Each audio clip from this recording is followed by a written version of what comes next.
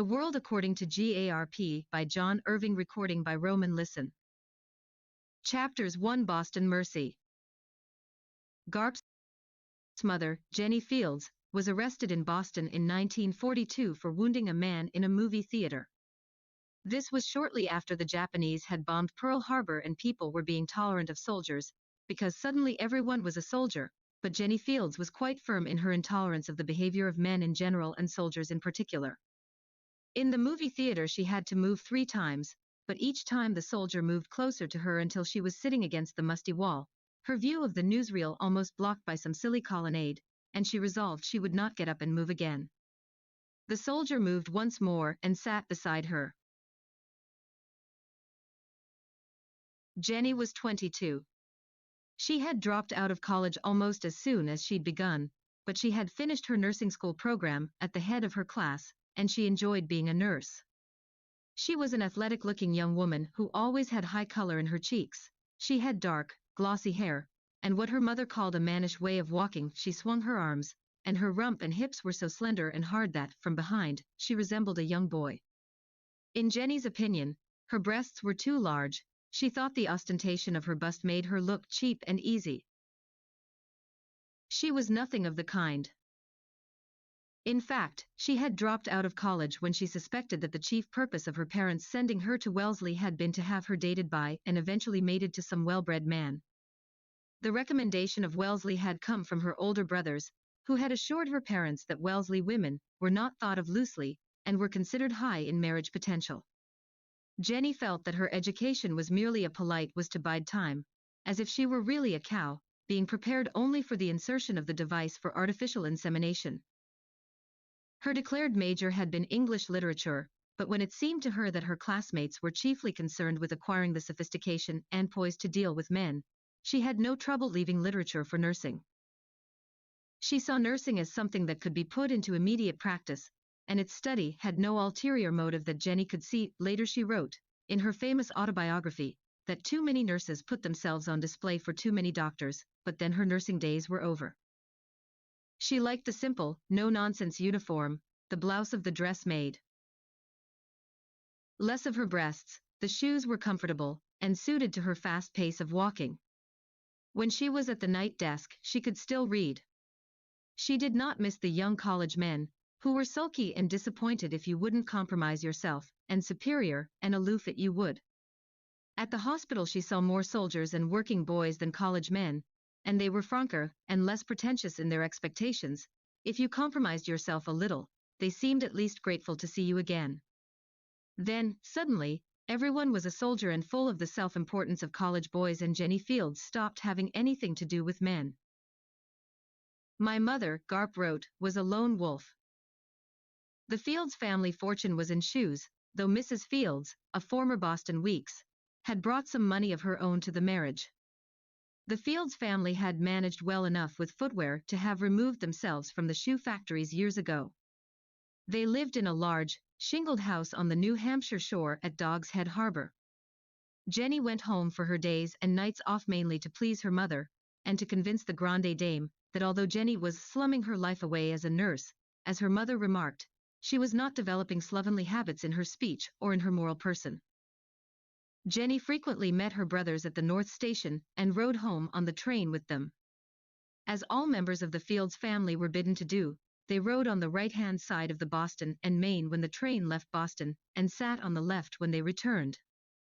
This complied with the wishes of the senior Mr. Fields, who admitted that the ugliest scenery lay out that side of the train, but he felt that all Fieldses should be forced to face the grimy source of their independence and higher life. On the right-hand side of the train, leaving Boston, and on the left as you returned, you passed the Fields factory outlet in Haverhill, and the vast billboard with the huge work shoe taking a firm step toward you. The billboard towered above the railroad yard, and was reflected in countless miniatures in the windows of the shoe plant. Beneath this menacing, advancing foot were the words, "Fields for your feet in the factory or in the fields." There was a Fields line of nursing shoe, and Mr. Fields gave his daughter a free pair whenever she came home. Jenny must have had a dozen pairs. Mrs. Fields, who insisted on equating her daughter's leaving Wellesley with a sordid future, also gave Jenny a present every time she came home. Mrs. Fields gave her daughter a hot water bottle, or so she said, and so Jenny assumed. She never opened the packages. Her mother would say, "Dear, do you still have that hot water bottle I gave you?" And Jenny would think a minute, believing she had left it on the train or thrown it away, and she'd say, "I may have lost it, Mother, but I'm sure I don't need another one." And Mrs. Fields, bringing the package out from hiding, would press it on her daughter. It was still concealed in the drugstore paper.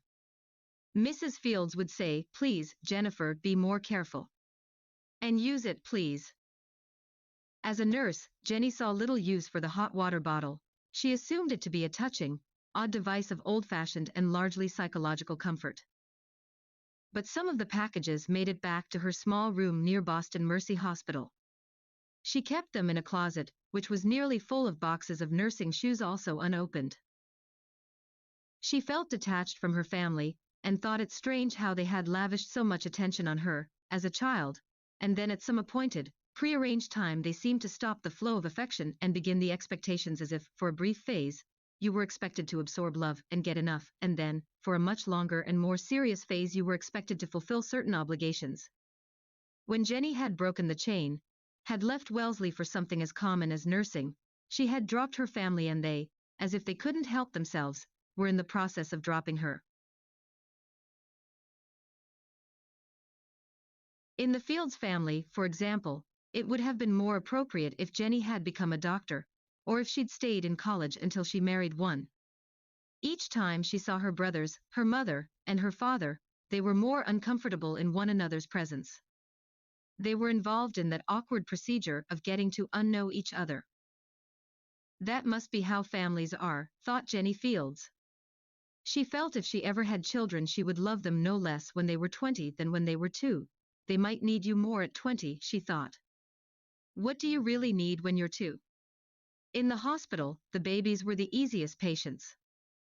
The older they got, the more they needed, and the less anyone wanted or loved them.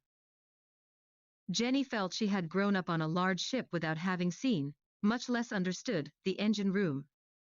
She liked how the hospital reduced everything to what one ate, if it helped one to have eaten it, and where it went.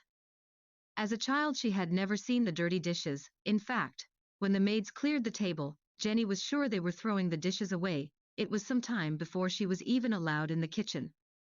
And when the milk truck brought the bottles every morning, for a while Jenny thought that the truck brought the day's dishes to the sound, that glassy clatter and bang, being so like the sound of the maids in the closed kitchen, doing whatever they did to the dishes.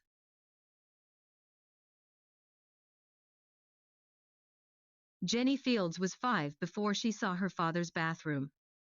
She tracked it down one morning by following the scent of her father's cologne. She found a steamy shower stall quite modern for 1925, a private toilet, a row of bottles. So unlike her mother's bottles that Jenny thought she had discovered the lair of a secret man living undetected in their house for years. In fact, she had. In the hospital, Jenny knew where everything went, and she was learning the unmagical answers to where almost everything came from. At Dog's Head Harbor, when Jenny had been a girl, the family members had their own baths, their own rooms, their own doors with their own mirrors on the backs. In the hospital, privacy was not sacred, nothing was a secret. If you wanted a mirror, you had to ask a nurse. The most mysterious thing she had been allowed to investigate on her own, when Jenny was a child, had been the cellar, and the great pottery crock which every Monday was filled with clams. Jenny's mother sprinkled cornmeal on the clams at night, and every morning they were rinsed in fresh sea water from a long pipe that ran into the basement from the sea itself. By the weekend the clams were fat and free of sand, they were growing too big for their shells, and their great, obscene necks lolled on the salt water. Jenny would help the cook sort through them on Fridays. The dead ones did not retract their necks when touched. Jenny asked for a book about clams. She read all about them, how they ate, how they bred, how they grew. It was the first live thing she understood completely, its life, its sex, its death. At Dog's Head Harbor, human beings were not that accessible. In the hospital, Jenny Fields felt she was making up for lost time. She was discovering that people weren't much more mysterious or much more attractive than clams. My mother, Garp wrote, was not one for making fine distinctions. One striking difference she might have seen between clams and people was that most people had some sense of humor, but Jenny was not inclined toward humor. There was a popular joke among the nurses in Boston at that time, but it was not funny to Jenny Fields. The joke involved the other hospitals in Boston. The hospital Jenny worked in was Boston Mercy Hospital, which was called Boston Mercy.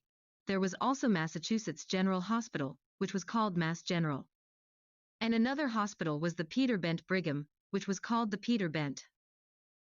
One day, the joke goes, a Boston cab driver had his taxi hailed by a man who staggered off the curb toward him, almost dropping to his knees in the street. The man was purple in the face with pain. He was either strangling or holding his breath, so that talking was difficult for him, and the cabbie opened the door and helped him inside, where the man lay face down on the floor alongside the back seat, tucking his knees up to his chest. Hospital.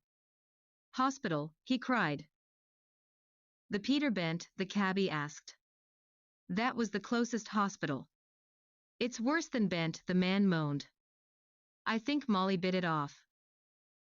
Few jokes were funny to Jenny Fields, and certainly not this one. No Peter jokes for Jenny, who was staying clear of the issue. She had seen the trouble Peters could get into. Babies were not the worst of it. Of course she saw people who didn't want to have babies, and they were sad that they were pregnant. They shouldn't have to have babies, Jenny thought, though she mainly felt sorry for the babies who were born. She saw people who wanted to have babies, too, and they made her want to have one. One day, Jenny Fields, though, she would like to have a baby, just one. But the trouble was that she wanted as little to do with a Peter as possible, and nothing whatsoever to do with a man. Most Peter treatment Jenny saw was done to soldiers. The U.S. Army would not begin to benefit from the discovery of penicillin until 1943, and there were many soldiers who didn't get penicillin until 1945. At Boston Mercy, in the early days of 1942, Peters were usually treated with sulfa and arsenic. Sulfathiazole was for the clap with lots of water recommended. For syphilis in the days before penicillin, they used neoarspheniamine. Jenny Fields thought that this was the epitome of all that sex could lead to introduce arsenic into the human chemistry, to try to clean the chemistry up. The other Peter treatment was local and also required a lot of fluid. Jenny frequently assisted with this method of disinfecting, because the patient required lots of attention at the time. Sometimes, in fact, he needed to be held. It was a simple procedure that could force as much as 100 cc's of fluid up the penis and through the surprised urethra before it all came back, but the procedure left everyone feeling a bit raw. The man who invented a device for this method of treatment was named Valentine, and his device was called the Valentine irrigator. Long after Dr. Valentine's irrigator was improved, or replaced with another irrigation device, the nurses at Boston Mercy still referred to the procedure as the Valentine treatment, an appropriate punishment for a lover, thought Jenny Fields. My mother, Garp wrote, was not romantically inclined. When the soldier in the movie theater first started changing seats, when he made his first move on her, Jenny Fields felt that the Valentine treatment would be just the thing for him. But she didn't have an irrigator with her. It was much too large for her purse. It also required the considerable cooperation of the patient. What she did have with her was a scalpel. She carried it with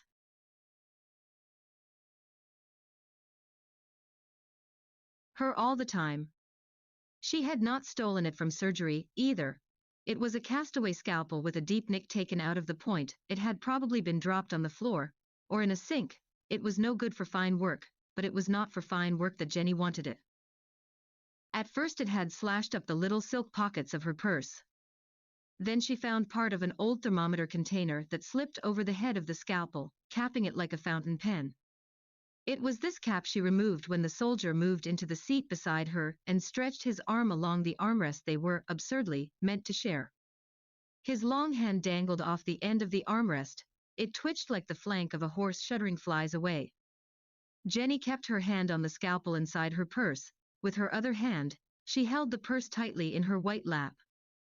She was imagining that her nurse's uniform shone like a holy shield, and for some perverse reason this vermin beside her had been attracted by her light. My mother, Garp wrote, went through her life on the lookout for purse snatchers and snatchers. In the theater, it was not her purse that the soldier wanted. He touched her knee. Jenny spoke up fairly clearly. "Get your stinking hand off me," she said. Several people turned around. "Oh, come on," the soldier moaned, and his hand shot quickly under her uniform. He found her thighs locked tightly together. He found his whole arm, from his shoulder to his wrist, suddenly sliced open like a soft melon. Jenny had cut cleanly through his insignia and his shirt, cleanly through his skin and muscles, baring his bones at the joint of his elbow. "If I'd wanted to kill him," she told the police later, "I'd have slit his wrist. I'm a nurse. I know how people bleed." The soldier screamed. On his feet and falling back, he swiped at Jenny's head with his uncut arm, boxing her ear so sharply that her head sang. She pawed at him with the scalpel, removing a piece of his upper lip the approximate shape and thinness of a thumbnail. "I was not trying to slash his throat," she told the police later. "I was trying to cut his nose off, but I missed." Crying on all fours, the soldier groped his way to the theater aisle and headed toward the safety of the light in the lobby. Someone else in the theater was whimpering in fright. Jenny wiped her scalpel on the movie seat, returned it to her purse, and covered the blade with the thermometer cap. Then she went to the lobby, where keen wailings could be heard, and the manager was calling through the lobby doors. Over the dark audience, "Is there a doctor here? Please. Is someone a doctor?" Someone was a nurse, and she went to lend what assistance she could. When the soldier saw her, he fainted. It was not really from loss of blood. Jenny knew how facial wounds bled, they were deceptive. The deeper gash on his arm was of course in need of immediate attention, but the soldier was not bleeding to death. No one but Jenny seemed to know that there was so much blood, and so much of it was on her white nurse's uniform. They quickly realized she had done it. The theater lackeys would not let her touch the fainted soldier, and someone took her purse from her. The mad nurse. The crazed slasher. Jenny Fields was calm. She thought it was only a matter of waiting for the true authorities to comprehend the situation. But the police were not very nice to her either. "You been dating this guy long?" the first one asked her, en route to the precinct station. And another one asked her later, "But how did you know he was going to attack you?" "He says he was just trying to introduce himself." "That's a real mean little weapon, honey," a third told her. "You shouldn't carry something like that around with you. That's asking for trouble." So Jenny waited for her brothers to clear things up. They were law school men from Cambridge, across the river. One was a law student, the other one taught in the law school. Both, Garp wrote, were of the opinion that the practice of law was vulgar, but the study of it was sublime. They were not so comforting when they came. "Break your mother's heart," said one. "If you'd only stayed at Wellesley," said the other. "A girl alone has to protect herself," Jenny said. "What could be more proper?" But one of her brothers asked her if she could prove that she had not had previous relations with the man. "Confidentially," whispered the other one, "have you been dating this guy long?" Finally, things were cleared up when the police discovered that the soldier was from New York, where he had a wife and child. He had taken a leave in Boston, and more than anything else, he feared the story would get back to his wife. Everyone seemed to agree that would be awful for everyone, so Jenny was released without charges. When she made a fuss that the police had not given her back her scalpel, one of her brothers said, "For God's sake, Jennifer, you can steal another one, can't you?" "I didn't steal it," Jenny said. "You should have some friends," a brother told her. "At Wellesley," they repeated. "Thank you for coming when I called you," Jenny said. "What's a family for?" one said. "Blood runs thick," said the other. Then he paled, embarrassed at the association her uniform was so besmirched. I'm a good girl, Jenny told them. Jennifer, said the older one, and her life's earliest model for wisdom, for all that was right. He was rather solemn. He said, it's best not to get involved with married men. We won't tell Mother, the other one said. And certainly not Father, said the first. In an awkward attempt at some natural warmth, he winked at her, a gesture that contorted his face, and for a moment convinced Jenny that her life's earliest model had developed a facial tic. Beside the brothers was a mailbox with a poster of Uncle Sam. A tiny soldier, all in brown, was climbing down from Uncle Sam's big hands. The soldier was going to land on a map of Europe. The words under the poster said, "Support our boys." Jenny's oldest brother looked at Jenny looking at the poster. "And don't get involved with soldiers," he added, though in a very few months he would be a soldier himself. He would be one of the soldiers who wouldn't come home from the war. He would break his mother's heart, an act he once spoke of with distaste. Jenny's only other brother would be killed in a sailboat accident long after the war was over. He would be drowned several miles offshore from the Fields family estate at Dog's Head Harbor. Of his grieving wife, Jenny's mother would say, "She's still young and attractive, and the children aren't obnoxious. At least not yet. After a decent time, I'm sure she'll be able to find someone else." It was to Jenny that her brother's widow eventually spoke, almost a year after the drowning. She asked Jenny if she thought a decent time had passed and she could begin whatever had to be begun to find someone else. She was anxious about offending Jenny's mother. She wondered if Jenny thought it would be all right to emerge from mourning. "If you don't feel like mourning, what are you mourning for?" Jenny asked her. In her autobiography, Jenny wrote, "That poor woman needed to be told what to feel. That was the stupidest woman my mother said she ever met," Garp wrote. And she had gone to Wellesley. But Jenny Fields, when she said good night to her brothers at her small rooming house near Boston Mercy, was too confused to be properly outraged. She was also sore her ear, where the soldier had cuffed her, hurt her, and there was a deep muscle cramp between her shoulder blades, which made it hard for her to sleep. She thought she must have wrenched something in there when the theater lackeys had grabbed her in the lobby and pulled her arms behind her back. She remembered that hot water bottles were supposed to be good for sore muscles, and she got out of bed and went to her closet and opened one of her mother's gift packages. It was not a hot water bottle. That had been her mother's euphemism for something her mother couldn't bring herself to discuss. In the package was a douche bag. Jenny's mother knew what they were for, and so did Jenny. She had helped many patients at the hospital use them, though at the hospital they were not much used to prevent pregnancies after lovemaking. They were used for general feminine hygiene, and in venereal cases. To Jenny Fields, a douche bag was a gentler, more commodious version of the Valentine irrigator. Jenny opened all her mother's packages. In each one was a douche bag.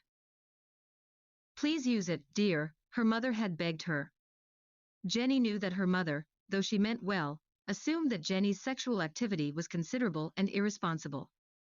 No doubt, as her mother would put it, since Wellesley. Since Wellesley, Jenny's mother thought that Jenny was fornicating, as she would also put it, to beat the band. Jenny Fields crawled back to bed with the douche bag filled with hot water. And snuggled between her shoulder blades, she hoped the clamps that kept the water from running down the hose would not allow a leak, but to be sure she held the hose in her hands, a little like a rubber rosary, and she dropped the nozzle with the tiny holes into her empty water glass. All night long Jenny lay listening to the douche bag leak. In this dirty-minded world, she thought, you are either somebody's wife or somebody's whore, or fast on your way to becoming one or the other. If you don't fit either category, then everyone tries to make you think there is something wrong with you. But she thought, there is nothing wrong with me. That was the beginning, of course, of the book that many years later would make Jenny Fields famous. However crudely put, her autobiography was said to bridge the usual gap between literary merit and popularity, although Garp claimed that his mother's work had the same literary merit as the Sears, Roebuck catalog. But what made Jenny Fields vulgar? Not her legal brothers, not the man in the movie theater who stained her uniform. Not her mother's douchebags, though these were responsible for Jenny's eventual eviction. Her landlady, a fretful woman who for obscure reasons of her own suspected that every woman was on the verge of an explosion of lasciviousness, discovered that there were 9 douchebags in Jenny's tiny room and bath. A matter of guilt by association. In the mind of the troubled landlady, such a sign indicated a fear of contamination beyond even the landlady's fear. Or worse, this profusion of douchebags represented an actual and awesome need for douching, the conceivable reasons for which penetrated the worst of the landlady's dreams. Whatever she made of the 12 pairs of nursing shoes cannot even be hinted. Jenny thought the matter so absurd and found her own feelings toward her parents' provisions so ambiguous that she hardly protested. She moved. But this did not make her vulgar. Since her brothers, her parents, and her landlady assumed a life of lewdness for her regardless of her own private example, Jenny decided that all manifestations of her innocence were futile, and appeared defensive. She took a small apartment, which prompted a new assault of packaged douchebags from her mother, and a stack of nursing shoes from her father. It struck her that they were thinking, if she is to be a whore, let her at least be clean and well shod. In part, the war kept Jenny from dwelling on how badly her family misread her and kept her from any bitterness and self-pity, too. Jenny was not a dweller. She was a good nurse, and she was increasingly busy. Many nurses were joining up, but Jenny had no desire for a change of uniform, or for travel. She was a solitary girl, and she didn't want to have to meet a lot of new people.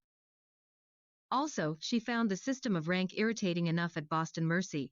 In an army field hospital, she assumed it could only be worse. First of all, she would have missed the babies. That was really why she stayed, when so many were leaving. She was at her best as a nurse, she felt, to mothers and their babies, and there were suddenly so many babies whose fathers were away, or dead or missing. Jenny wanted most of all to encourage these mothers. In fact, she envied them. It was, to her, the ideal situation. A mother alone with a new baby, the husband blown out of the sky over France. A young woman with her own child, with a life ahead of them, just the two of them. A baby with no strings attached, thought Jenny Fields. An almost virgin birth. At least, no future Peter treatment would be necessary.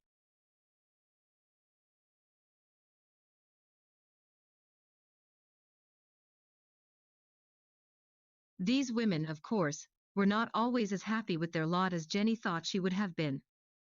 They were grieving, many of them, or abandoned, many others, they resented their children, some of them, they wanted a husband and a father for their babies, many others. But Jenny Fields was their encourager. She spoke up for solitude, she told them how lucky they were. Don't you believe you're a good woman, she'd ask them.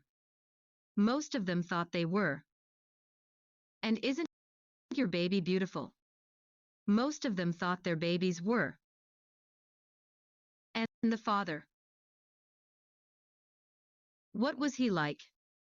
A bum, many thought. A swine, a lout, a liar, a no-good run-out fuck-around of a man.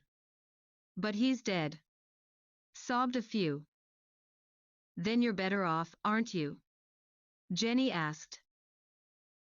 Some of them came around to seeing it her way, but Jenny's reputation at the hospital suffered for her crusade. The hospital policy toward unwed mothers was not generally so encouraging. Old Virgin Mary Jenny, the other nurses said, doesn't want a baby the easy way. Why not ask God for one? In her autobiography, Jenny wrote, I wanted a job, and I wanted to live alone. That made me a sexual suspect. Then I wanted a baby, but I didn't want to have to share my body or my life to have one. That made me a sexual suspect too. And that was what made her vulgar, too. And that was where she got her famous title, A Sexual Suspect, the autobiography of Jenny Fields. Jenny Fields discovered that you got more respect from shocking other people than you got from trying to live your own life with a little privacy. Jenny told the other nurses that she would one day find a man to make her pregnant, just that, and nothing more. She did not entertain the possibility that the man would need to try more than once, she told them. They, of course, couldn't wait to tell everyone they knew. It was not long before Jenny had several proposals. She had to make a sudden decision. She could retreat, ashamed that her secret was out, or she could be brazen. A young medical student told her he would volunteer on the condition that he could have at least 6 chances over a 3-day weekend. Jenny told him that he obviously lacked confidence. She wanted a child who would be more secure than that. An anesthesiologist told her he would even pay for the baby's education through college, but Jenny told him that his eyes were too close together and his teeth were poorly formed. She would not saddle her would-be child with such handicaps. One of the other nurse's boyfriends treated her most cruelly. He frightened her in the hospital cafeteria by handing her a milk glass nearly full of a cloudy, viscous substance. "Sperm," he said, nodding at the glass. "All that's one shot, I don't mess around. If one chance is all anyone gets, I'm your man." Jenny held up the horrid glass and inspected it coolly. God knows what was actually in the glass. The nurse's boyfriend said, "That's just an indication of what kind of stuff I've got." "Lots of seeds," he added, grinning. Jenny dumped the contents of the glass into a potted plant. "I want a baby," she said. "I don't want to start a sperm farm." Jenny knew this was going to be hard. She learned to take a ribbing, and she learned to respond in kind. So they decided Jenny Fields was crude, that she was going too far. A joke was a joke, but Jenny seemed too determined about it. Either she was sticking to her guns, just to be stubborn, or worse, she really meant it. Her hospital colleagues couldn't make her laugh, and they couldn't get her to bed. As Garp wrote of his mother's dilemma, her colleagues detected that she felt herself to be superior to them. Nobody's colleagues appreciate this. So they initiated a get tough policy with Jenny Fields. It was a staff decision, for her own good, of course. They decided to get Jenny away from the babies and the mothers. "She's got babies on her brain," they said. "No more obstetrics for Jenny Fields. Keep her away from the incubators, she's got too soft a heart, or a head." Thus they separated Jenny Fields from the mothers and their babies. "She's a good nurse," they all said, "let her try some intensive care." It was their experience that a nurse in Boston Mercy's intensive care quickly lost interest in her own problems. Of course Jenny knew why they had sent her away from the babies. She only resented that they thought so little of her self-control. Because what she wanted was strange to them, they assumed that she also had slim restraint. There is no logic to people, Jenny thought. There was lots of time to get pregnant, she knew. She was in no hurry. It was just part of an eventual plan. Now there was a war. In intensive care, she saw a little more of it. The service hospitals sent them their special patients, and there were always the terminal cases. There were the usual elderly patients, hanging by the usual threads. There were the usual industrial accidents, and automobile accidents, and the terrible accidents to children. But mainly there were soldiers. What happened to them was no accident. Jenny made her own divisions among the non-accidents that happened to the soldiers. She came up with her own categories for them. 1. There were the men who'd been burned.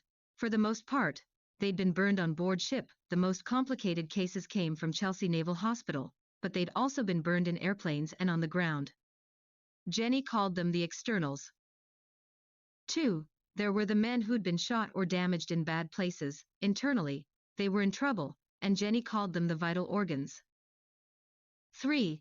There were the men whose injuries seemed almost mystical to Jenny. They were men who weren't there anymore, whose heads or spines had been tampered with. Sometimes they were paralyzed, sometimes they were merely vague.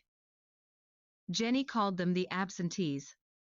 Occasionally, one of the absentees had external or vital organ damage as well. All the hospital had a name for them. 4. They were goners. My father, Garp wrote, was a goner. From my mother's point of view, that must have made him very attractive. No strings attached. Garp's father was a ball turret gunner who had a non-accident in the air over France. The ball turret gunner, Garp wrote, was a member of the bomber's crew who was among the most vulnerable to anti-aircraft fire from the ground. That was called flak. Flak often looked to the gunner like fast-moving ink flung upward and spread on the sky as if the sky were a blotter. The little man, for in order to fit in the ball turret, a man was better off if he was small, crouched with his machine guns in his cramped nest-egg cocoon, in which he resembled one of those insects trapped in glass. This ball turret was a metal sphere with a glass porthole. It was set into the fuselage of a B-17 like a distended navel, like a nipple on the bomber's belly. In this tiny dome were two 50 caliber machine guns and a short, small man whose chore was to track in his gun sights a fighter plane attacking his bomber. When the turret moved, the gunner revolved with it.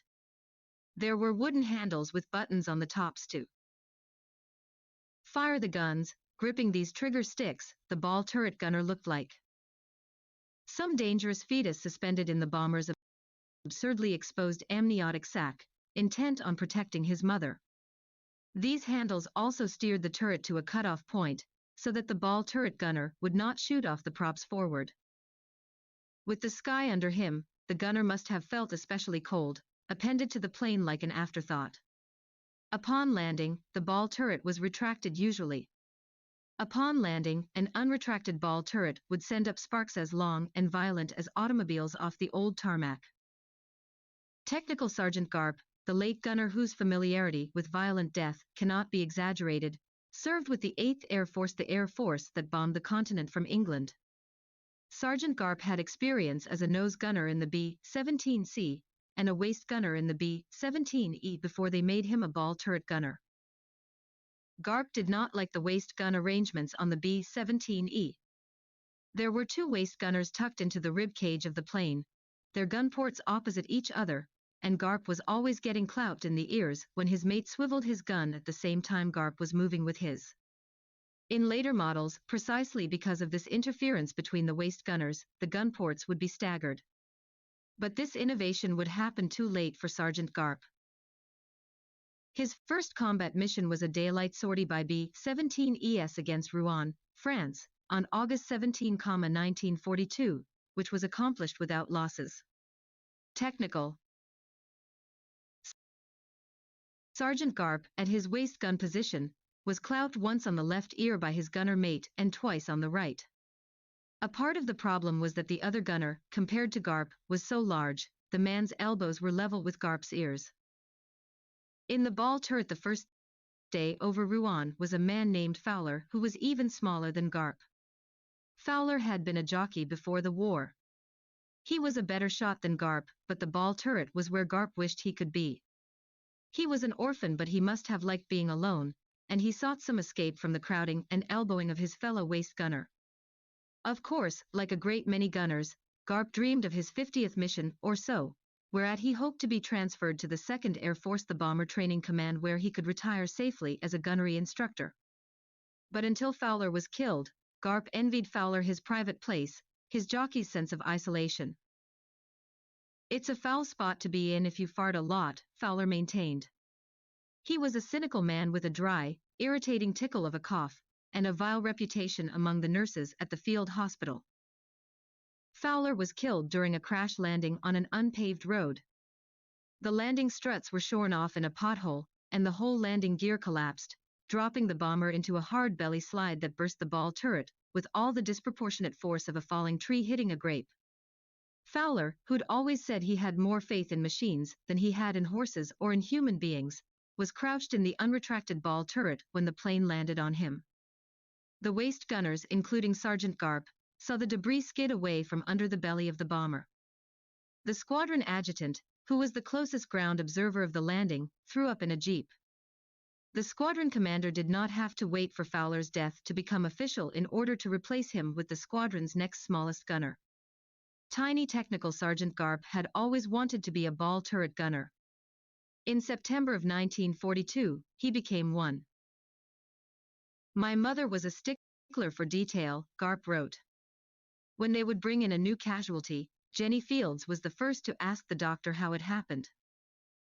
And Jenny classified them, silently, the externals, the vital organs, the absentees, and the goners. And she found little gimmicks to help her remember their names and their disasters.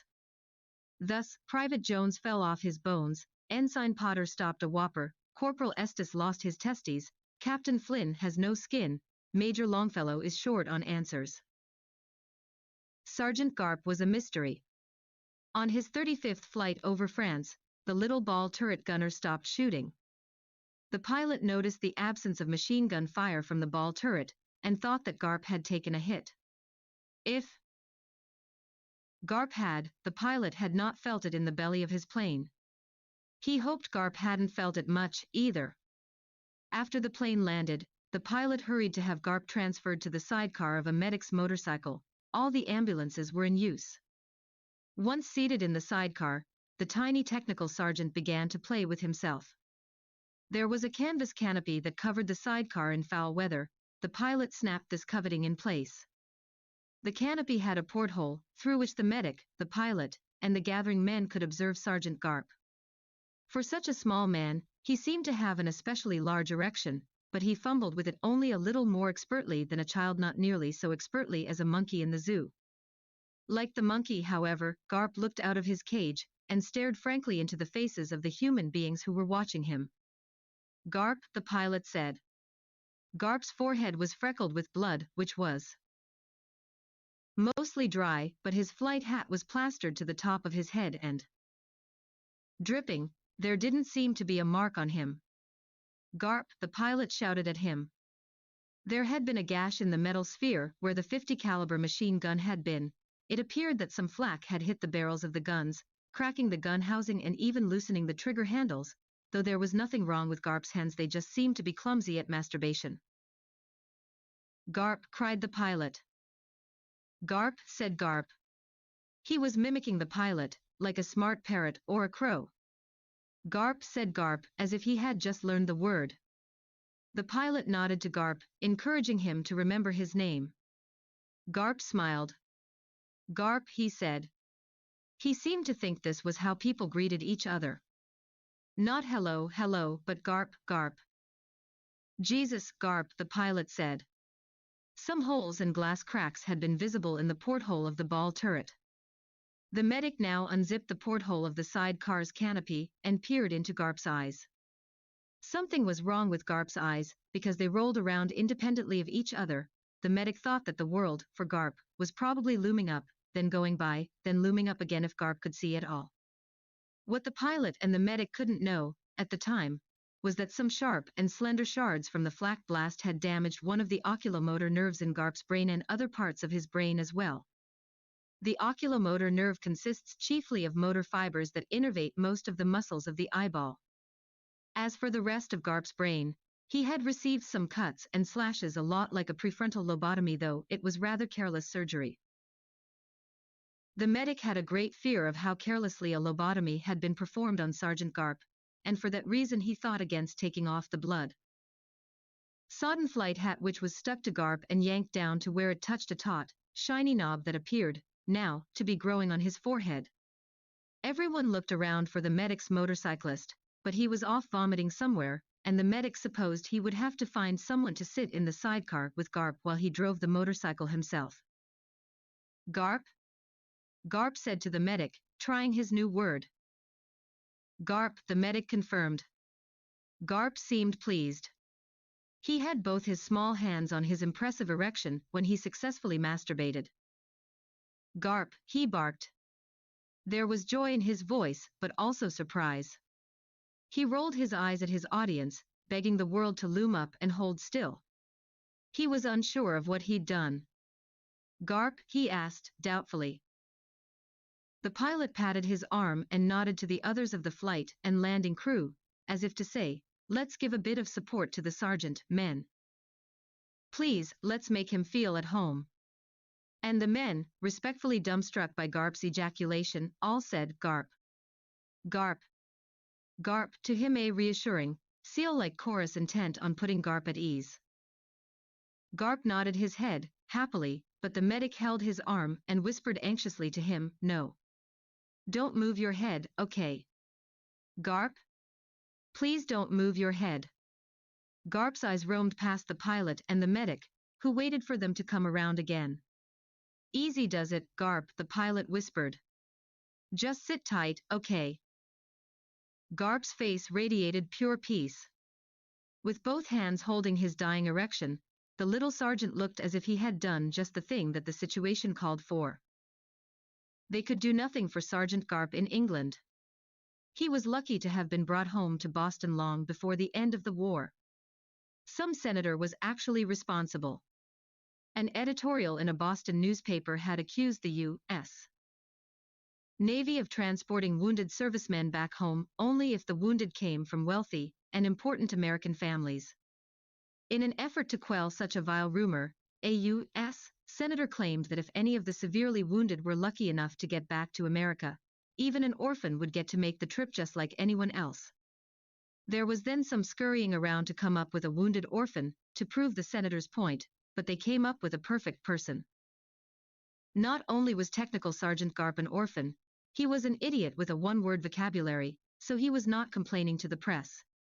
And in all the photographs they took, Gunner Garp was smiling. When the drooling sergeant was brought to Boston Mercy, Jenny Fields had trouble categorizing him. He was clearly an absentee, more docile than a child, but she wasn't sure how much else was wrong with him. Hello. How are you? She asked him, when they wheeled him grinning into the ward. Garp, he barked. The oculomotor nerve had been partially restored, and his eyes now leapt, rather than rolled, but his hands were wrapped in gauze mittens, the result of Garp's playing in an accidental fire that broke out in the hospital compound aboard his transport ship. He'd seen the flames and had reached out his hands to them, spreading some of the flames up to his face. He'd singed off his eyebrows. He looked a lot like a shaved owl to Jenny. With the burns, Garp was an external and an absentee all at once. Also, with his hands so heavily bandaged, he had lost the ability to masturbate, an activity that his papers said he pursued frequently and successfully and without any self-consciousness.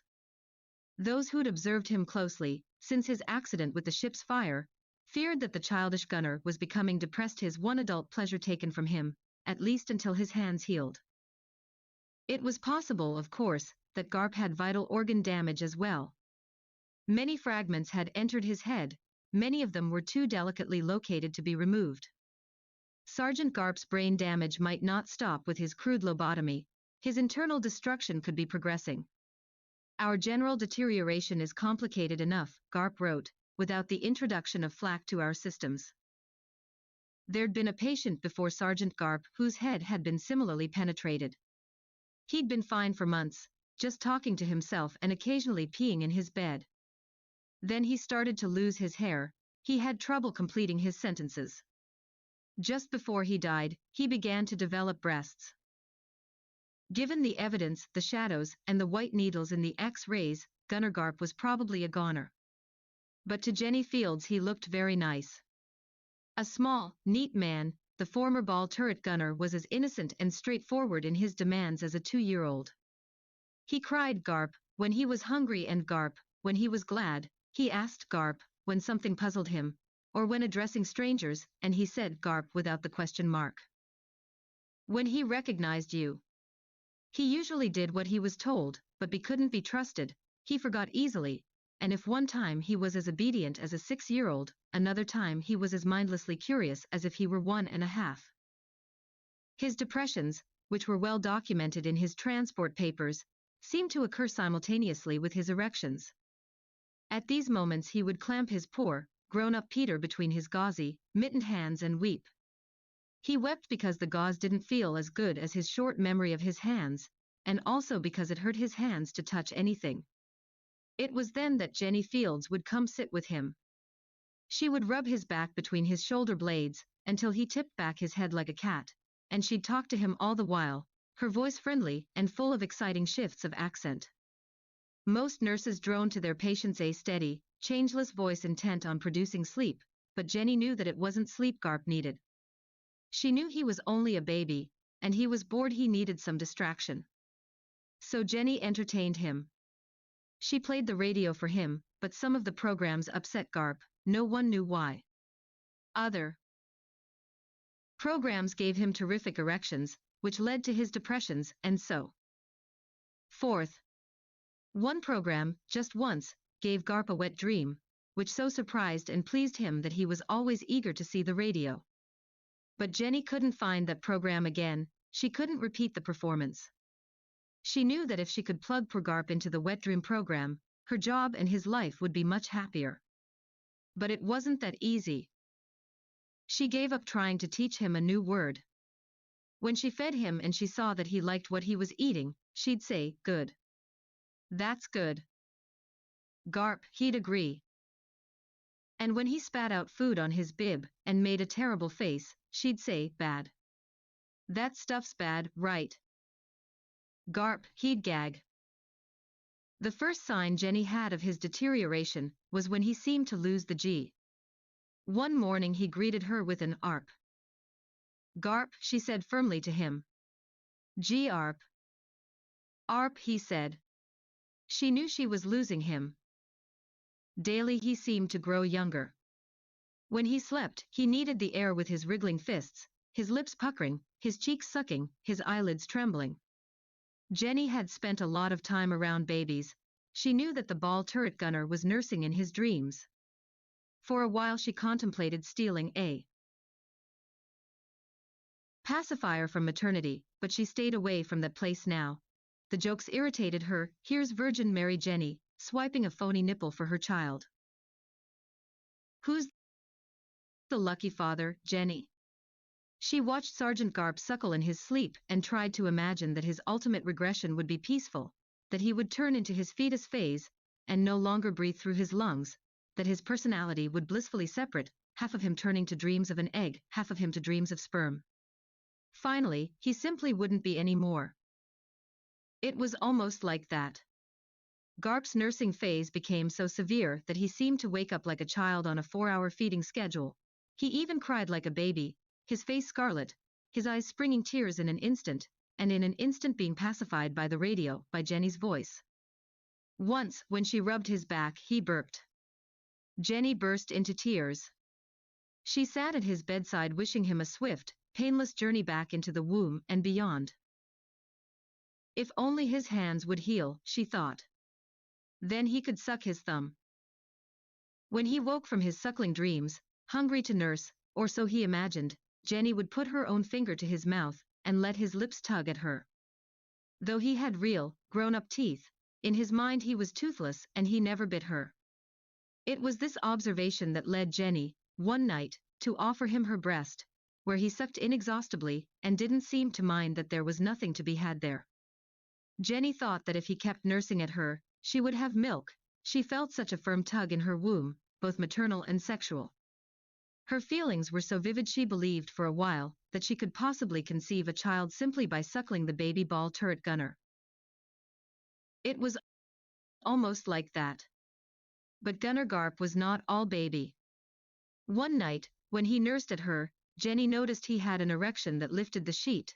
With his clumsy, bandaged hands he fanned himself, yelping frustration while he wolfed at her breast. And so one night she helped him. With her cool, powdered hand she took hold of him. At her breast he stopped nursing, he just nuzzled her. "Ar," he moaned. He had lost the P. Once a Garp, then an Arp, now only an Ar, she knew he was dying. He had just one vowel and one consonant left. When he came, she felt his shot wet and hot in her hand. Under the sheet it smelled like a greenhouse in summer, absurdly fertile, growth gotten out of hand. You could plant anything there and it would blossom. Garp's sperm struck Jenny fields that way. If you spilled a little in a greenhouse, babies would sprout out of the dirt. Jenny gave the matter 24 hours of thought. "Garp?" Jenny whispered. She unbuttoned the blouse of her dress and brought forth the breasts she had always considered too large. "Garp," she whispered in his ear, his eyelids fluttered, his lips reached. Around them was a white shroud, a curtain on runners, which enclosed them in the ward. On one side of Garp was an external A flamethrower victim, slippery with salve, swaddled in gauze. He had no eyelids, so it appeared he was always watching, but he was blind. Jenny took off her sturdy nurse's shoes, unfastened her white stockings, stepped out of her dress. She touched her finger to Garp's lips.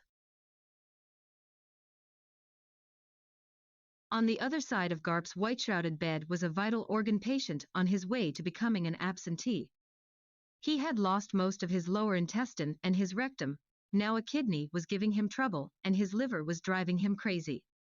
He had terrible nightmares that he was being forced to urinate and defecate, though this was ancient history for him. He was actually quite unaware when he did those things, and he did them through tubes into rubber bags. He groaned frequently and, unlike Garp, he groaned in whole words. "Shit," he groaned. "Garp?" Jenny whispered. She stepped out of her slip and her panties, she took off her bra and pulled back the sheet. "Christ," said the external, softly, his lips were blistered with burns. "Goddamn shit," cried the vital organ man. "Garp," said Jenny Fields. She took hold of his erection and straddled him.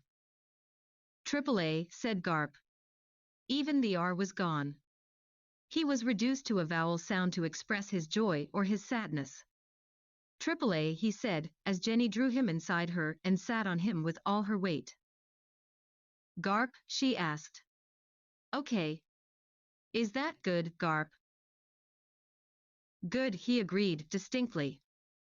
But it was only a word from his wrecked memory, thrown clear for a moment when he came inside her. It was the first and last true word that Jenny Fields heard him speak, good. As he shrank and his vital stuff seeped from her, he was once again reduced to AAAs. He closed his eyes and slept. When Jenny offered him her breast, he wasn't hungry.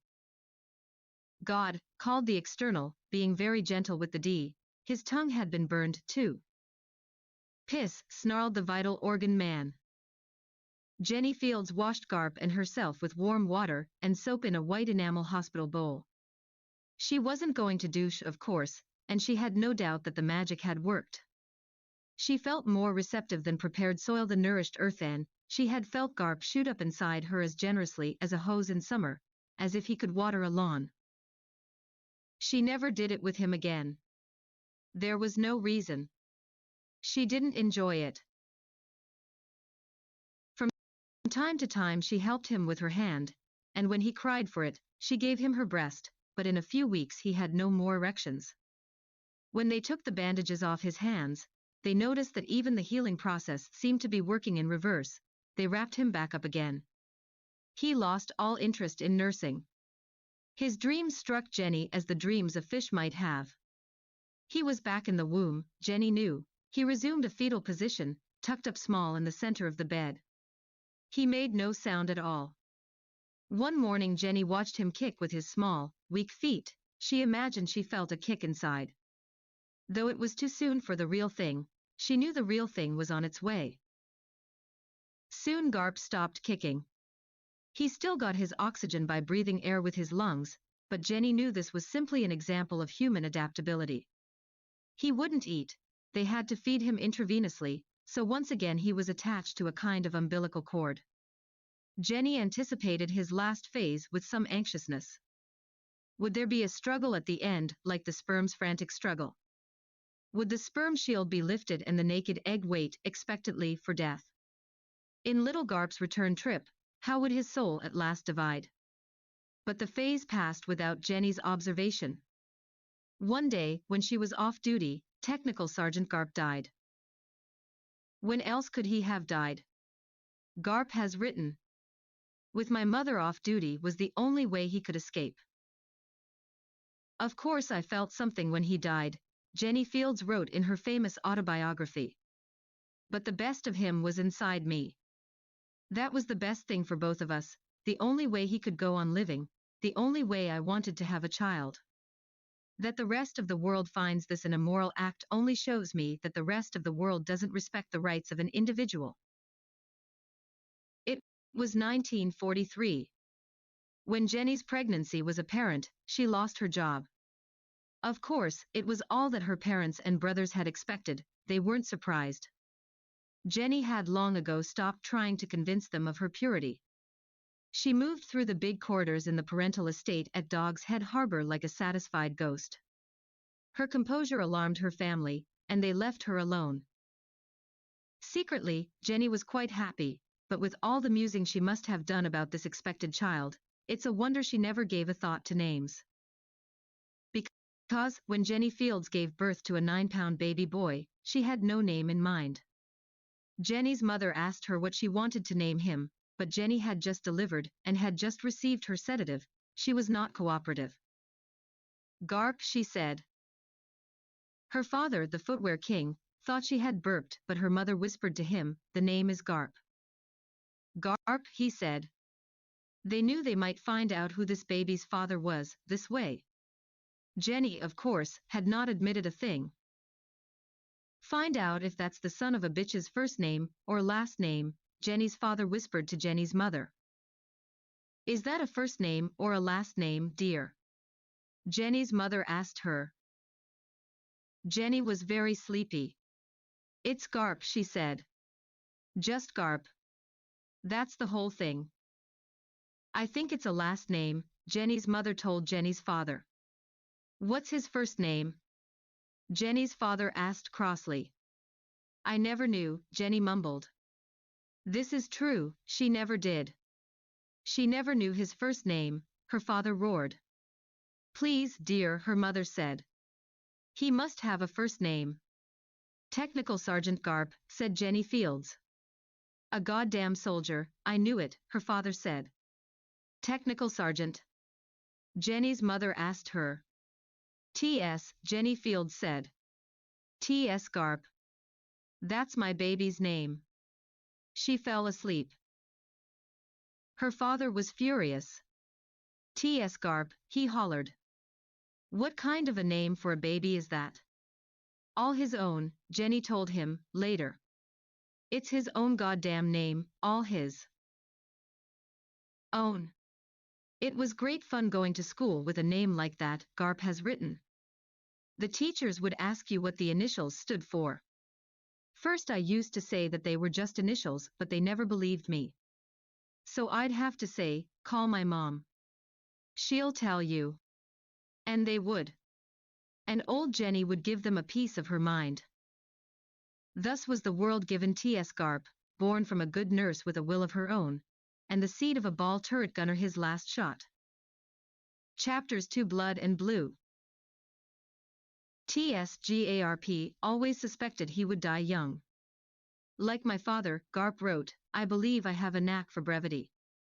I'm a one-shot man." Garp narrowly escaped growing up on the grounds of an all-girls school, where his mother was offered the position of school nurse. But Jenny Fields saw the possibly harrowing future that would have been involved in this decision. Her little Garp surrounded by women, Jenny and Garp were offered an apartment in one of the dorms. She imagined her son's first sexual experience, a fantasy inspired by the sight and feel of the all-girls laundry room, where, as a game, the girls would bury the child in soft mountains of young women's underwear.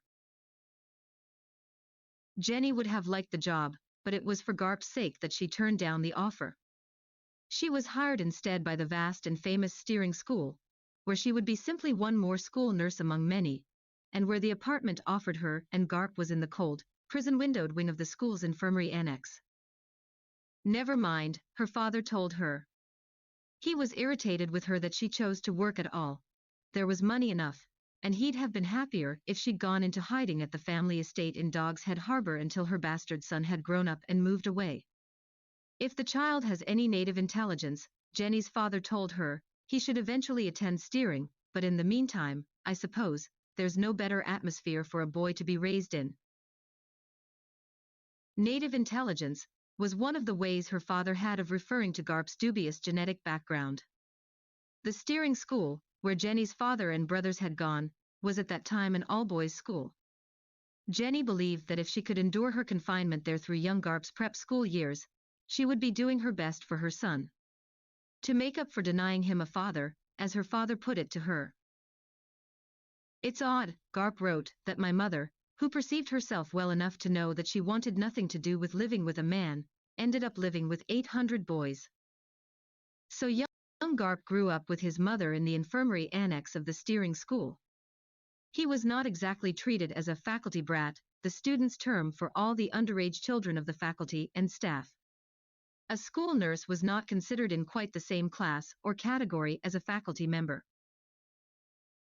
Moreover, Jenny made no attempt to invent a mythology for Garp's father to make up a marriage story for herself, to legitimize her son. She was a Fields, she made a point of telling you her name. Her son was a Garp. She made a point of telling you his name. It's his own name, she said. Everyone got the picture. Not only were certain kinds of arrogance tolerated by the society of the steering school, certain kinds were encouraged, but acceptable arrogance was a matter of taste and style.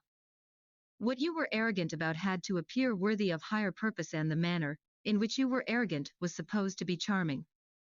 Wit did not come naturally to Jenny Fields. Garp wrote that his mother never chose to be arrogant, but was only arrogant under duress. Pride was well loved in the community of the steering school, but Jenny Fields appeared to be proud of an illegitimate child. Nothing to hang her head about, perhaps, however, she might show a little humility. But Jenny was not only proud of Garp, she was especially pleased with the manner in which she had gotten him. The world did not know that manner, yet. Jenny had not brought out her autobiography, she hadn't begun to write it, in fact. She was waiting for Garp to be old enough to appreciate the story. The story Garp knew was all that Jenny would tell anyone who was bold enough to ask. Jenny's story was a sober 3 sentences long. 1. The father of Garp was a soldier. 2. The war killed him. 3. Who took the time for weddings when there was a war? Both the precision and mystery of this story might have been interpreted romantically. After all, given the mere facts, the father might have been a war hero. A doomed love affair could be imagined. Nurse Fields might have been a field nurse. She might have fallen in love at the front. And the father of Garp might have felt he owed one last mission to the men. But Jenny Fields did not inspire the imagination of such a melodrama. For one thing, she seemed too pleased with her aloneness. She didn't appear in the least misty about the past.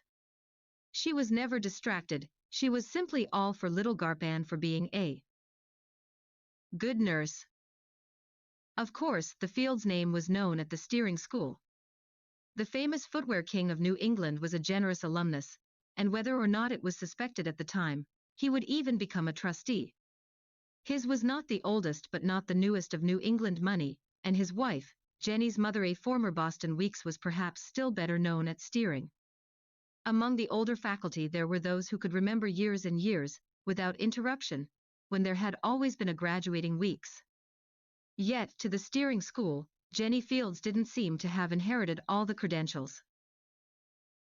She was handsome, they would admit, but she was plain.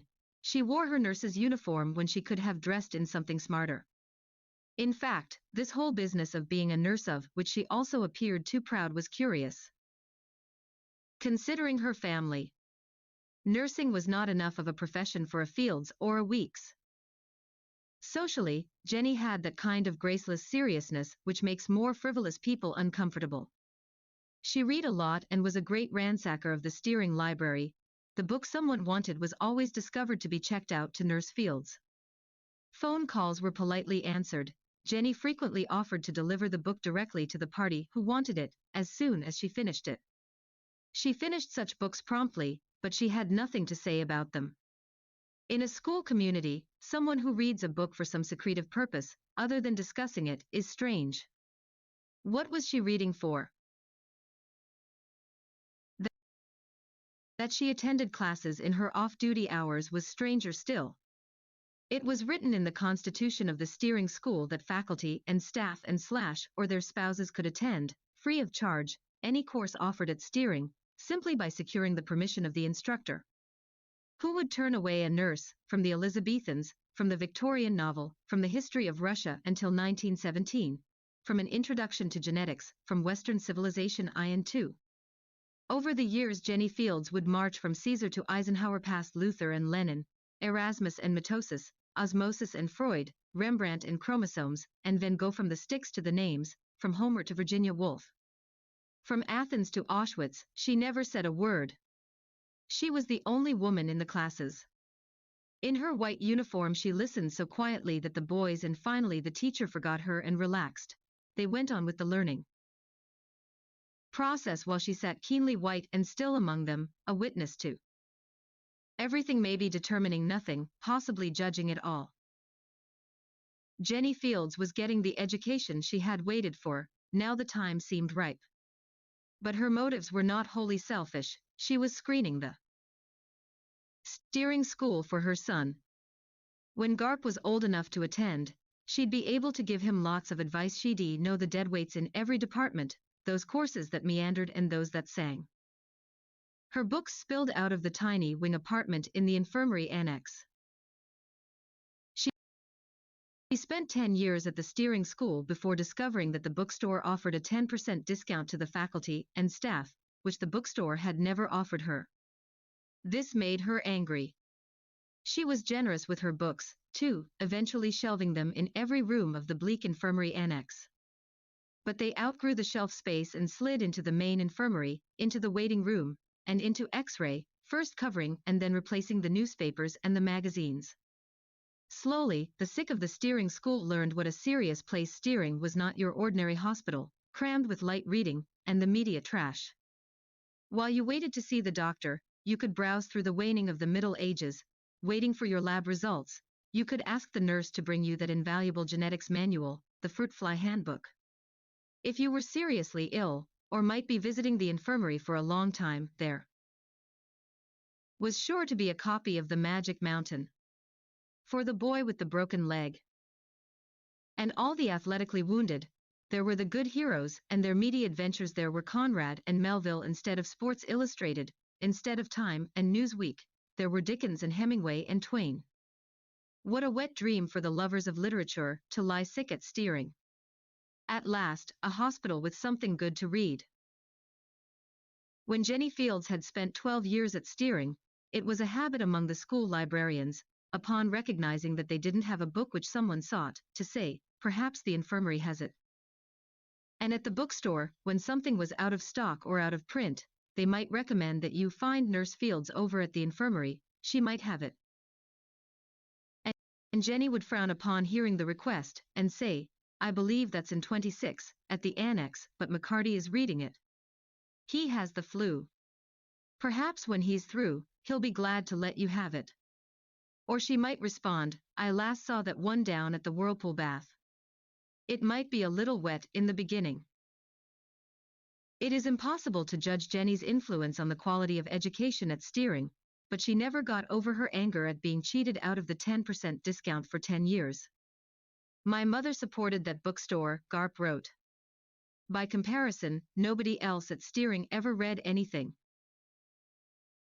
When Garp was 2, the steering school offered Jenny a 3-year contract. She was a good nurse, everyone agreed, and the slight distaste that everyone felt toward her had not increased in those first 2 years.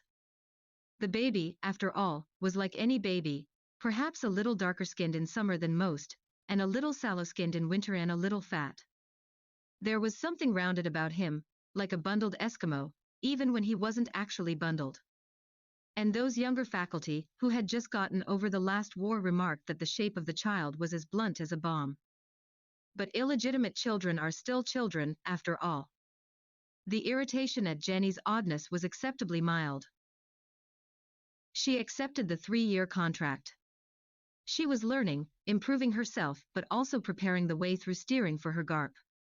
A superior education is what the steering school could offer, her father had said. Jenny thought she'd better make sure. When Garp was 5, Jenny Fields was made head nurse. It was hard to find young, active nurses who could tolerate the freshness and wild behavior of the boys. It was hard to find anyone willing to live in, and Jenny seemed quite content to stay in her wing of the infirmary annex. In this sense she became a mother to many. Up in the night, when one of the boys threw up, or buzzed her, or smashed his water glass. Or when the occasionally bad boys fooled around in the dark aisles, raced their hospital beds, engaged in gladiatorial combat in wheelchairs, stole conversations with girls from the town through the iron grate windows, attempted to climb down, or up the thick rungs of ivy that laced the old brick buildings of the infirmary and its annex. The infirmary was connected to the annex by an underground tunnel, wide enough for a bed on wheels with a slim nurse on either side of it. The bad boys occasionally bowled in the tunnel, the sound reaching Jenny and Garp in their faraway wing as if the test rats and rabbits in the basement laboratory had overnight grown terribly large, and were rolling the rubbish barrels deeper underground with their powerful snouts. But when Garp was 5, when his mother was made head nurse, the steering school community noticed something strange about him. What could be exactly different about a 5-year-old boy is not clear, but there was a certain sleek, dark, what looked to his head like the head of a seal, and the exaggerated compactness of his body brought back the old speculations about his genes. Temperamentally, the child appeared to resemble his mother, determined, possibly dull, aloof but eternally watchful. Although he was small for his age, he seemed unnaturally mature in other ways. He had a discomforting calmness. Close to the ground, like a well-balanced animal, he seemed unusually well coordinated. Other mothers noted, with occasional alarm, that the child could climb anything. Look at jungle gyms, swing sets, high slides, bleacher seats, the most dangerous trees. Garp would be at the top of them. One night after supper, Jenny could not find him. Garp was free to wander through the infirmary and the annex, talking to the boys, and Jenny normally paged him on the intercom when she wanted him back in the apartment. Garp home, she'd say. He had his instructions, which rooms he was not to visit, the contagious cases, the boys who felt really rotten and would prefer to be left alone. Garp liked the athletic injuries best. He liked looking at casts and slings and big bandages, and he liked listening to the cause of the injury over and over again.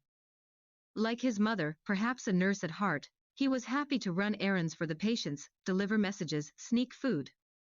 But one night, when he was 5, Garp did not respond to the Garp home call.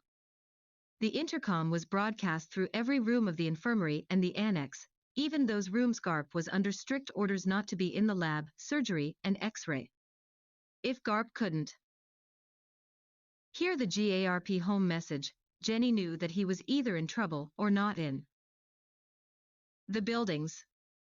She quickly organized a search party among the healthier and more mobile patients. It was a foggy night in the early spring. Some boys went outside and called through the damp forsythia and the parking lot. Others poked through the dark, empty nooks and the forbidden equipment rooms. Jenny indulged her first fears first. She checked the laundry chute, a slick cylinder that for 4 floors dropped straight down to the basement. Garp was not allowed even to put laundry down the chute. But beneath, where the chute shot through the ceiling and spewed its contents on the basement floor, there was only laundry on the cold cement. She checked the boiler room and the scalding, huge, hot water furnace, but Garp had not been cooked there. She checked the stairwells, but Garp was instructed not to play on the stairs, and he wasn't lying broken at the bottom of any of the 4-story wells. Then she started in on her unexpressed fears that little Garp would fall victim to a secret sex violator among the steering school boys. But in the early spring there were too many boys in the infirmary for Jenny to keep track of them all, much less know them well enough to suspect their sexual tastes. There were the fools who went swimming on that first sunny day, even before the snow was off the ground. There were the last victims of drag-on winter colds, their various resistances worn down. There were the culminating winter sports injuries, and the first to be injured in spring sports practice. One such person was Hathaway, who, Jenny heard, was buzzing her now from his room on the 4th floor of the annex. Hathaway was a lacrosse player who had done ligament damage to his knee. 2 days after they put him in a cast and turned him loose on crutches, Hathaway had gone out in the rain, and his crutch tips had slipped at the top of the long marble stairs of Hyle Hall. In the fall, he had broken his other leg. Now Hathaway, with both his long legs in casts, sprawled in his bed on the 4th floor of the infirmary annex, a lacrosse stick held fondly in his large-knuckled hands. He had been put out of the way, almost all by himself on the 4th floor of the annex, because of his irritating habit of flinging a lacrosse ball across his room and letting it carom off the wall. Then he snared the hard, bouncy ball in the looping basket on the end of his lacrosse stick, and flicked it back against the wall. Jenny could have put a stop to this, but she had a son of her own, after all, and she recognized the need in boys to devote themselves, mindlessly, to a repetitious physical act. It seemed to relax them. Jenny had noticed whether they were 5, like Garp, or 17, like Hathaway.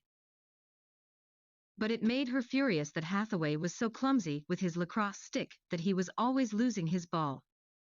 She had gone out of her way to put him where other patients would not complain about the thumping, but whenever Hathaway lost his ball, he buzzed for someone to fetch it for him. Although there was an elevator, the 4th floor of the annex was out of everyone's way. When Jenny saw the elevator was in use, she went up the 4 flights of stairs too quickly, and was out of breath, as well as angry, when she got to Hathaway's room. "I know how much your game means to you, Hathaway," Jenny said, "but right now Garp is lost, and I don't really have time to retrieve your ball." Hathaway was an ever-pleasant, slow-thinking boy with a slack, hairless face, and a forward-falling flop of reddish-blonde hair, which partially hid one of his pale eyes. He had a habit of tipping his head back, perhaps so that he could see out from under his hair, and for this reason, and the fact that he was tall, everyone who looked at Hathaway looked up his wide nostrils. "Miss Fields," he said. Jenny noticed he was not holding his lacrosse stick. "What is it, Hathaway?" Jenny asked. "I'm sorry I'm in a rush, but Garp is lost." "I'm looking for Garp." "Oh," Hathaway said. He looked around his room, perhaps for Garp, as if someone had just asked him for an ashtray. "I'm sorry," Hathaway said. "I wish I could help you look for him." He stared helplessly at both his casts. Jenny rapped lightly on one of his plastered knees, as if she were knocking on a door behind which someone might be asleep. "Don't worry, please," she said. She waited for him to tell her what he wanted, but Hathaway seemed to have forgotten that he'd buzzed her. "Hathaway," she asked, again knocking on his leg to see if anyone was home. "What did you want? Did you lose your ball?" "No," Hathaway said. "I've lost my stick." Mechanically, they both took a moment to look around Hathaway's room for the missing lacrosse stick. "I was asleep," he explained, "and when I woke up it was gone." Jenny first thought of Meckler, the menace of the 2nd floor annex. Meckler was a sarcastically brilliant boy who was in the infirmary at least 4 days out of every month. He was a chain smoker at 16, he edited most of the school's student publications, and he had twice won the annual Classics Cup. Meckler scorned dining hall food and lived on coffee and fried egg sandwiches from Buster's Snack and Grill, where he actually wrote most of his long overdue, but brilliant, term papers. Collapsing in the infirmary each month to recover from his physical self-abuse and his brilliance, Meckler's mind turned to hideous pranks that Jenny could never quite prove him guilty of. Once there were boiled pollywogs in the teapot sent down to the lab technicians, who complained of the fishiness of the tea. Once, Jenny was sure, Meckler had filled a prophylactic with egg whites and slipped its snug neck over the doorknob to her apartment. She knew the filling had been egg whites only because she later found the shells in her purse. And it had been Meckler, Jenny was sure, who had organized the 3rd floor of the infirmary during the chicken pox epidemic of a few years ago. The boys were beating off, in turn, and rushing with their hot spunk in their hands to the microscopes in the infirmary lab to see if they were sterile. But Meckler's style, Jenny thought, would have been to cut a hole in the netting of the lacrosse stick and to have left the useless stick in the sleeping Hathaway's hands. "I'll bet Garp has it," Jenny told Hathaway. "When we find Garp, we'll find your stick." She resisted, for the 100th time, the impulse to take her hand and brush back the flop of hair that nearly hid one of Hathaway's eyes. Instead, she gently squeezed Hathaway's big toes where they thrust out of his casts. If Garp was going to play lacrosse, Jenny thought, where would he go? Not out, because it's dark, he'd lose the ball. And the only place he might not have heard the intercom was in the underground tunnel between the annex and the infirmary, a perfect place for flinging that ball, Jenny knew. It had been done before, once Jenny had broken up an after-midnight scrimmage. She took the elevator directly to the basement. Hathaway is a sweet boy, she was thinking. Garp could do worse than grow up to be like that. But he could do better, too. However slowly, Hathaway was thinking. He hoped little Garp was all right. He sincerely wished he could get up to help find the child. Garp was a frequent visitor to Hathaway's room. A crippled athlete with 2 casts was better than average. Hathaway had allowed Garp to draw all over his plastered legs. Over and through the signatures of friends were the looping, crayon faces, and monsters of Garp's imagination. Hathaway now looked at the child's drawings on his casts, and worried about Garp. That was why he saw the lacrosse ball between his thighs. He had not felt it through the plaster. It lay there as if it were Hathaway's own egg keeping warm. How could Garp play lacrosse without a ball? When he heard the pigeons, Hathaway knew Garp wasn't playing lacrosse. The pigeons. He remembered. He had complained about them to the boy. The pigeons kept Hathaway awake at night with their damn cooing, their cluckish fussing. Under the eaves and in the rain gutter beneath the steep slate roof. That was a problem with the sleeping conditions on the 4th and topmost floor. That was a problem for every top-floor sleeper at the steering school. Pigeons seemed to rule the campus. The maintenance men had caged off most of the eaves and perches with chicken wire, but the pigeons roost in the rain gutters, in dry weather, and found niches under the roofs, and perches on the old gnarled ivy. There was no way to keep them off the buildings. And how they could coo. Hathaway hated them. He'd told Garp that if he had even one good leg, he would get them. How? Garp asked. They don't like to fly at night, Hathaway told the boy. It was in Bio 2 that Hathaway had learned about the habits of pigeons. Jenny Fields had taken the same course. I could get up on the roof, Hathaway told Garp, at night, when it wasn't raining and trap them in the rain gutter. That's all they do, just sit in the rain gutter and coo and crap all night. But how would you trap them? Garp asked. And Hathaway twirled his lacrosse stick, cradling the ball. He rolled the ball between his legs. He dropped the net of the stick gently over Garp's little head. Like that, he said. With this, I'd get them easy with my lacrosse stick. One by one, until I got them all. Hathaway remembered how Garp had smiled at him, this big friendly boy with his 2 heroic casts. Hathaway looked out the window, saw that it was indeed dark and not raining. Hathaway rang his buzzer. Garp, he cried out. Oh God. He held his thumb on the buzzer button, and did not let up.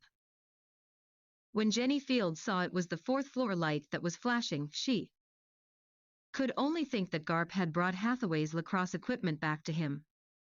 What a good boy, she thought, and rode the elevator up again to the 4th floor. She ran squeakily on her good nurse's shoes to Hathaway's room. She saw the lacrosse ball in Hathaway's hand. His one eye, which was clearly in view, looked frightened. He's on the roof, Hathaway told her. On the roof. Jenny said. He's trying to capture pigeons with my lacrosse stick, Hathaway said. A full-grown man, if he stood on the 4th floor fire escape landing, could reach over the rim of the rain gutter with his hands. When the steering school cleaned its rain gutters, only after all the leaves were fallen and before the heavy spring rains, only tall men were sent to do the job because the shorter men complained of reaching into the rain gutters and touching things they couldn't see, dead pigeons and well-rotted squirrels and unidentifiable glop. Only the tall men could stand on the fire escape landings and peek into the rain gutters before they reached. The gutters were as wide and nearly as deep as pig troughs, but they were not as strong and they were old. In those days, everything at the steering school was old. When Jenny Fields went out the 4th floor fire door and stood on the fire escape, she could barely reach the rain gutter with her fingertips. She could not see over the rain gutter to the steep slate roof, and in the darkness and fog, she could not even see the underside of the rain gutter as far down as either corner of the building. She could not see Garp at all. Garp, she whispered. 4 stories below, among the shrubbery and the occasional glint from the hood or roof of a parked car, she could hear some of the boys calling him, too. Garp, she whispered, a little louder. Mom, he asked, startling her although his whisper was softer than hers. His voice came from somewhere close, almost within her reach, she thought, but she couldn't see him.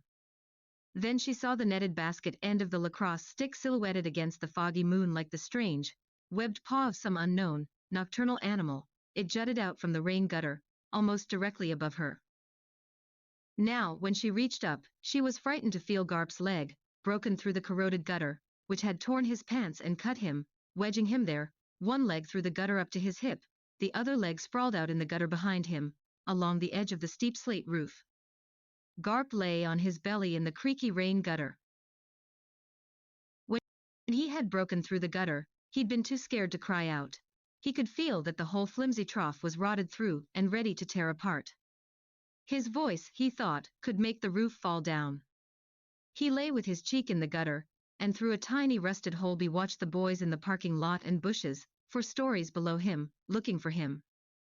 The lacrosse stick, which had indeed held a surprised pigeon, had swung out over the edge of the gutter, releasing the bird. The pigeon, despite being captured and freed, had not moved. It squatted in the gutter, making its small, stupid sounds. Jenny realized that Garp could never have reached the rain gutter from the fire escape, and she shuddered to think of him climbing up the ivy to the roof with the lacrosse stick in one hand. She held his leg very tightly. His bare, warm calf was slightly sticky with blood, but he had not cut himself badly on the rusty gutter. A tetanus shot, she was thinking. The blood was almost dry, and Jenny did not think he would need stitches, though, in the darkness, she could not clearly make out the wound. She was trying to think how she could get him down. Below her, the forsythia bushes winked in the light from the downstairs windows. From so far away, the yellow flowers looked to her like the tips of small gas flames. "Mom?" Garp asked. "Yes," she whispered. "I've got you. Don't let go," he said. "Okay," she told him. As if triggered by her voice, a little more of the gutter gave way. "Mom," Garp said. "It's okay," Jenny said. She wondered if the best way would be to yank him down, hard, and hope that she could pull him right through the rotten gutter.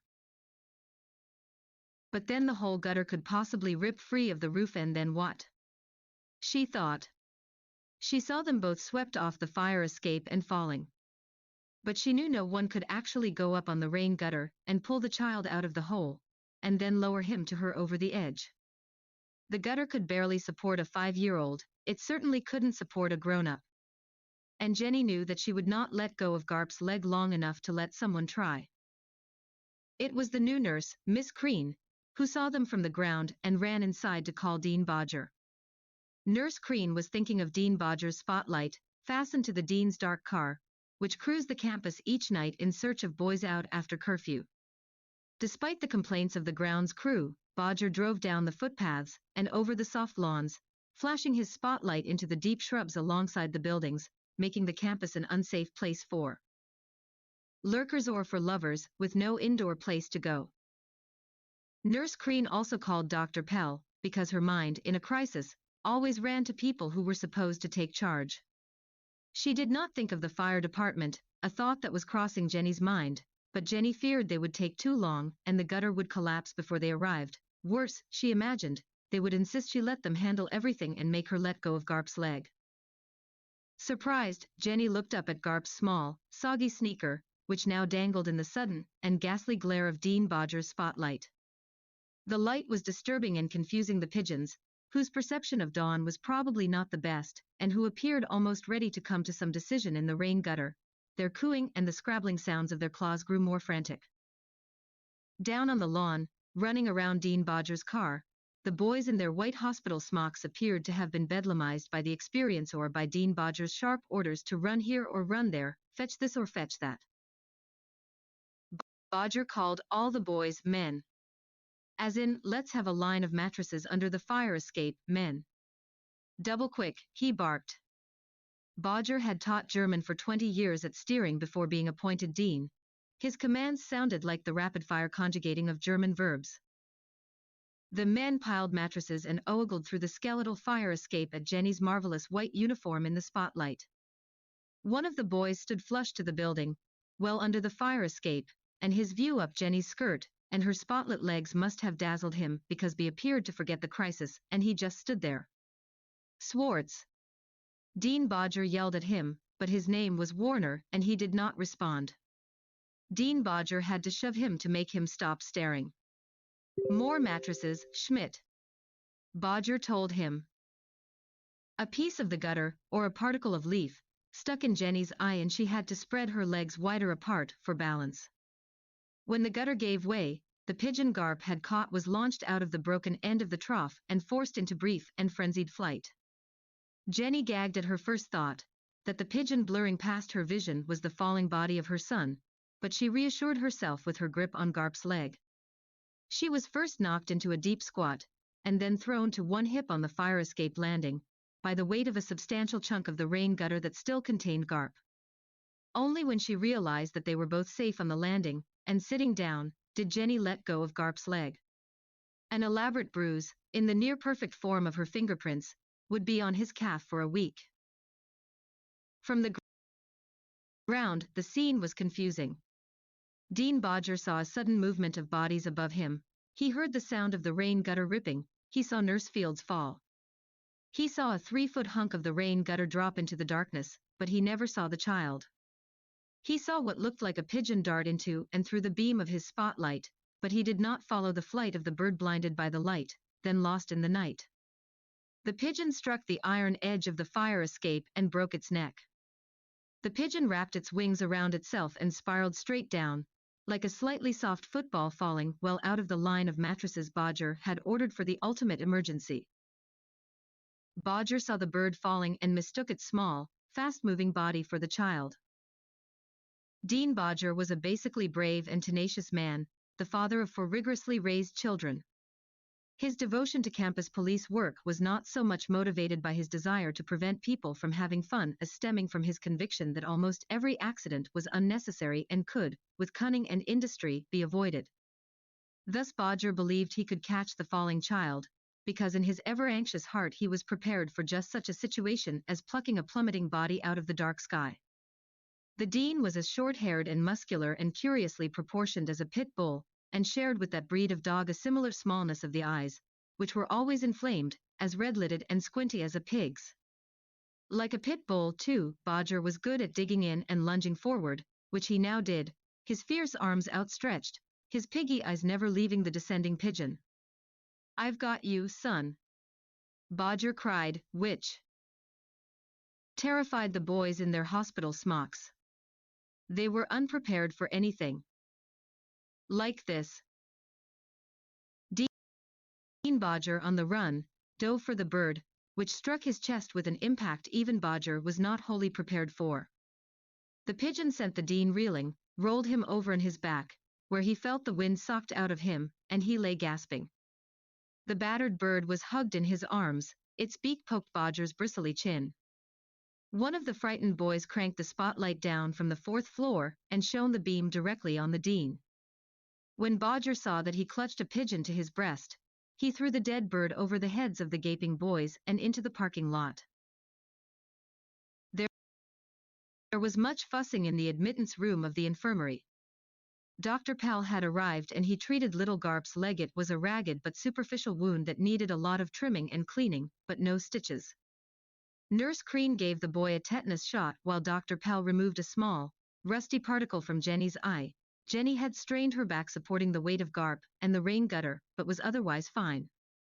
The aura of the admittance room was hearty and jocular, except when Jenny was able to catch her son's eye. In public, Garp was a kind of heroic survivor, but he must have been anxious about how Jenny would deal with him back in their apartment. Dean Bodger became one of the few people at the steering school to endear himself to Jenny. He beckoned her aside and confided to her that, if she thought it useful, he would be glad to reprimand the boy if Jenny thought that, coming from Bodger, it would make a more lasting impression than any reprimand she could deliver. Jenny was grateful for the offer, and she and Bodger agreed upon a threat that would impress the boy.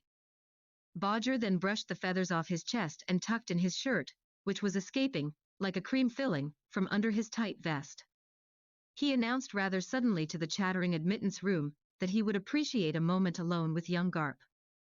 There was a hush. Garp tried to leave with Jenny, who said, "No. The dean would like to speak to you." Then they were alone. Garp didn't know what a dean was. "Your mother runs a tight ship over here, doesn't she, boy?" Bodger asked. Garp didn't understand, but he nodded. "She runs things very well, if you ask me," Dean Bodger said. "She should have a son whom she can trust." "Do you know what trust means, boy?" "No," Garp said. "It means, can she believe you'll be where you say you'll be? Can she believe you'll never do what you're not supposed to do?" "That's trust, boy," Bodger said. "Do you believe your mother can trust you?" "Yes," Garp said. "Do you like living here?" Bodger asked him. He knew perfectly well that the boy loved it. Jenny had suggested that this be the point Bodger touch. "Yes," Garp said. "What do you hear the boys call me?" the dean asked. "Mad Dog," asked Garp. He had heard the boys in the infirmary call someone Mad Dog, and Dean Bodger looked like a mad dog to Garp. But the dean was surprised. He had many nicknames, but he had never heard that one. "I meant that the boys call me sir," Bodger said, and was grateful that Garp was a sensitive child. He caught the injured tone in the dean's voice. "Yes, sir," Garp said. "And you do like living here?" the dean repeated. "Yes, sir," Garp said. "Well, if you ever go out on that fire escape, or anywhere near that roof again," Bodger said, "you won't be allowed to live here anymore. Do you understand?" "Yes, sir," Garp said. "Then be a good boy for your mother," Bodger told him, "or you'll have to move to some place strange and far away." Garp felt a darkness surround him, akin to the darkness and sense of being far away that he must have felt while lying in the rain gutter, for stories above where the world was safe. He started to cry, but Bodger took his chin between one stumpish, deanly thumb and forefinger. He waggled the boy's head. "Don't ever disappoint your mother, boy," Bodger told him. "If you do, you'll feel as bad as this all your life." Poor Bodger meant well, Garp wrote. "I have felt bad most of my life, and I did disappoint my mother." But Bodger's sense of what really happens in the world is as suspect as anyone's sense of that. Garp was referring to the illusion poor Bodger embraced in his later life, that it had been little Garp he caught falling from the annex roof, and not a pigeon. No doubt, in his advancing years, the moment of catching the bird had meant as much to the good-hearted Bodger as if he had caught Garp. Dean Bodger's grasp of reality was often warped. Upon leaving the infirmary, the dean discovered that someone had removed the spotlight from his car. He went raging through every patient's room, even the contagious cases. "That light will one day shine on him who took it," Bodger claimed, but no one came forward. Jenny was sure it had been Meckler, but she couldn't prove it. Dean Bodger drove home without his light. 2 days later he came down with someone's flu, and was treated as an outpatient at the infirmary. Jenny was especially sympathetic. It was another 4 days before Bodger had reason to look in his glove compartment. The sneezing dean was out cruising the nighttime campus, with a new spotlight mounted on his car, when he was halted by a freshly recruited patrolman from campus security. "For God's sake, I'm the dean," Bodger told the trembling youth. "I don't know that for sure, sir," the patrolman said. "They told me not to let anyone drive on the footpaths." "They should have told you not to tangle with Dean Bodger," Bodger said. "They told me that too, sir," the patrolman said, "but I don't know that you're Dean Bodger." "Well," said Bodger, who was secretly very pleased with the young patrolman's humorless devotion to his duty, "I can certainly prove who I am." Dean Bodger then remembered that his driver's license had expired, and he decided to show the patrolman his automobile registration instead. When Bodger opened the glove compartment, there was the deceased pigeon. Meckler had struck again, and again, there was no proof. The pigeon was not excessively ripe, not writhing with maggots yet, but Dean Bodger's glove compartment was infested with lice. The pigeon was so dead that the lice were looking for a new home. The dean found his automobile registration as quickly as possible, but the young patrolman could not take his eyes off the pigeon. They told me they were a real problem around here, the patrolman said. They told me how they got into everything. The boys get into everything, Bodger crooned. The pigeons are relatively harmless, but the boys bear watching. For what seemed to Garp like a long and unfair time, Jenny kept a very close watch on him. She really had always watched him closely, but she had learned to trust him, too. Now she made Garp prove to her that he could be trusted again. In a community as small as Steering, news spread more easily than ringworm. The story of how little Garp climbed to the roof of the infirmary annex, and how his mother didn't know he was there, cast suspicion on them both, on Garp as a child who could ill-influence other children, on Jenny as a mother who did not look after her son. Of course, Garp sensed no discrimination for a while, but Jenny, who was quick to recognize discrimination and quick to anticipate it, too, felt once again that people were making unfair assumptions. Her 5-year-old had gotten loose on the roof, therefore, she never looked after him properly. And, therefore, he was clearly an odd child. A boy without a father, some said, has dangerous mischief forever on his mind. It's odd, Garp wrote, that the family who would convince me of my own uniqueness was never close to my mother's heart. Mother was practical, she believed in evidence and in results. She believed in Bodger, for example, for what a dean did was at least clear. She believed in specific jobs, teachers of history, coaches of wrestling, nurses, of course. But the family who convinced me of my own uniqueness was never a family my mother respected. Mother believed that the Percy family did nothing. Jenny Fields was not entirely alone in her belief. Stuart Percy, although he did have a title, did not have a real job. He was called the secretary of Steering School, but no one ever saw him typing. In fact, he had his own secretary, and no one was very sure what she could have to type. For a while Stuart Percy appeared to have some connection with the Steering Alumni Association, a body of Steering graduates so powerful with wealth and sentimental with nostalgia, that they were highly esteemed by the administration of the school. But the director of alumni affairs claimed that Stuart Percy was too unpopular with the young alumni to be of use. The young alumni remembered Percy from the days when they had been students. Stuart Percy was not popular with students, who themselves suspected Percy of doing nothing. He was a large, florid man with the kind of false barrel chest that at any moment can reveal itself to be merely a stomach, the kind of bravely upheld chest that can drop suddenly and forcefully burst open the tweed jacket containing it, lifting the regimental striped tie with the Steering school colors. Blood and blue, Garp always called them. Stuart Percy, whom his wife called Stewie, although a generation of Steering schoolboys called him Paunch, had a flat-top head of hair the color of distinguished silver. The boys said that Stuart's flat top was meant to resemble an aircraft carrier, because Stuart had been in the Navy in World War II.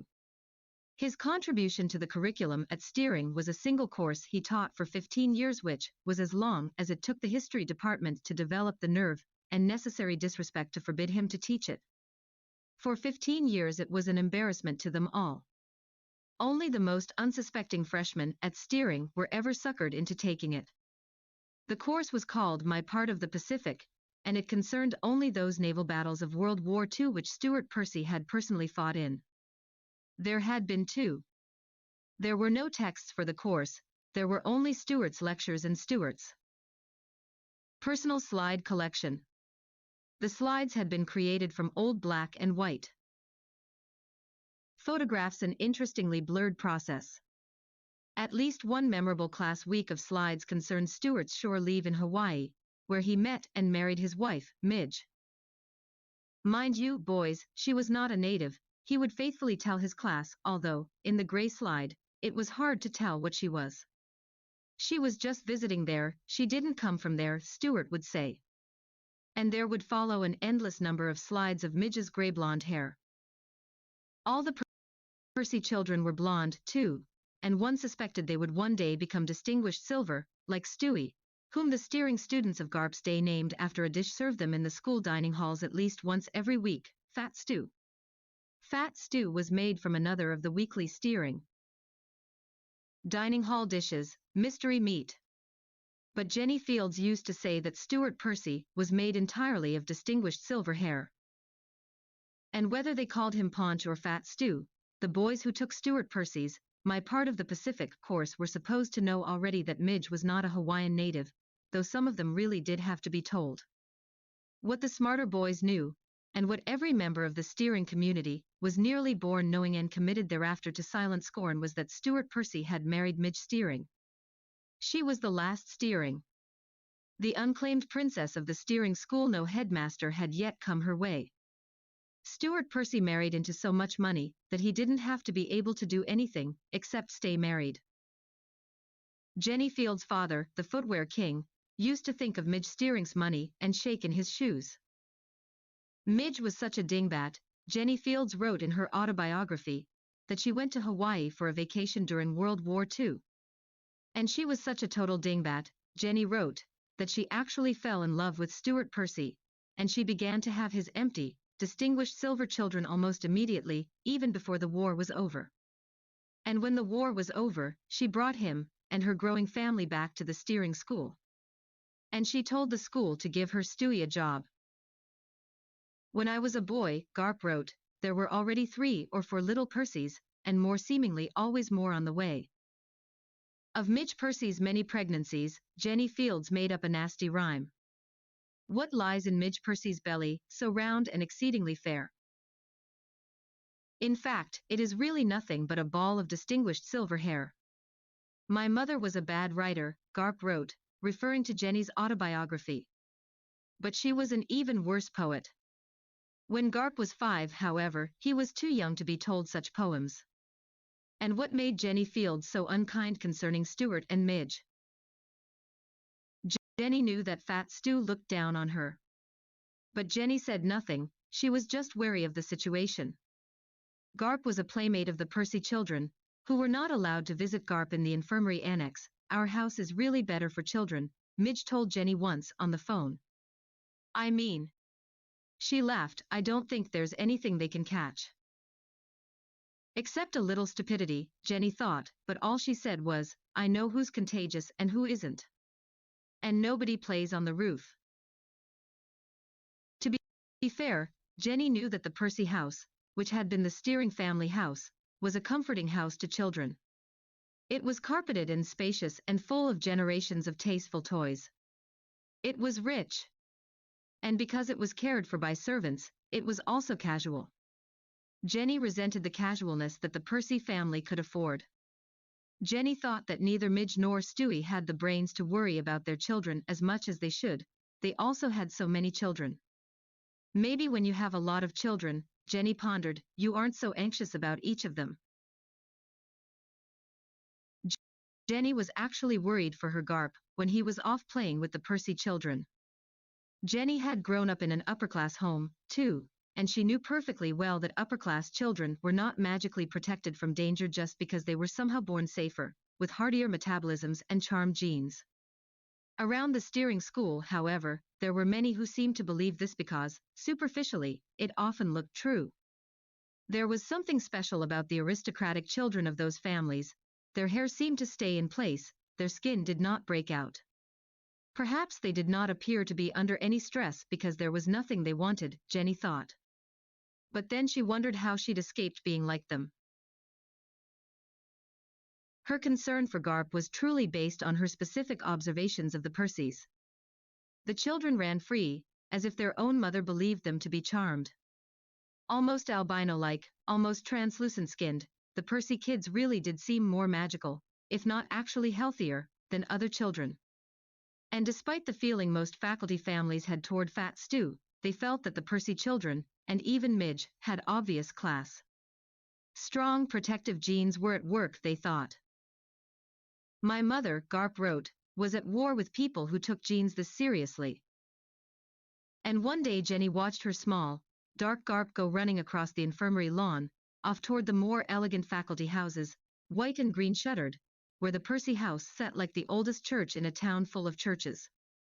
Jenny watched this tribe of children running across the safe, charted footpaths of the school Garp the fleetest.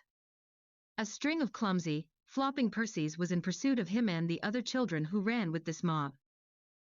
There was Clarence Dugard, whose father taught French and smelled as if he never washed. He never opened a window all winter.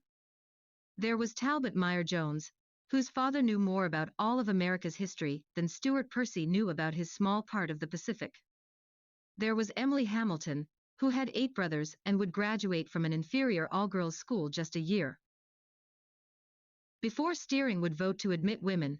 Her mother would commit suicide, not necessarily as a result of this vote, but simultaneously with its announcement, causing Stuart Percy to remark that this was what would come of admitting girls to steering, more suicide.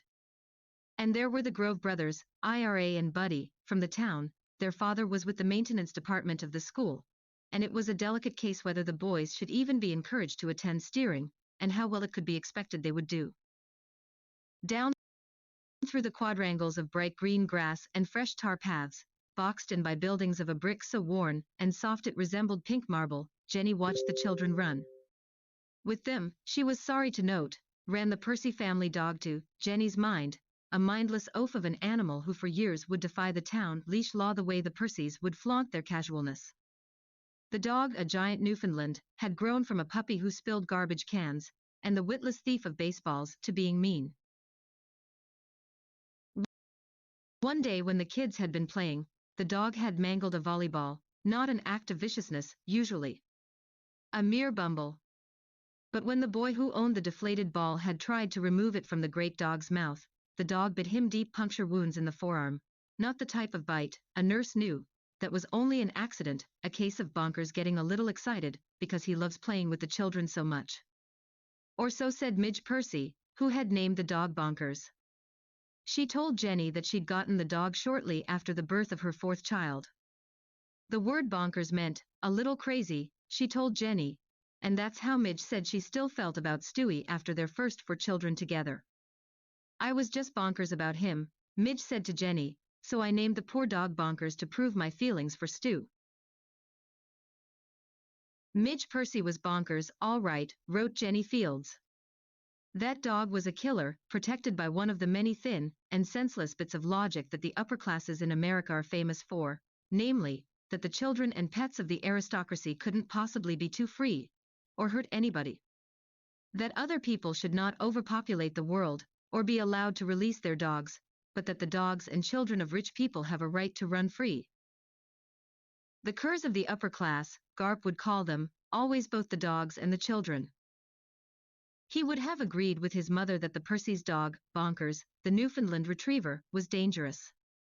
A Newfoundland is a breed of oily-coated dog resembling an all-black Saint Bernard with webbed feet. They are generally slothful and friendly. But on the Percy's lawn, Bonkers broke up a touch football game by hurling his 170 pounds on 5-year-old Garp's back, and biting off the child's left earlobe and part of the rest of Garp's ear as well. Bonkers would probably have taken all the ear, but he was a dog notably lacking concentration. The other children fled in all directions. Bonky bit someone, said a younger Percy, pulling Midge away from the phone. It was a Percy family habit to put a Y or an IE at the end of almost every family member's name. Thus the children Stuart, Jr., Randolph, William, Cushman, a girl, and Bainbridge, another girl, were called, within the family, Stewie 2, Dopey, Shrill Willie, Cushy, and Pooh. Poor Bainbridge, whose name did not convert easily to a Y or an IE ending, was also the last in the family to be in diapers. Thus, in a cute attempt to be both descriptive and literary, she was Pooh. It was Cushy at Midge's arm, telling her mother that Bonky bit someone. Who'd he get this time? Said Fat Stu. He seized a squash racket, as if he were going to take charge of the matter, but he was completely undressed.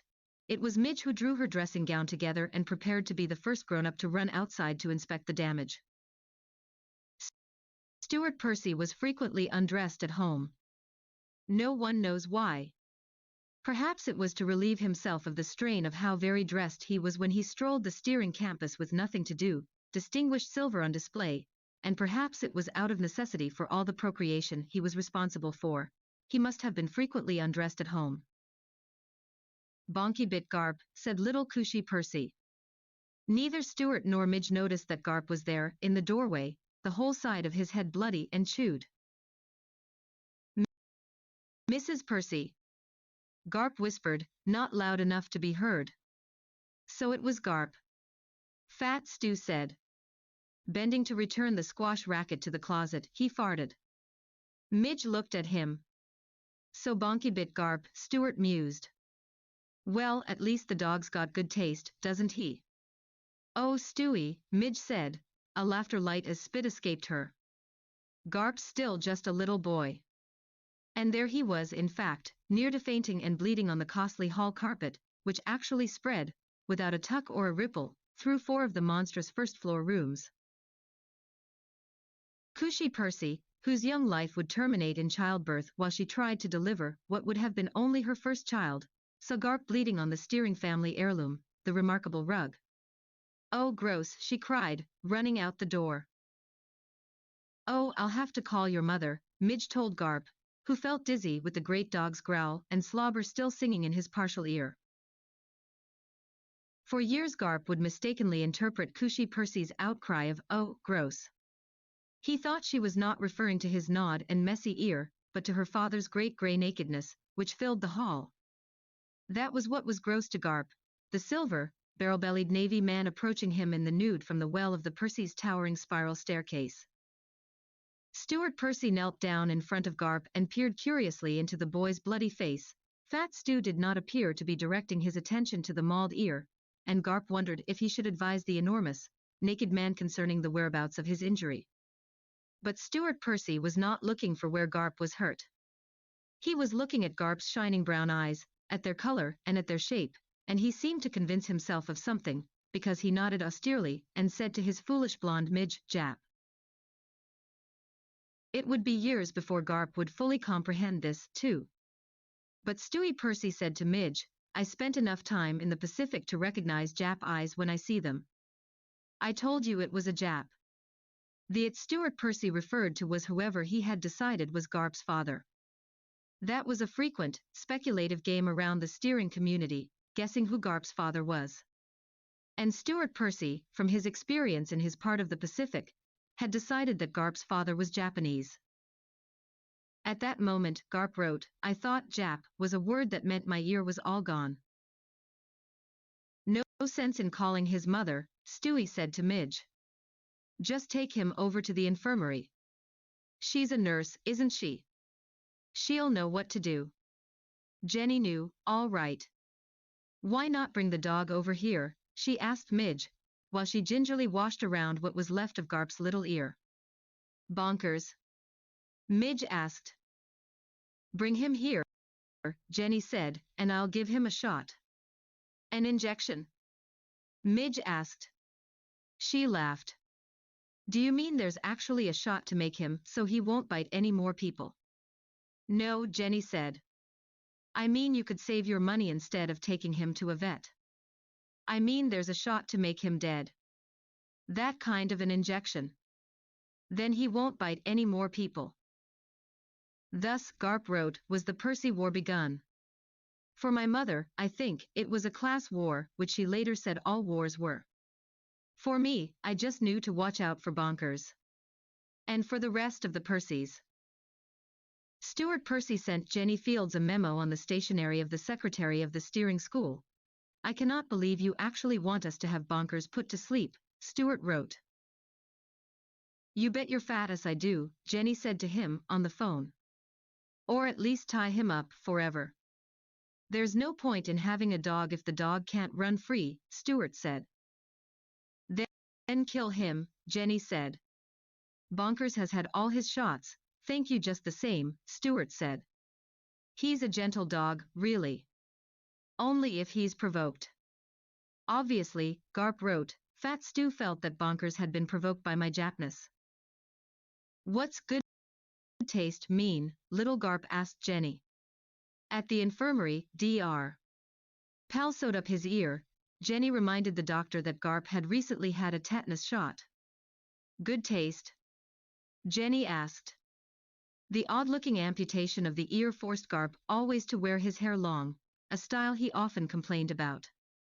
Fat Stu said that Bonkers has got good taste, Garp said. To Bite you? Jenny asked. I guess so, Garp said. What's it mean? Jenny knew, all right. But she said, it means that Bonkers must have known you were the best tasting kid in the whole pile of kids. Am I? Garp asked. Sure, Jenny said. How did Bonkers know? Garp asked. I don't know, Jenny said. What's Jap mean? Garp asked. Did Fat Stu say that to you? Jenny asked him.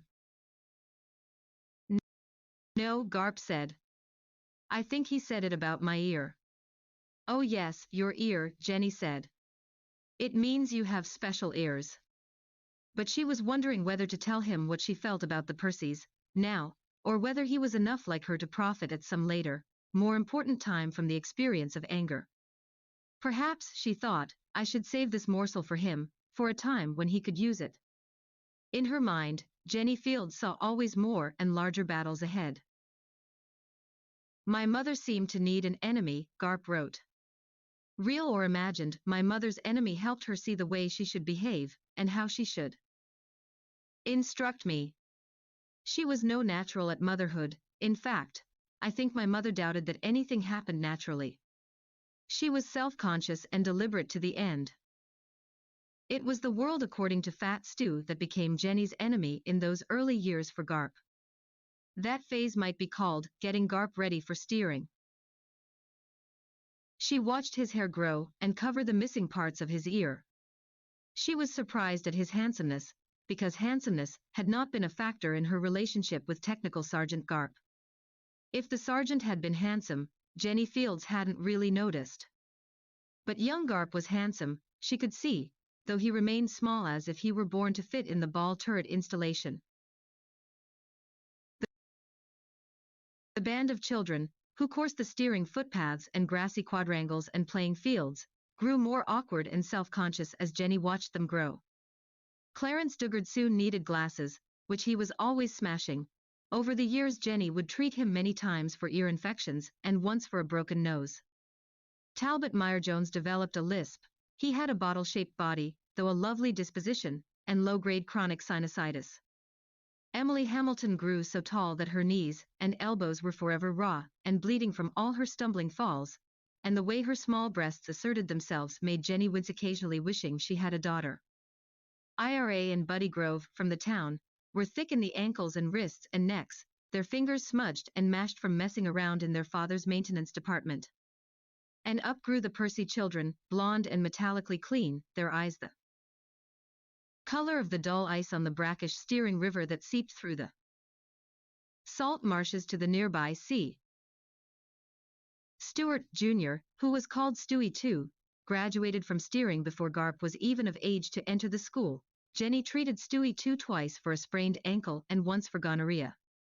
He later went through Harvard Business School, a staph infection, and a divorce. Randolph Percy was called Dopey until his dying day, of a heart attack, when he was only 35. He was a procreator after his fat father's heart, himself the father of 5. Dopey never managed to graduate from steering, but successfully transferred to some other prep school, and graduated after a while. Once Midge cried out in the Sunday dining room, "Our Dopey's dead." His nickname sounded so awful in that context that the family, after his death, finally spoke of him as Randolph.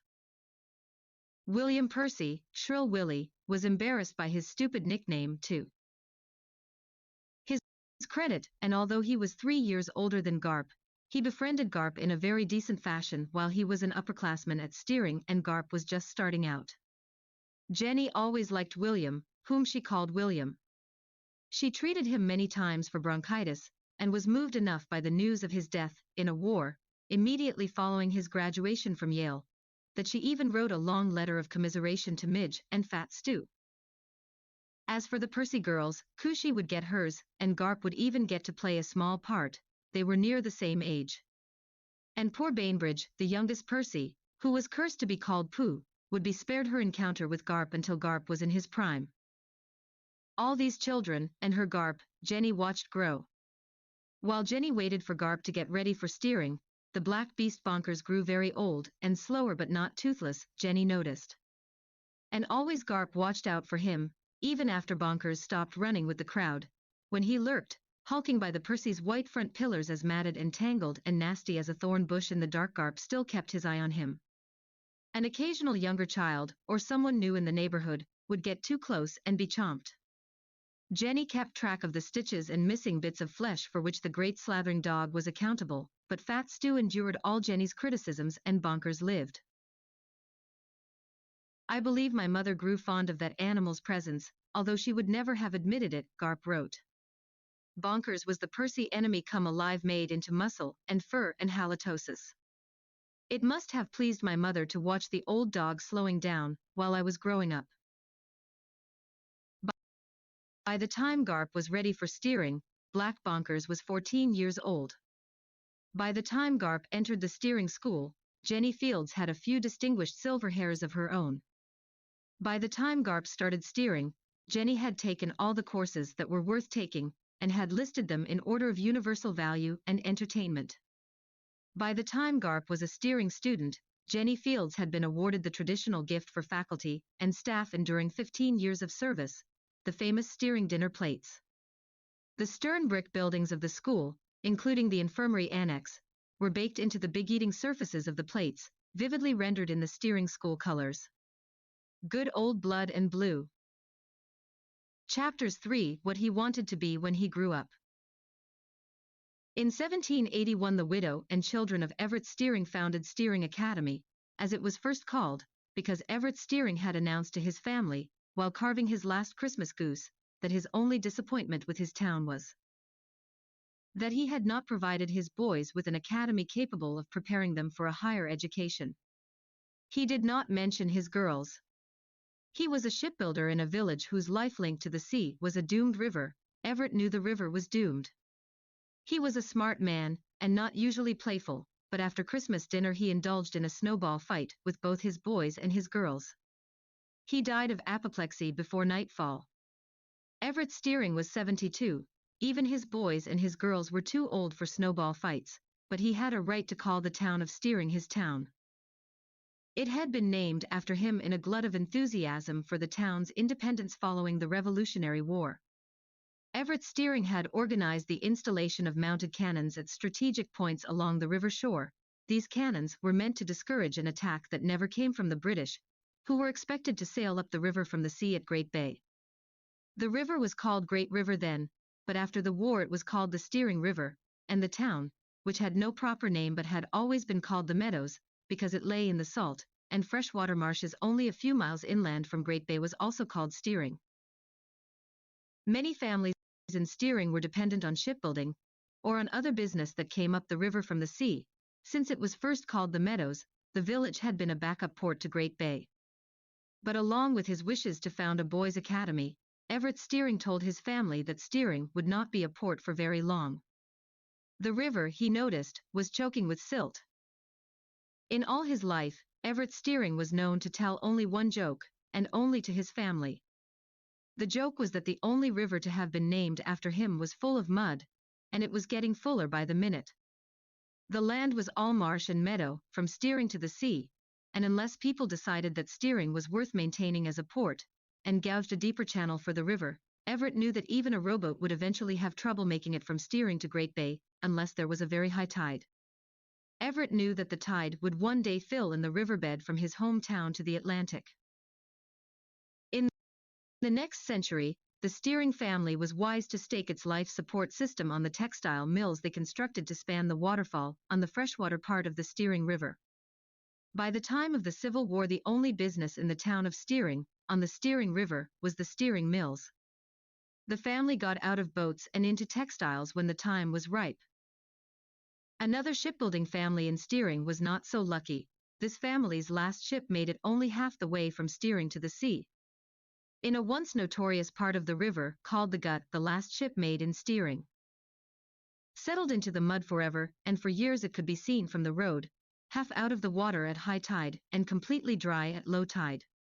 Kids played in it until it listed to its side and crushed someone's dog. A pig farmer named Gilmore salvaged the ship's masts to raise his barn. And by the time young Garp attended Steering, the varsity crew could row their shells on the river only at high tide. At low tide the steering river is one wet mudflat from steering to the sea. It was, therefore, due to Everett Steering's instincts about water that a boys' academy was founded in 1781. After a century or so, it flourished. Over all those years, Garp wrote, the shrewd steering genes must have suffered some dilution. The family instincts regarding water went from good to very bad. Garp enjoyed referring to Midge steering Percy in this way. A steering whose water instincts had run their course, he said. Garp thought it wonderfully ironic that the steering genes for water sense ran out of chromosomes when they got to Midge. Her sense of water was so perverse, Garp wrote, that it attracted her first to Hawaii, and then to the United States Navy in the form of fat stew. Midge steering Percy was the end of the bloodline. The steering school itself would become the last steering after her, and perhaps old Everett foresaw that, too, many families have left less, or worse, behind. In Garp's day, at least, the steering school was still relentless and definite in its purpose, the preparing of young men for a higher education. And in Garp's case, he had a mother who also took that purpose seriously. Garp himself took the school so seriously that even Everett Steering, with his one joke in a lifetime, would have been pleased. Garp knew what to take for courses and whom to have for teachers. That is often the difference between doing well or poorly in a school. He was not really a gifted student, but he had direction. Many of his courses were still fresh in Jenny's mind, and she was a good drill master. Garp was probably no more of a natural at intellectual pursuits than his mother, but he had Jenny's powerful discipline. A nurse is a natural at establishing a routine, and Garp believed in his mother. If Jenny was remiss in her advice, it was in only one area. She had never paid any attention to the sports at steering. She could offer Garp no suggestions as to what games he might like to play. She could tell him that he would like East Asian civilization with Mr. Merrill more than he would like Tudor England with Mr. Langle. But, for example, Jenny did not know the differences in pleasure and pain between football and soccer.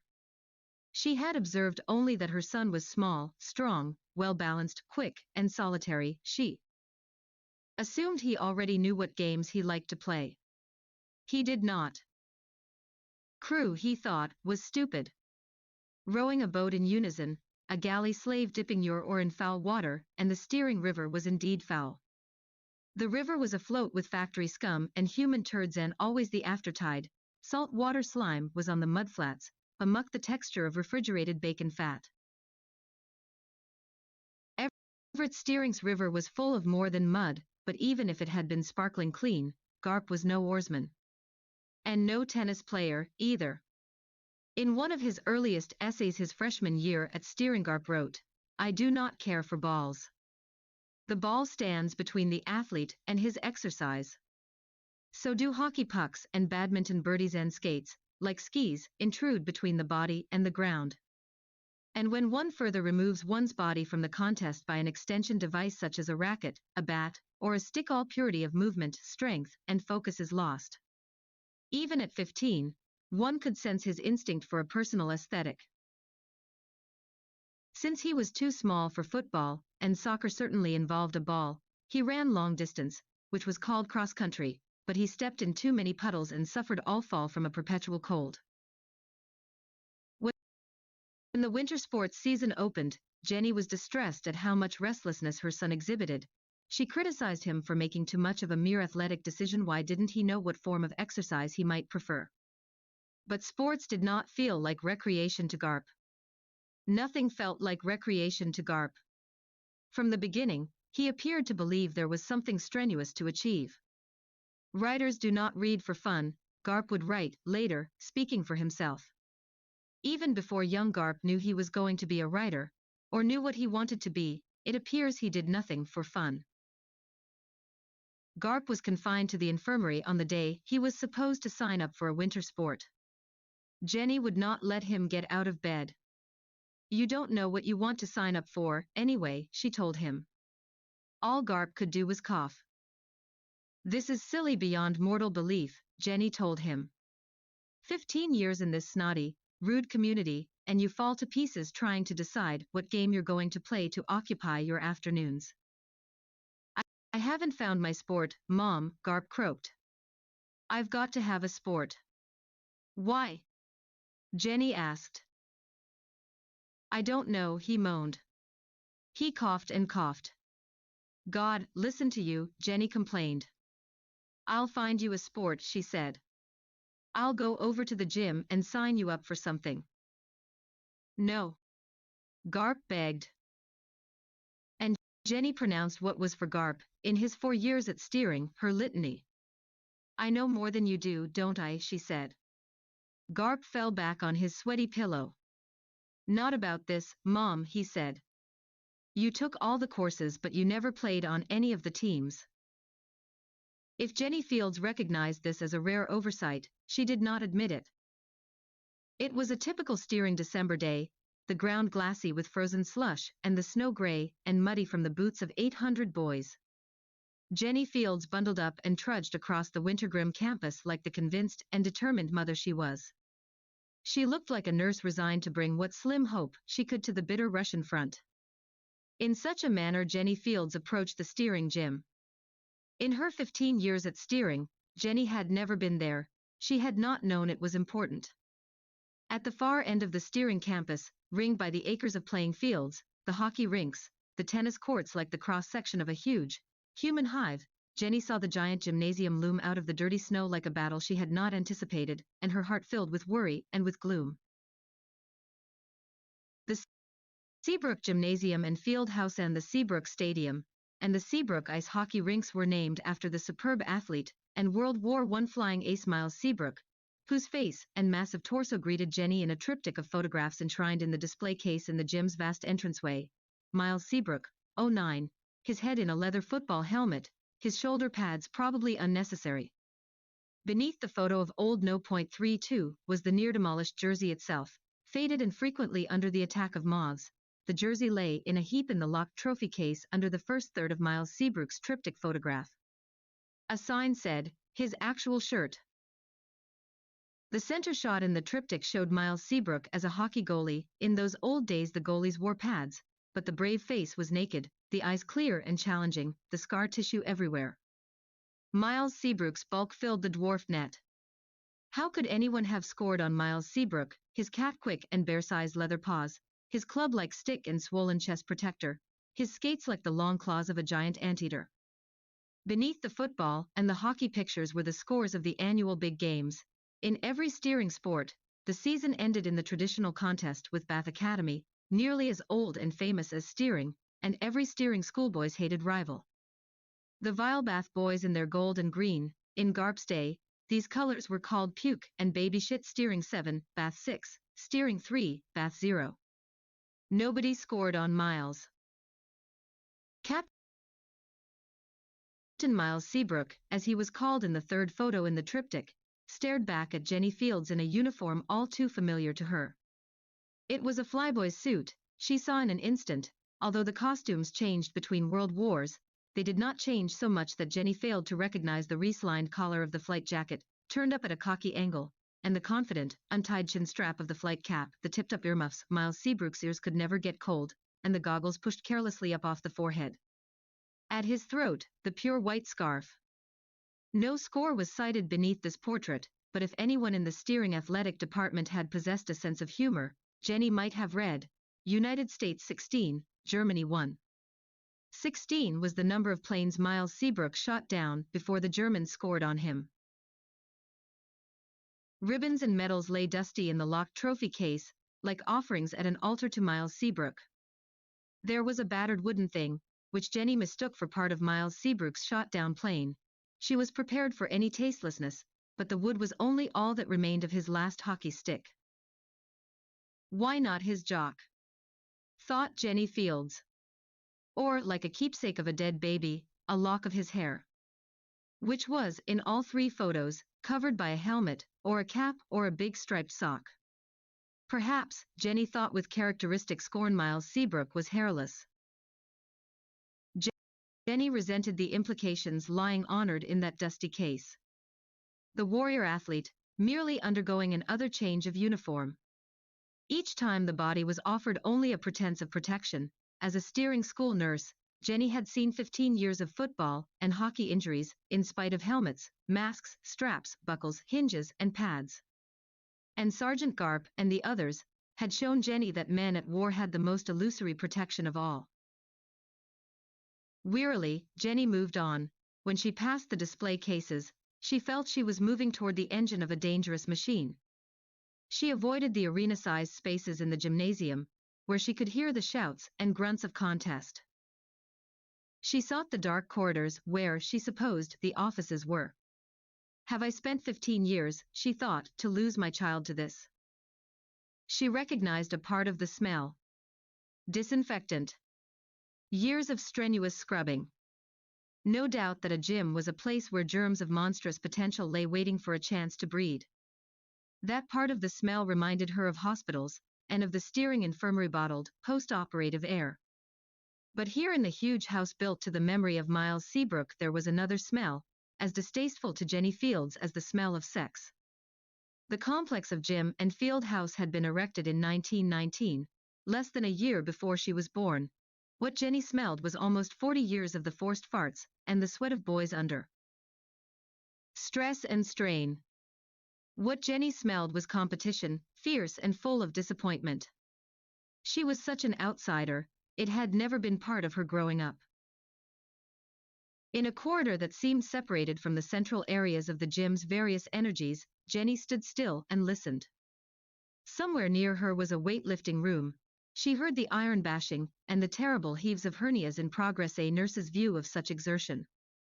In fact, it seemed to Jenny that the whole building groaned and pushed, as if every schoolboy at steering suffered constipation and sought relievement in the horrid gym. Jenny Fields felt undone, the way only a person who has been careful can feel when confronted by a mistake. The bleeding wrestler was at that instant upon her. Jenny was not sure how the groggy, dripping boy had surprised her, but a door opened off this corridor of small, innocuous-appearing rooms, and the matted face of the wrestler was smack in front of her with his ear guards pulled so askew on his head that the chin strap had slipped to his mouth, where it tugged his upper lip into a fish-like sneer. The little bowl of the strap, which had once cupped his chin, now brimmed with blood from his streaming nose. As a nurse, Jenny was not over-impressed with blood, but she cringed at her anticipated collision with the thick, wet, hard-looking boy, who somehow dodged her, lunging sideways. With admirable trajectory and volume, he vomited on his fellow wrestler who was struggling to support him. "Excuse me," he burbled, for most of the boys at steering were well brought up. His fellow wrestler did him the favor of pulling his headgear off, so that the hapless puker would not choke or strangle. Quite unmindful of his own bespattering, he called loudly back into the open door of the wrestling room, "Carlyle didn't make it." From the door of that room, whose heat beckoned Jenny in the way a tropical greenhouse might be alluring in midwinter, a man's clear tenor voice responded. "Carlyle. You had 2 helpings of that dining hall slop for lunch, Carlyle. 1 helping and you deserve to lose it. No sympathy, Carlyle." Carlyle, for whom there was no sympathy, continued his lurching progress down the corridor. He bled and barfed his way to a door, through which he made his smeared escape. His fellow wrestler, who in Jenny's opinion had also withheld his sympathy, dropped Carlyle's headgear in the corridor with the rest of Carlyle's muck. Then he followed Carlyle to the lockers. Jenny hoped that he was going somewhere to change his clothes. She looked at the wrestling room's open door, she breathed deeply and stepped inside. Immediately, she felt off balance. Underfoot was a soft fleshy feel, and the wall sank under her touch when she leaned against it. She was inside a padded cell, the floor and the wall mats warm and yielding, the air so stifling hot and stenchful of sweat that she hardly dared to breathe. "Shut the door," said the man's tenor voice, because wrestlers, Jenny would later know, love the heat and their own sweat, especially when they're cutting weight, and they thrive when the walls and floors are as hot and giving as the buttocks of sleeping girls. Jenny shut the door. Even the door had a mat on it, and she slumped against it, imagining someone might open the door from the outside and mercifully release her. The man with the tenor voice was the coach, and Jenny, through the shimmering heat, watched him pace against the long room's wall, unable to stand still while he squinted at his struggling wrestlers. 30 seconds, he screamed to them. The couples on the mat bucked as if they were electrically stimulated.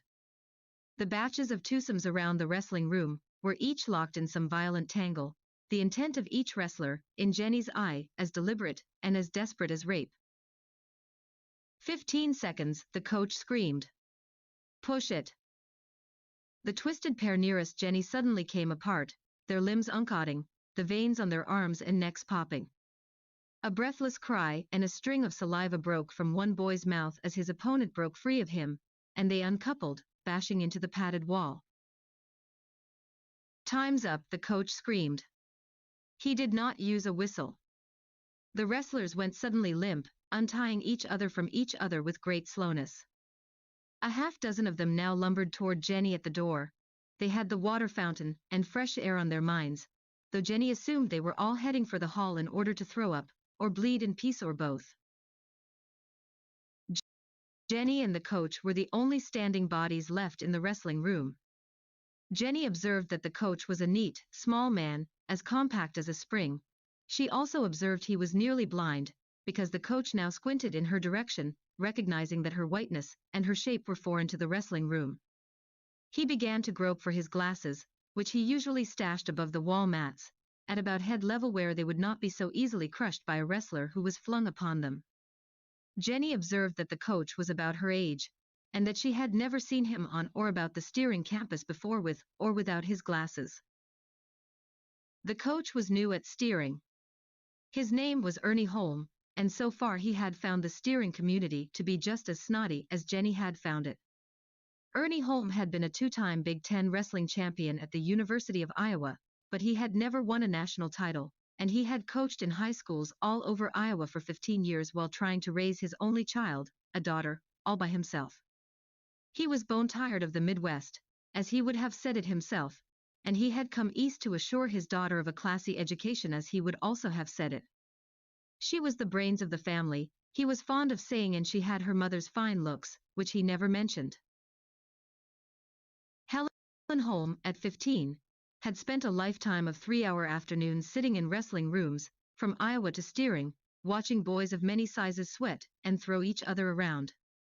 Helen would remark, years later, that spending her childhood as the only girl in a wrestling room had made her a reader. "I was brought up to be a spectator," Helen said. "I was raised to be a voyeur." She was such a good and non-stop reader, in fact, that Ernie Holm had moved east just for her. He took the job at steering for Helen's sake, because he had read in his contract that the children of the faculty and staff could attend the steering school for free, or they could receive a comparable sum of money toward their tuition at another private school. Ernie Holm was a bad reader himself. He had somehow overlooked the fact that steering admitted only boys. He found himself moving into the chilly steering community in the fall, with his brainy daughter once more enrolled in a small, bad public school. In fact, the public school in the town of Steering was probably worse than most public schools, because the smart boys in the town went to Steering, and the smart girls went away. Ernie Holm hadn't figured he'd have to send his daughter away from him. That had been why he'd moved, to stay with her.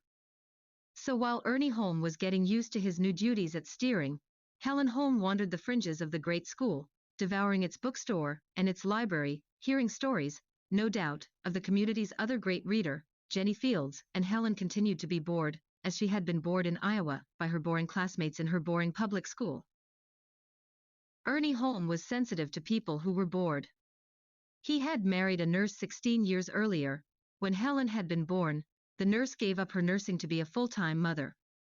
After 6 months, she wanted to be a nurse again, but there were no daycare centers in Iowa in those years, and Ernie Holm's new wife grew gradually more distant under the strain of being a full-time mother and an ex-nurse. One day she left him. She left him with a full-time daughter and no explanation. So Helen Holm grew up in wrestling rooms, which are very safe for children, being padded everywhere and always warm. Books had kept Helen from being bored, although Ernie Holm worried how long his daughter's studiousness could continue to be nourished in a vacuum. Ernie was sure that the genes for being bored were in his daughter. Thus he came to Steering. Thus Helen, who also wore glasses as needfully as her father was with him that day. Jenny Fields walked into the wrestling room. Jenny didn't notice Helen. Few people noticed Helen when Helen was 15. Helen, however, noticed Jenny right away. Helen was unlike her father in that she didn't wrestle with the boys, or demonstrate moves and holds, and so she kept her glasses on. Helen Holm was forever on the lookout for nurses, because she was forever on the lookout for her disappeared mother, whom Ernie had made no attempt to find. With women, Ernie Holm had some experience at taking no for an answer. But when Helen had been small, Ernie had indulged her with a speculative fable he no doubt liked to imagine himself. It was a story that had always intrigued Helen, too.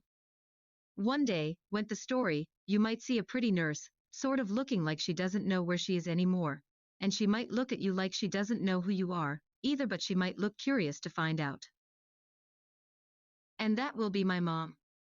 Helen used to ask her father. And that will be your mom. Ernie used to say. So when Helen Holm looked up from her book in the steering wrestling room, she thought she saw her mother. Jenny Fields in her white uniform was forever appearing out of place, there on the crimson mats of the steering school. She looked dark and healthy, strong-boned and handsome if not exactly pretty, and Helen Hahn must have thought that no other woman would have ventured into this soft-floored inferno where her father worked. Helen's glasses fogged, she closed her book. In her anonymous gray sweatsuit, which hid her gawky 15-year-old frame, her hard hips, and her small breasts, she stood up awkwardly against the wrestling room wall, and waited for her father's sign of recognition. But Ernie Holm was still groping for his glasses. In a blur he saw the white figure, vaguely womanly, perhaps a nurse, and his heart paused at the possibility he had never really believed in. His wife's return, her saying, "Oh, how I've missed you and our daughter." What other nurse would enter his place of employment? Helen saw her father's fumbling. She took this to be the necessary sign. She stepped toward Jenny across the blood-warm mats, and Jenny thought, my God. That's a girl. A pretty girl with glasses. What's a pretty girl doing in a place like this? Mom, the girl said to Jenny. It's me, Mom. It's Helen, she said, bursting into tears. She flung her slim arms around Jenny's shoulders and pressed her wet face to Jenny's throat. Jesus Christ, said Jenny Fields, who was never a woman who liked to be touched. Still, she was a nurse and she must have felt Helen's need. She did not shove the girl away from her, though she knew very well she was not Helen's mother. Jenny Fields thought that having been a mother once was enough. She coolly patted the weeping girl's back and looked imploringly at the wrestling coach, who had just found his glasses. I'm not your mother, either, Jenny said politely to him, because he was looking at her with the same brief relief in his face that Jenny had seen in the face of the pretty girl. What Ernie Holm thought was that the resemblance went deeper than the uniform and the coincidence of a wrestling room in two nurses' lives. But Jenny stopped short of being as pretty as Ernie's runaway wife, and Ernie was reflecting that even 15 years would not have made his wife as plain and merely handsome as Jenny. Still, Jenny looked all right to Ernie Holm, who smiled an unclear, apologetic smile that his wrestlers were familiar with when they lost. My daughter thought you were her mother, Ernie Holm said to Jenny. She hasn't seen her mother in quite a while. Obviously, thought Jenny Fields. She felt the girl tense and spring out of her arms. That's not your mom, darlin', Ernie Holm said to Helen, who retreated to the wrestling room wall. She was a tough-minded girl, not at all in the habit of emotionally displaying herself, not even to her father. And did you think I was your wife? Jenny asked Ernie, because it had looked to her, for a moment, that Ernie had mistaken her, too. She wondered how long a while Mrs. Holm had been missing. You fooled me for a minute, Ernie said, politely. He had a shy grin, which be used sparingly. Helen crouched in a corner of the wrestling room, fiercely eyeing Jenny, as if Jenny were deliberately responsible for her embarrassment. Jenny felt moved by the girl. It had been years since Garp had hugged her like that, and it was a feeling that even a very selective mother, like Jenny, remembered missing. What's your name? She asked Helen. My name is Jenny Fields. It was a name Helen Holm knew, of course. She was the other mystery reader around the steering school. Also, Helen had not previously given to anyone the feelings she reserved for a mother. Even though it had been an accident that she'd flung those feelings around Jenny, Helen found it hard to call them back entirely. She had her father's shy smile and she looked thankfully at Jenny. Oddly, Helen felt she would like to hug Jenny again, but she restrained herself. There were wrestlers shuffling back into the room, gasping from the drinking fountain, where those who were cutting weight had only rinsed their mouths. No more practice, Ernie Holm told them, waving them out of the room. That's it for today. Go run your laps. Obediently, even relieved, they bobbed in the doorway of the Crimson Room. They picked up their headgear, their rubber sweatsuits, their spools of tape. Ernie Holm waited for the room to clear, while his daughter and Jenny Fields waited for him to explain. At the very least, an explanation was in order, he felt, and there was nowhere Ernie felt as comfortable as he felt in a wrestling room. For him it was the natural place to tell someone a story, even a difficult story, with no ending and even to a stranger. So when his wrestlers had left to run their laps, Ernie very patiently began his father and daughter tale, the brief history of the nurse who left them, and of the Midwest they only recently had left. It was a story Jenny could appreciate, of course, because Jenny did not know another single parent with a single child. And although she may have felt tempted to tell them her story, there being interesting similarities and differences, Jenny merely repeated her standard version. The father of Garp was a soldier, and so forth. And who takes the time for weddings when there is a war? Though it was not the whole story, it clearly appealed to Helen and Ernie, who had met no one else in the steering community as receptive and frank as Jenny. There in the warm red wrestling room, on the soft mats, surrounded by those padded walls, in such an environment, sudden and inexplicable closeness is possible. Of course Helen would remember that first hug her whole life. However, her feelings for Jenny might change, and change back. From that moment in the wrestling room, Jenny Fields was more of a mother to Helen than Helen had ever had. Jenny would also remember how it felt to be hugged like a mother, and would even note, in her autobiography, how a daughter's hug was different from a son's. It is at least ironic that her one experience for making such a pronouncement occurred that December day in the giant gymnasium erected to the memory of Miles Seabrook. It is unfortunate if Ernie Holm felt any desire toward Jenny Fields, and if he imagined, even briefly, that here might be another woman with whom he might live his life. Because Jenny Fields was given to no such feelings, she thought only that Ernie was a nice, good man. Perhaps she hoped he would be her friend. If he would be her first. And it must have perplexed Ernie and Helen when Jenny asked if she could stay a moment in the wrestling room, just by herself. What for? They must have wondered.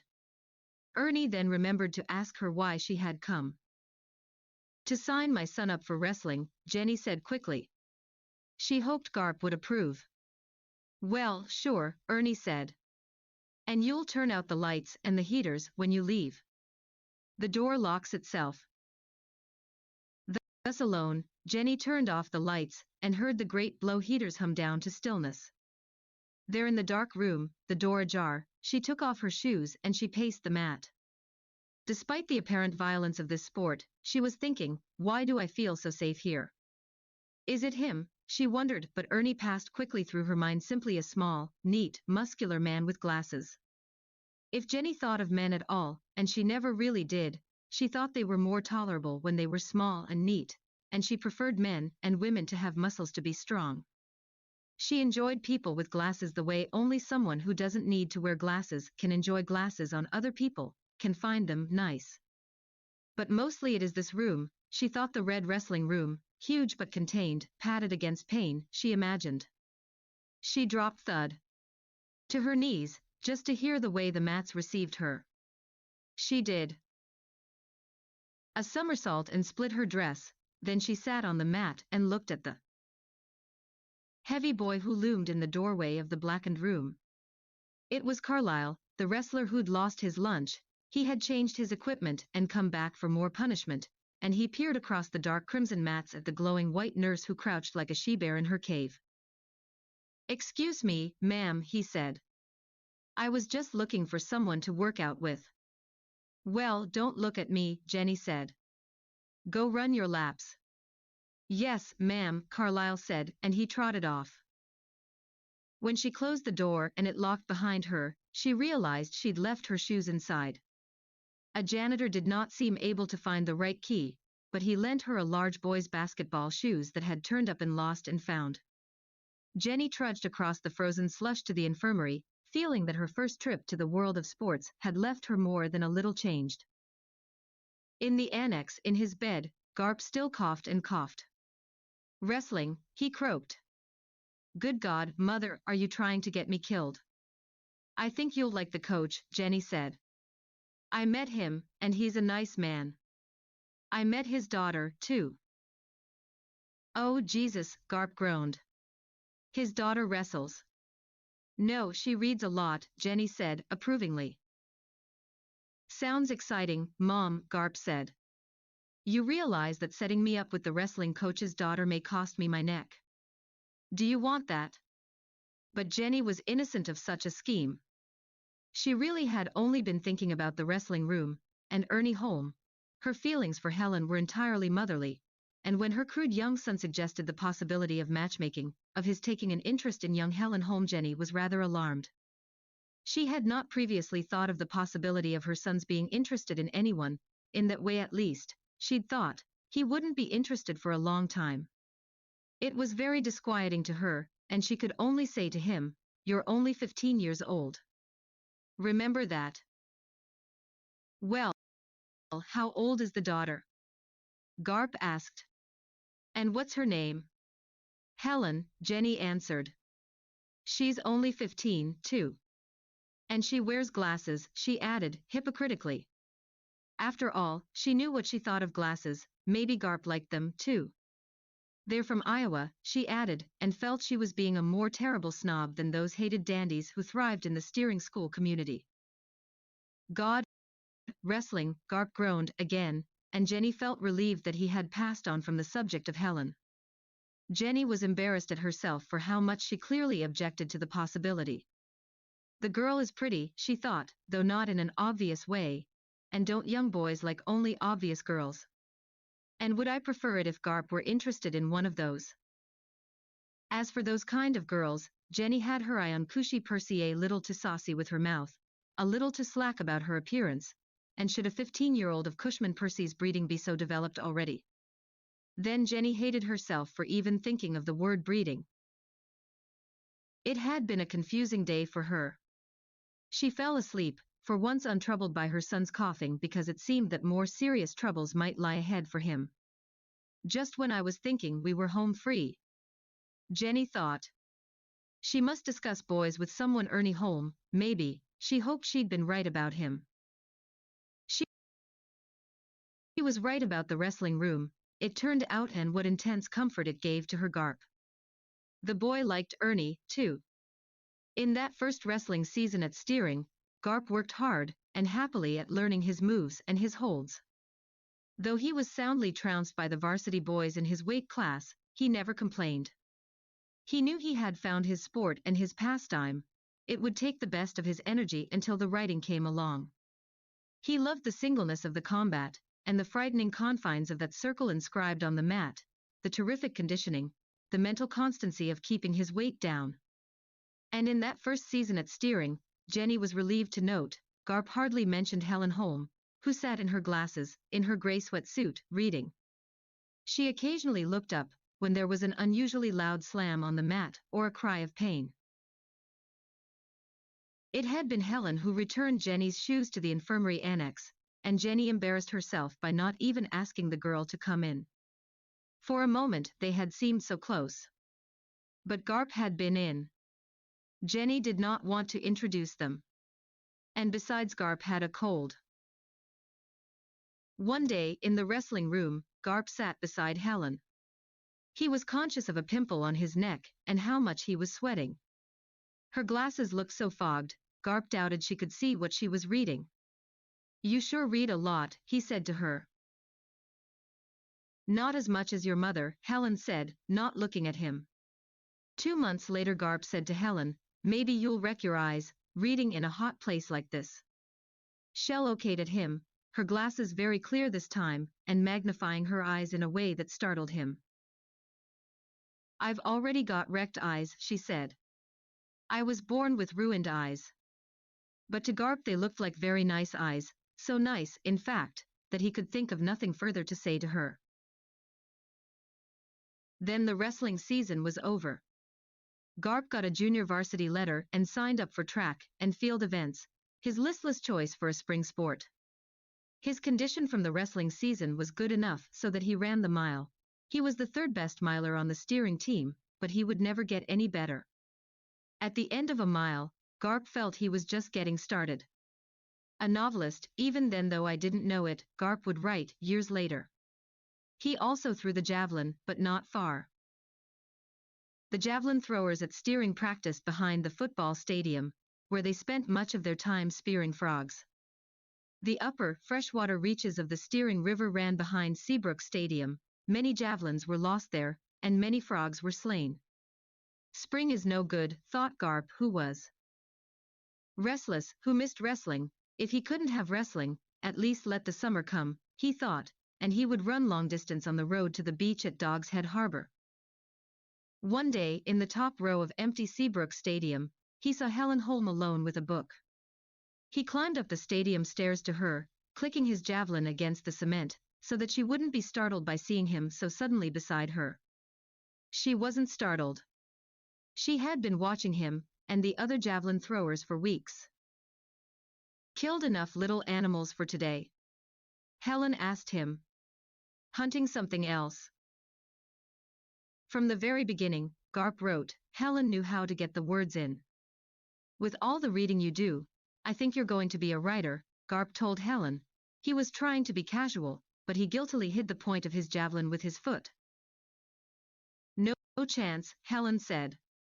She had no doubt about it. "Well, maybe you'll marry a writer," Garp said to her.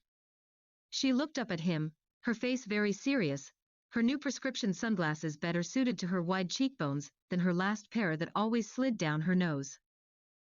"If I marry anybody, I'll marry a writer," Helen said. "But I doubt I'll marry anybody." Garp had been trying to joke. Helen's seriousness made him nervous. He said, "Well, I'm sure you won't marry a wrestler." "You can be very sure," Helen said.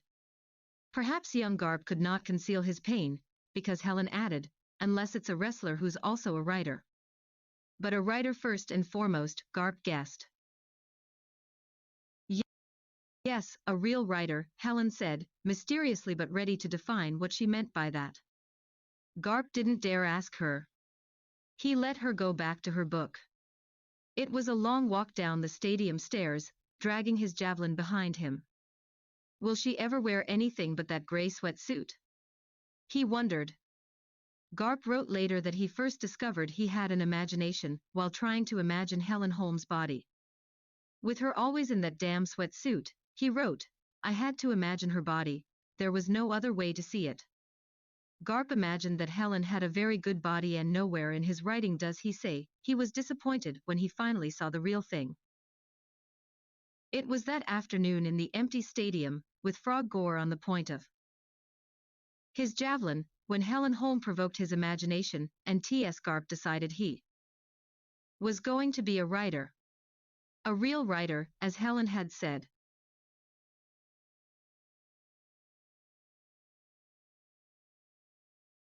Chapters for graduation. T.S. Garp wrote a short story every month he was at steering, from the end of his freshman year until his graduation, but it wasn't until his junior year that he showed anything he wrote to Helen. After her first year as a spectator at steering, Helen was sent to Talbot Academy for Girls, and Garp saw her only on occasional weekends. She would sometimes attend the home wrestling meets. It was after one such match that Garp saw her, and asked her to wait for him until he'd showered. He had something in his locker he wanted to give her. "Oh boy," Helen said. "Your old elbow pads." She didn't come to the wrestling room anymore, even if she was home from Talbot on a long vacation. She wore dark green knee socks and a gray flannel skirt, with pleats. Often her sweater, always a dark and solid color, matched her knee socks, and always her long dark hair was up, twirled in a braid on top of her head, or complexly pinned. She had a wide mouth with very thin lips, and she never wore lipstick. Garp knew that she always smelled nice, but he never touched her. He did not imagine that anyone did. She was as slender and nearly as tall as a young tree. She was taller than Garp by 2 inches or more, and she had sharp, almost painful-looking bones in her face, although her eyes behind her glasses were always soft and large, and a rich honey brown. Your old wrestling shoes? Helen asked him, inquiring of the large-sized, lumpy envelope that was sealed. It's something to read, Garp said. I've got plenty to read, Helen said. It's something I wrote, Garp told her. Oh boy, Helen said. You don't have to read it now, Garp told her. You can take it back to school and write me a letter. I've got plenty to write, Helen said. I've got papers due all the time. Then we can talk about it later, Garp said. Are you going to be here for Easter? Yes, but I have a date, Helen said. Oh boy, said Garp. But when Bea reached to take back his story, the knuckles of her long hand were very white, and she would not let go of the package. In the 133-pound class, his junior year, Garp finished the season with a one-loss record of 12-1, losing only in the finals of the New England Championships. In his senior year, he would win everything: captain the team, be voted most valuable wrestler, and take the New England title. His team would represent the beginning of an almost 20-year dominance of New England wrestling by Ernie Holmes' steering teams. In this part of the country, Ernie had what he called an Iowa advantage. When Ernie was gone, steering wrestling would go downhill. And perhaps because Garp was the first of many steering stars, he was always special to Ernie Holmes. Helen couldn't have cared less. She was glad when her father's wrestlers won, because that made her father happy. But in Garp's senior year, when he captained the steering team, Helen never attended a single match. She did return his story, though in the mail from Talbot, with this letter. Dear Garp, this story shows promise, although I do think, at this point, you are more of a wrestler than a writer. There is a care taken with the language and a feeling for people, but the situation seems rather contrived, and the ending of this story is pretty juvenile. I do appreciate you showing it to me, though. Yours, Helen. There would be other rejection letters in Garp's writing career, of course, but none would mean as much to him as this one. Helen had actually been kind.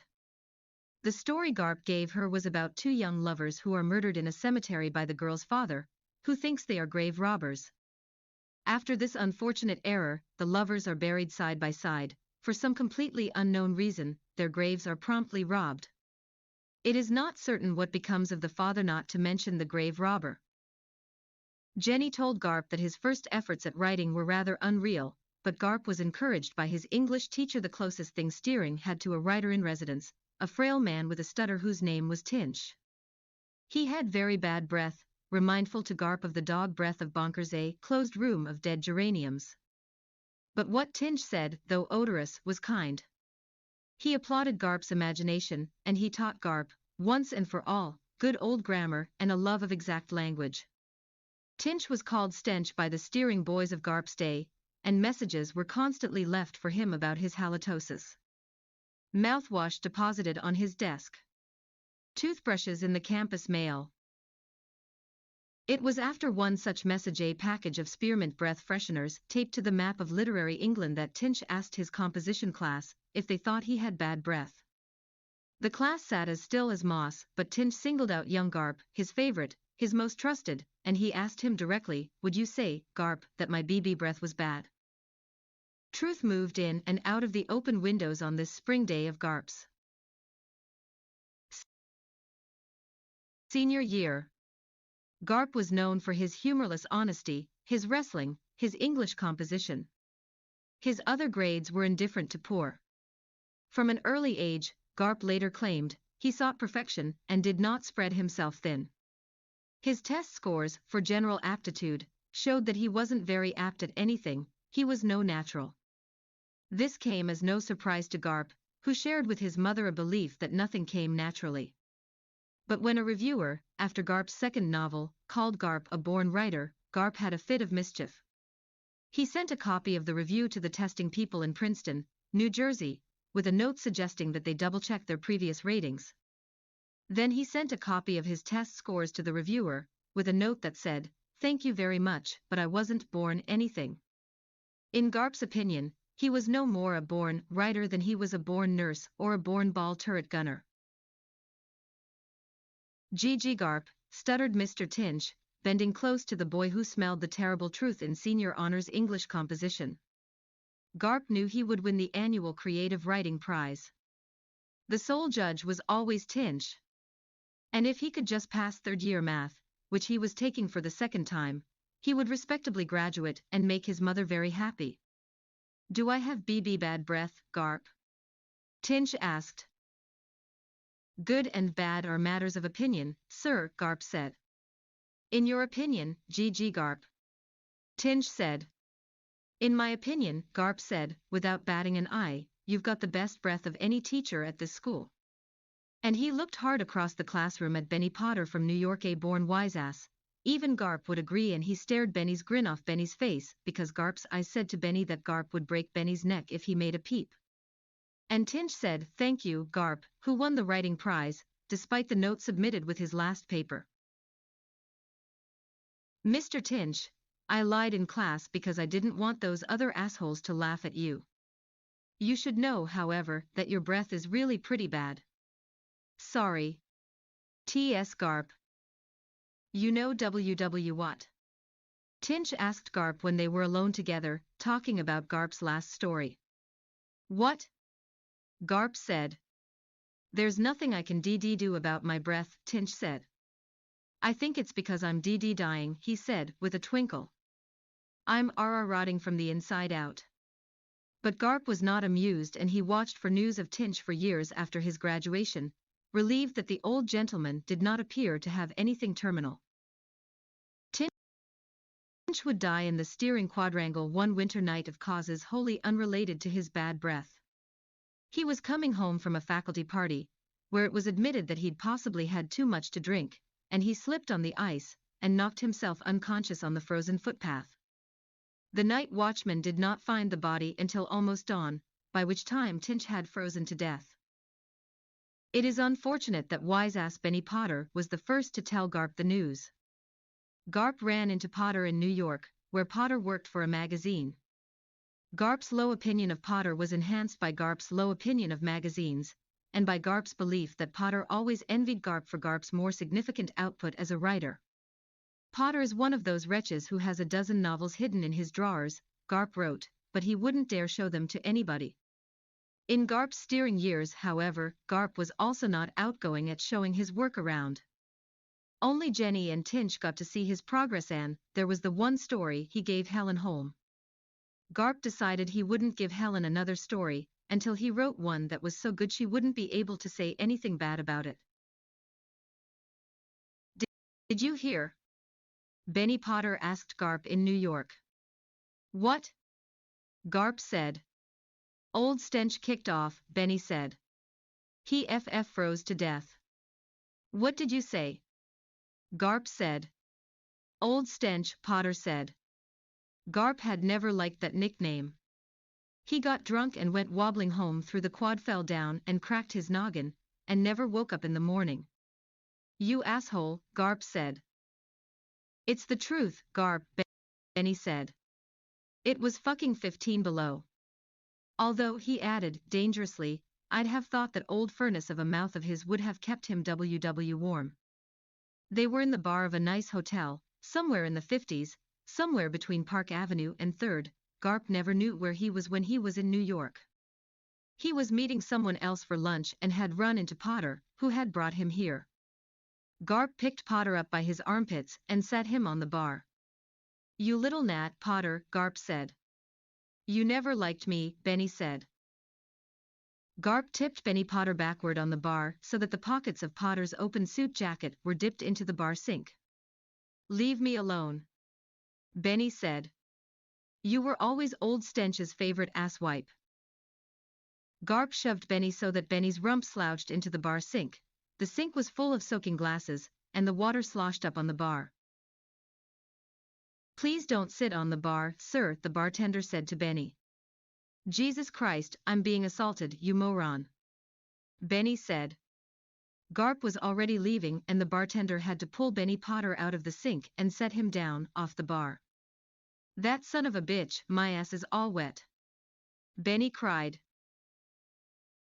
"Would you please watch your language here, sir," the bartender said. "My fucking wallet is soaked," Benny said, wringing out the seat of his pants and holding up his sodden wallet to the bartender. "Garp," Benny hollered, but Garp was gone. "You always had a lousy sense of humor, Garp."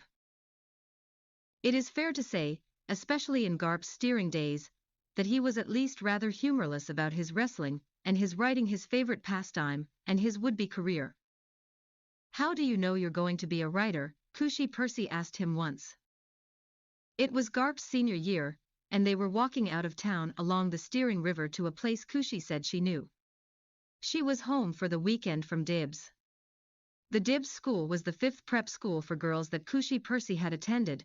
She'd started out at Talbot, in Helen's class, but Cushy had disciplinary problems and she'd been asked to leave. The disciplinary problems had repeated themselves at 3 other schools. Among the boys at steering, the Dibs school was famous and popular for its girls with disciplinary problems. It was high tide on the steering river and Garp watched an 8-oared shell glide out on the water. A seagull followed it. Cushy Percy took Garp's hand. Cushy had many complicated ways of testing a boy's affection for her. Many of the steering boys were willing to handle Cushy when they were alone with her, but most of them did not like to be seen demonstrating any affection for her. Garp, Cushy noticed, didn't care. He held her hand firmly, of course, they had grown up together, but she did not think they were very good or close friends. At least, Cushy thought, if Garp wanted what the others wanted, he was not embarrassed to be seen pursuing it. Cushy liked him for this. "I thought you were going to be a wrestler," Cushy said to Garp. "I am a wrestler," Garp said. "I'm going to be a writer." "And you're going to marry Helen Holm," Cushy teased him. "Maybe," Garp said, his hand went a little limp in hers. Cushy knew this was another humorless topic with him. Helen Holm, and she should be careful. A group of steering boys came up the river path toward them. They passed. And one of them called back, "What are you getting into, Garp?" Cushy squeezed his hand. "Don't let them bother you," she said. "They don't bother me," Garp said. "What are you going to write about?" Cushy asked him. "I don't know," Garp said. He didn't even know if he was going to college. Some schools in the Midwest had been interested in his wrestling, and Ernie Holm had written some letters. 2 places had asked to see him, and Garp had visited them. In their wrestling rooms, he had not felt so much outclassed as he had felt outwanted. The college wrestlers seemed to want to beat him more than he wanted to beat them. But one school had made him a cautious offer, a little money, and no promises beyond the first year. Fair enough, considering he was from New England. But Ernie had told him this already. "It's a different sport out there, kid. I mean, you've got the ability, and if I do say so myself, you've had the coaching.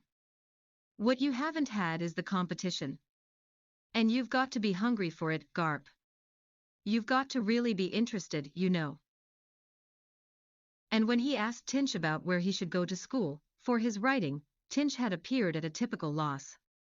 "Some GG good school, I guess," he said. "But if you're going to WW right," Tinch said, "won't you do it anywhere?" "You have a nice body," Cushy Percy whispered to Garp, and he squeezed her hand back. "So do you," he told her, honestly. She had, in fact, an absurd body. Small but wholly bloomed, a compact blossom. Her name, Garp thought, should not have been Cushman but Cushion, and since their childhood together, he had sometimes called her that. "Hey, Cushion, want to take a walk?" She said she knew a place. "Where are you taking me?" Garp asked her. "Ha," she said. "You're taking me. I'm just showing you the way." "And the place," she said.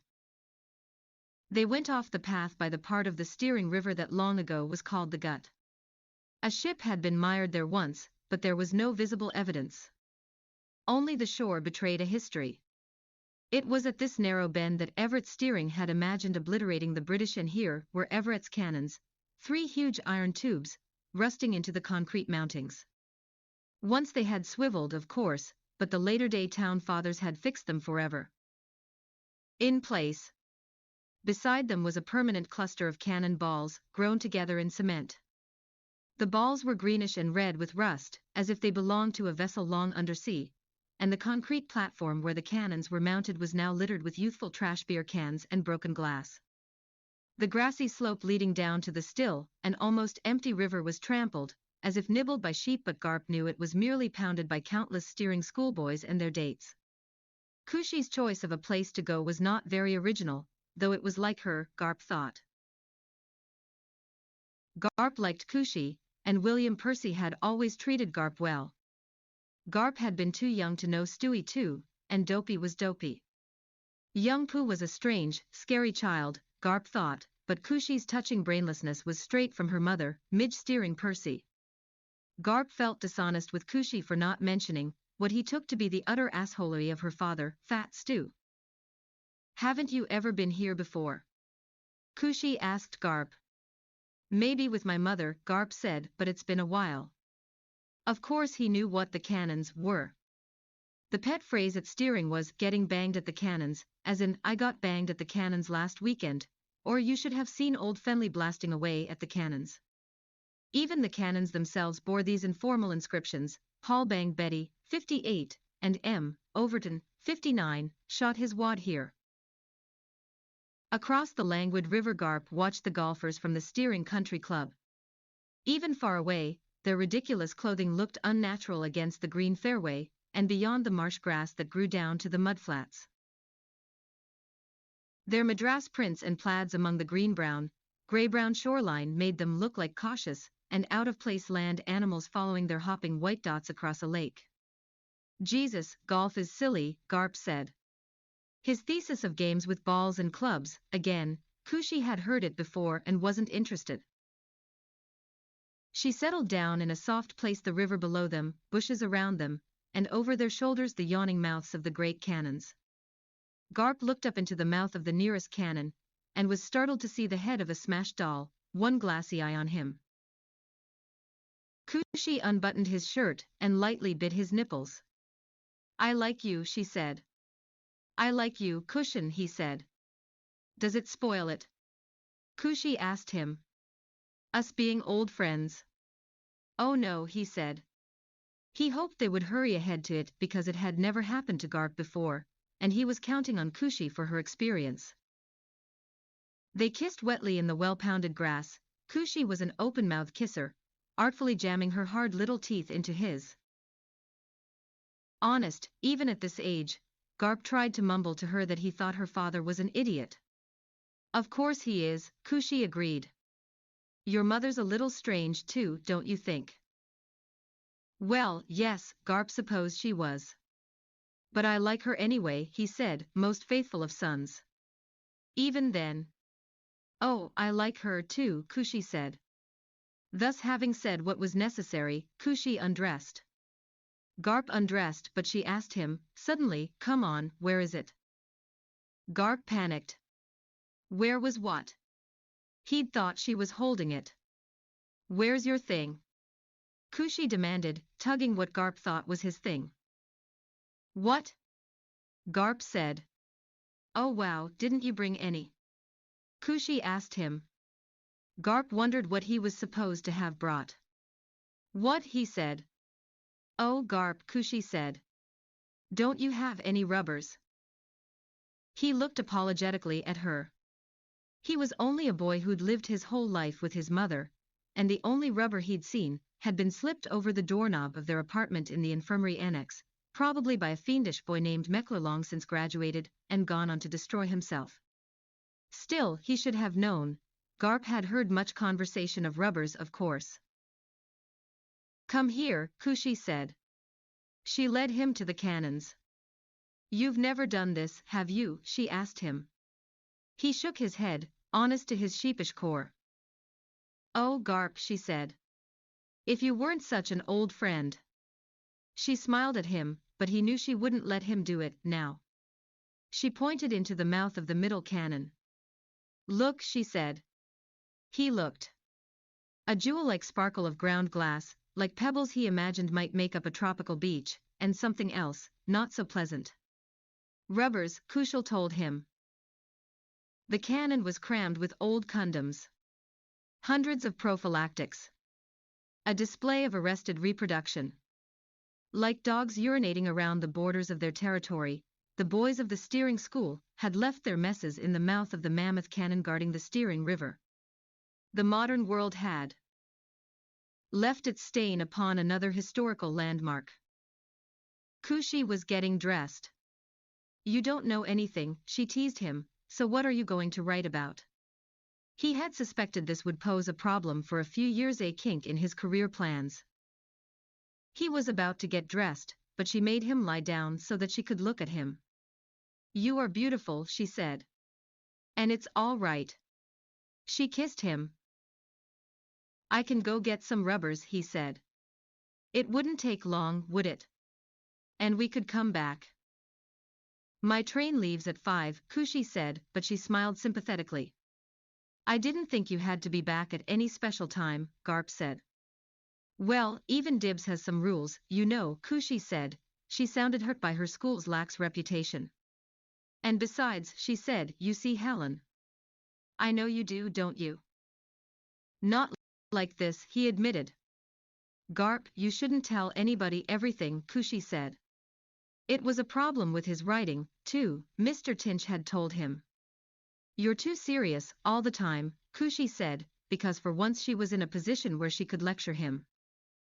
On the river below them an 8-oared shell sleeked through the narrow channel of water remaining in the gut and rowed toward the steering boathouse before the tide went out and left them without enough water to get home on. Then Garp and Kushi saw the golfer. He had come down through the marsh grass on the other side of the river, with his violet madras slacks rolled up above his knees. He waded into the mud flats where the tide had already receded. Ahead of him, on the wetter mud flats, lay his golf ball, perhaps 6 feet from the edge of the remaining water. Gingerly, the golfer stepped forward, but the mud now rose above his calf. Using his golf club for balance, he dipped the shiny head into the muck and swore. Harry, come back, someone called to him.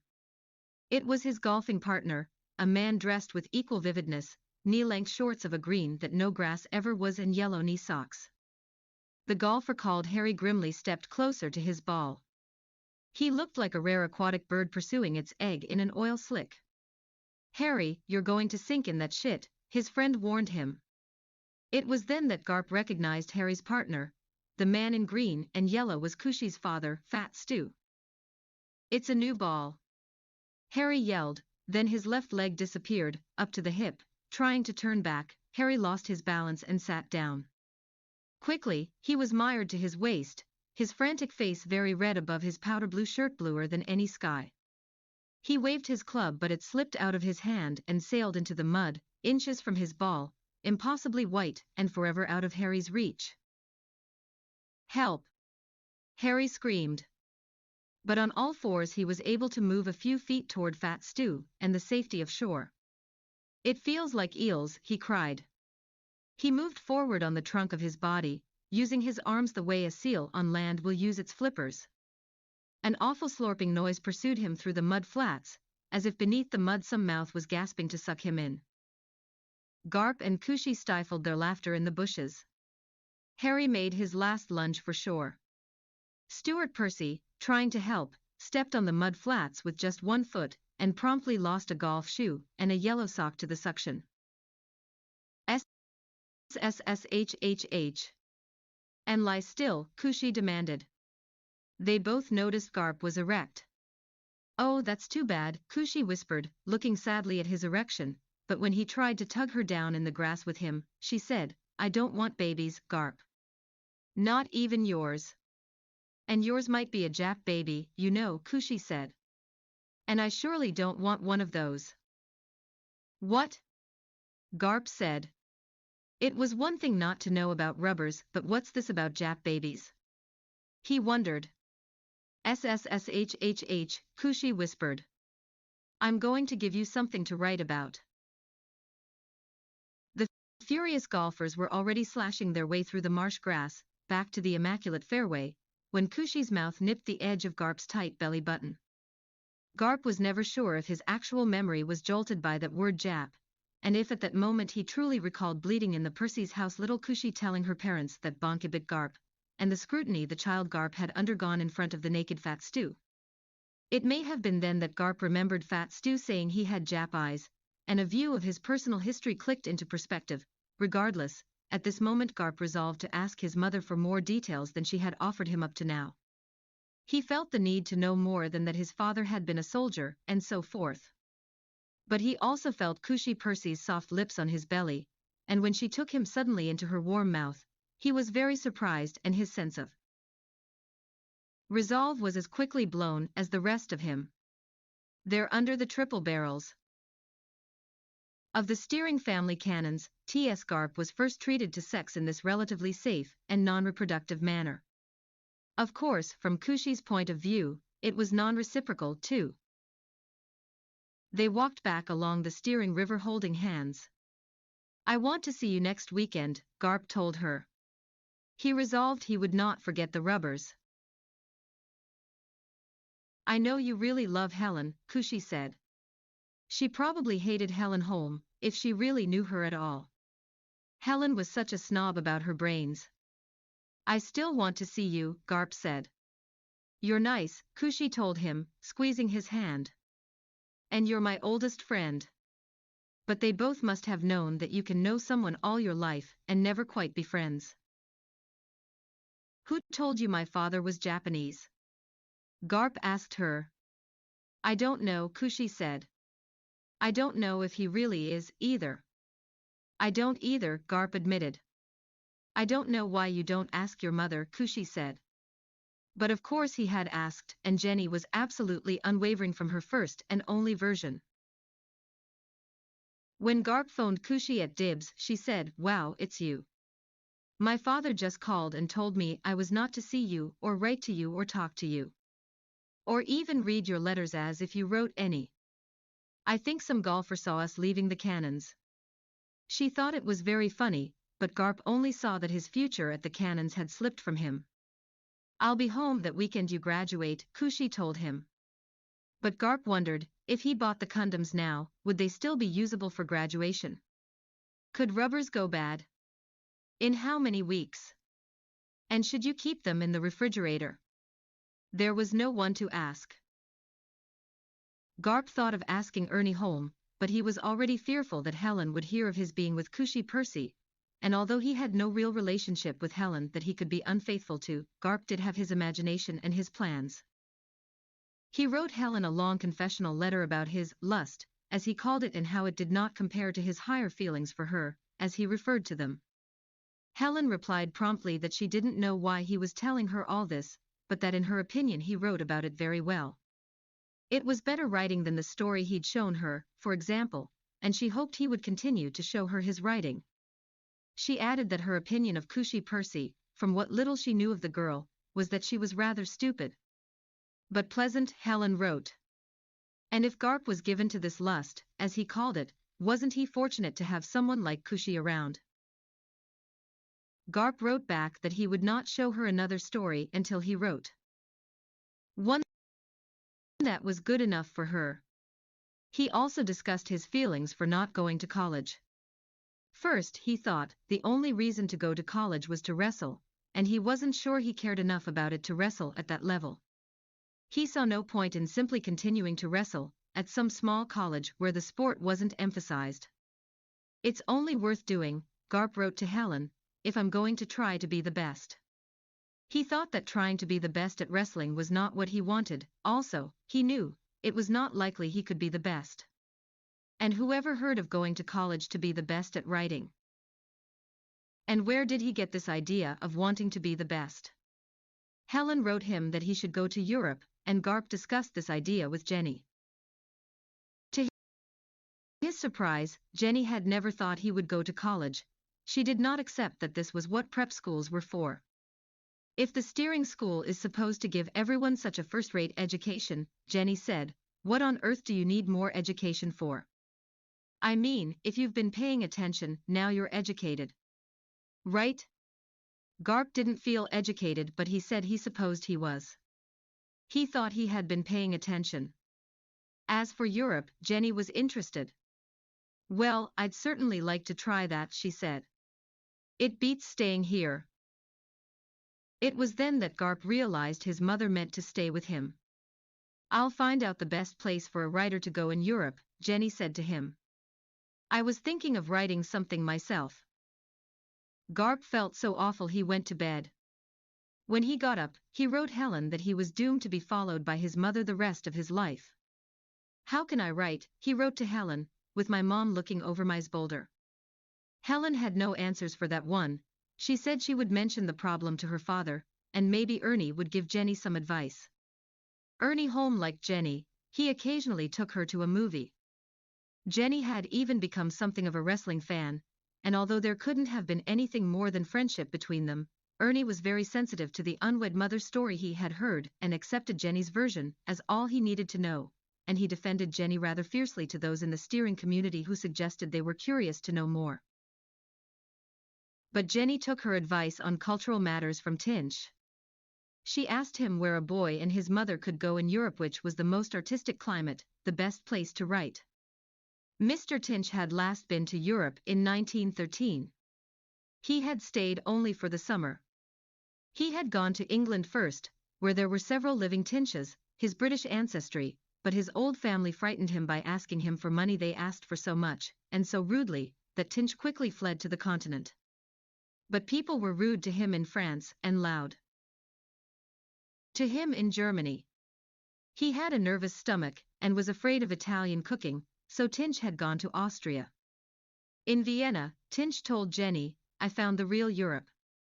It was contemplative and artistic, Tinch said. You could sense the sadness and the grandness. A year later, World War I began. In 1918 the Spanish grippe would kill many of the Viennese, who had survived the war. The flu would kill old Klimt, and it would kill young Sheila and Sheila's young wife. 40% of the remaining male population would not survive World War II. The Vienna that Tinch would send Jenny and Garp to was a city whose life was over. Its tiredness could still be mistaken for a contemplative nature, but Vienna was hard put to show much grandness anymore. Among the half-truths of Tinch, Jenny and Garp would still sense the sadness. And any place can be artistic, Garp later wrote, if there's an artist working there.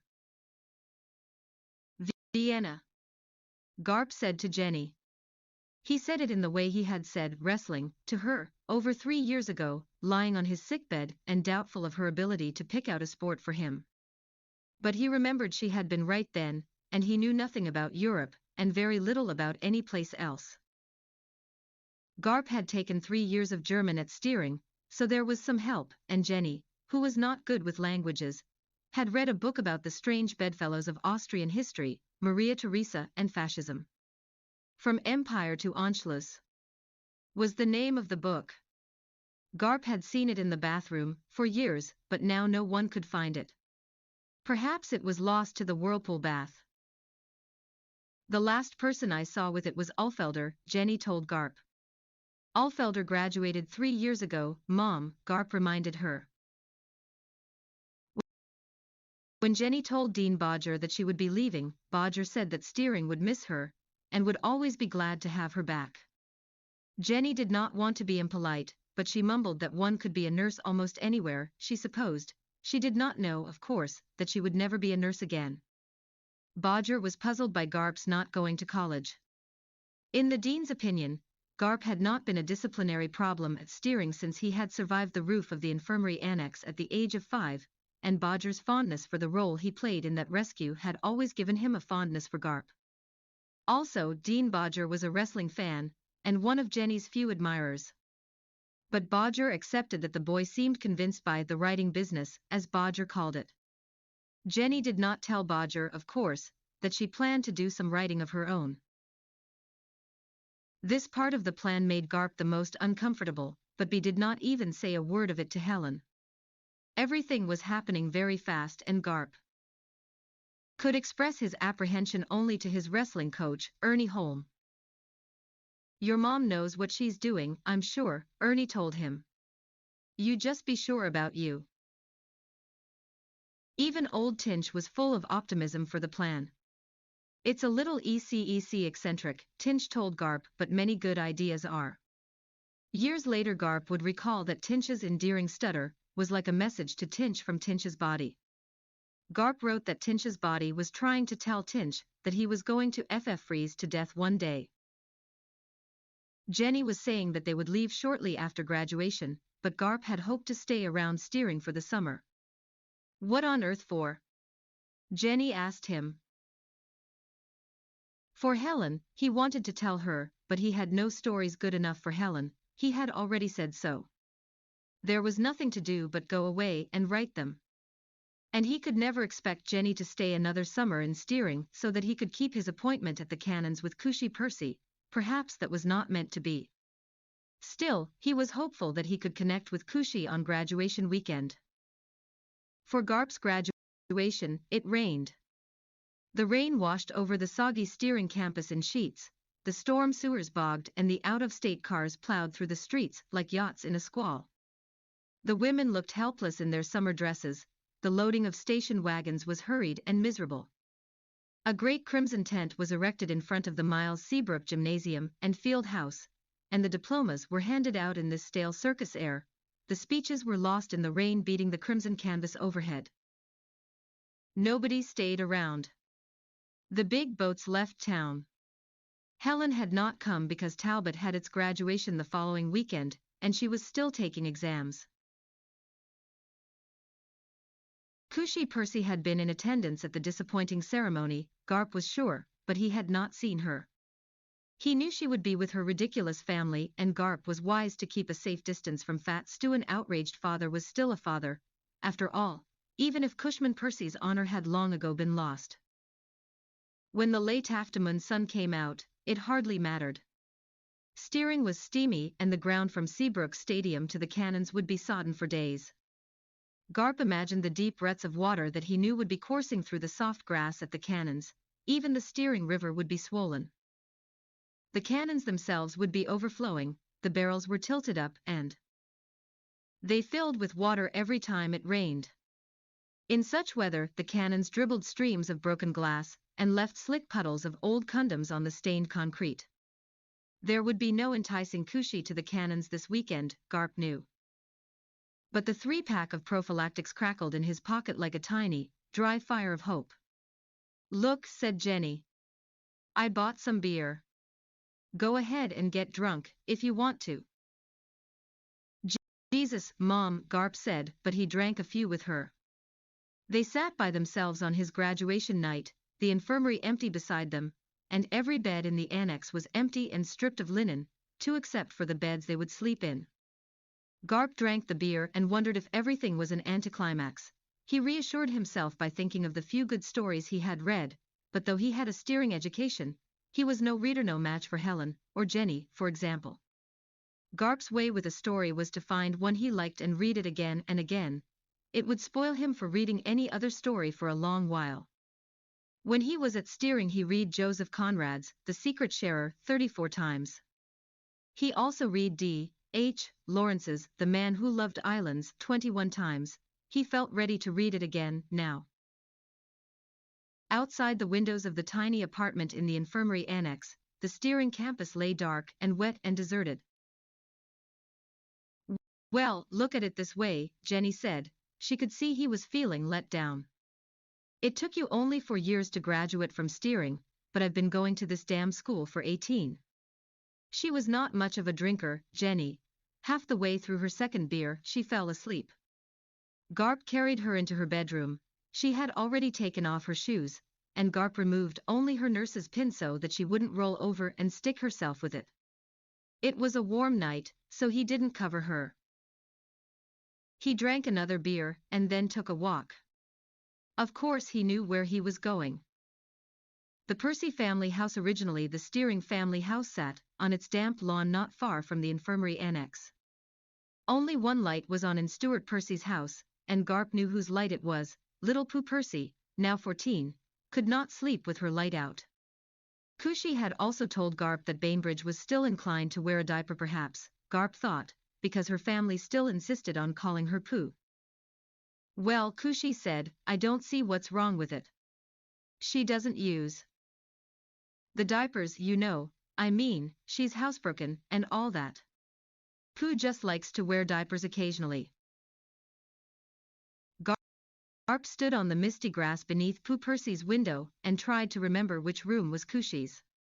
Since he couldn't remember, he decided to wake up Pooh. She was sure to recognize him, and she was sure to tell Cushy. But Pooh came to her window like a ghost. She did not immediately appear to recognize Garp, who clung tenaciously to the ivy outside her window. Bainbridge Percy had eyes like a deer paralyzed in a car's headlights, about to be hit. For Christ's sake, Pooh, it's me, Garp whispered to her. You want Cushy, don't you? Pooh asked him, sullenly. Yes. Garp grunted. Then the ivy tore and he fell into the hedges below.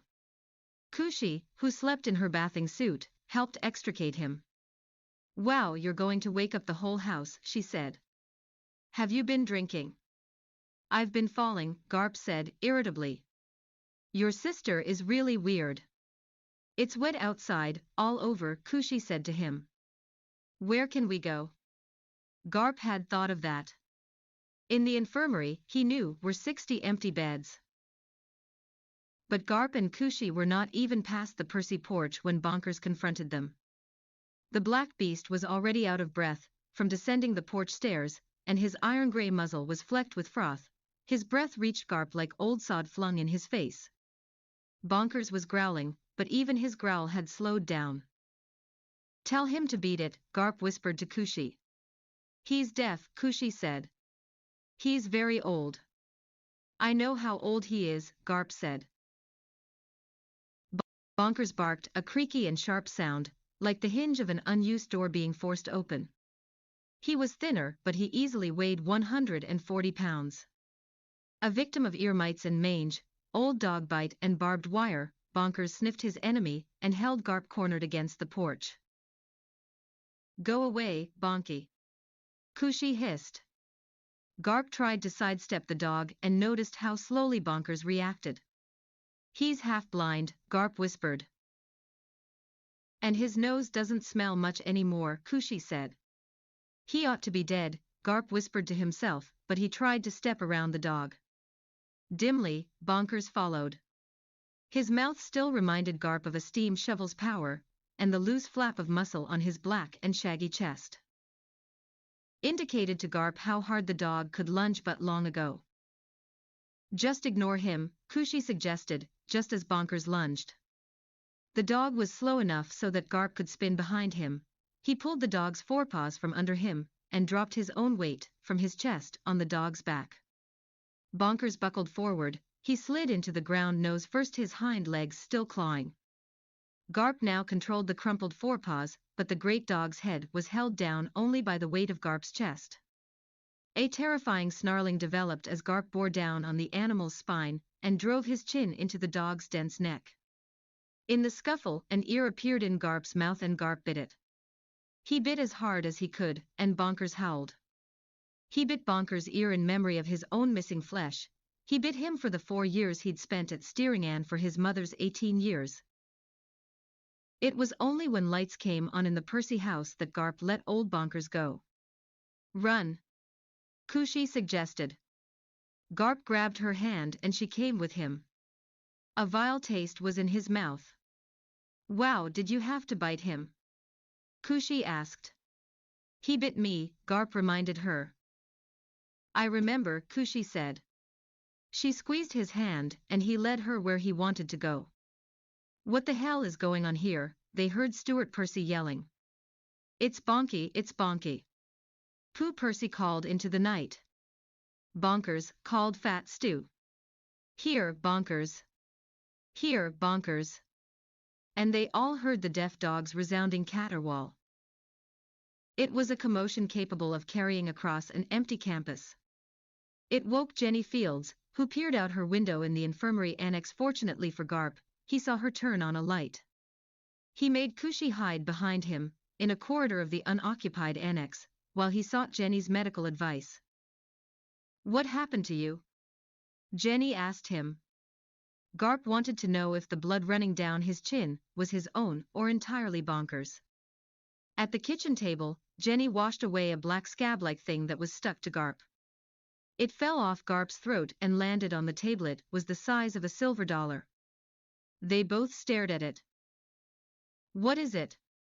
Jenny asked. "An ear," Garp said. "Or part of one." On the white enamel table lay the black leathery remnant of an ear, curling slightly at the edges and cracked like an old, dry glove. "I ran into Bonkers," Garp said. "An ear for an ear," said Jenny Fields. There was not a mark on Garp, the blood belonged solely to Bonkers. When Jenny went back to her bedroom, Garp snuck Kushi into the tunnel that led to the main infirmary. For 18 years he had learned the way. He took her to the wing farthest from his mother's apartment in the annex. It was over the main admittance room, near the rooms for surgery and anesthesia. Thus sex for Garp would forever be associated with certain smells and sensations. The experience would remain secretive but relaxed, a final reward in harrowing times. The odor would stay in his mind as deeply personal, and yet vaguely hospital.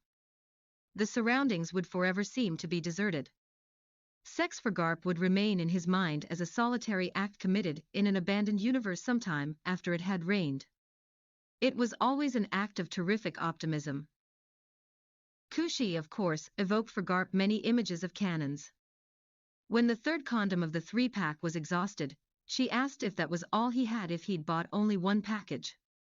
A wrestler loves nothing so much as hard-earned exhaustion. Garp fell asleep to Kushi complaining. "The first time you don't have any," she was saying, "and now you ran out. It is lucky we're such old friends."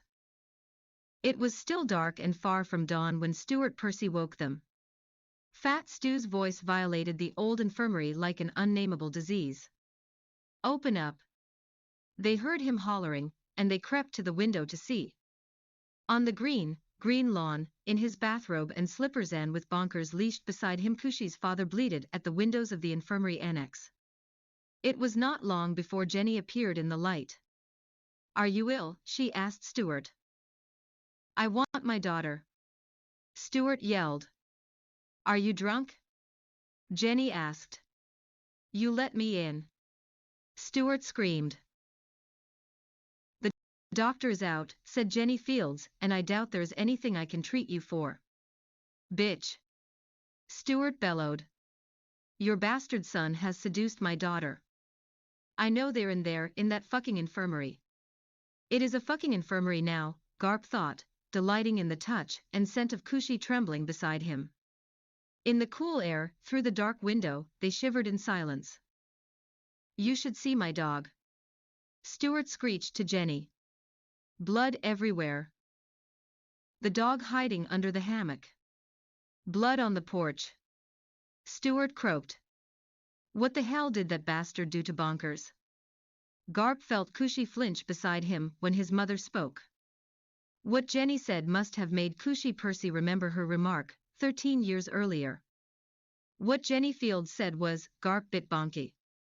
Then her light went out, and in the darkness cast over the infirmary and its annex only Fat Stu's breathing was audible with the runoff from the rain washing over the steering school, rinsing everything clean.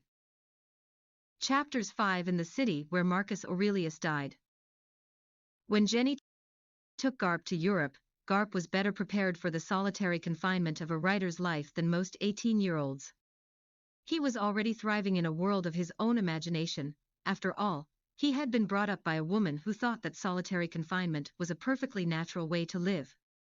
It would be years before Garp noticed that he didn't have any friends, and this oddity never struck Jenny Fields as odd. In his distant and polite fashion, Ernie Holm was the first friend Jenny Fields ever had.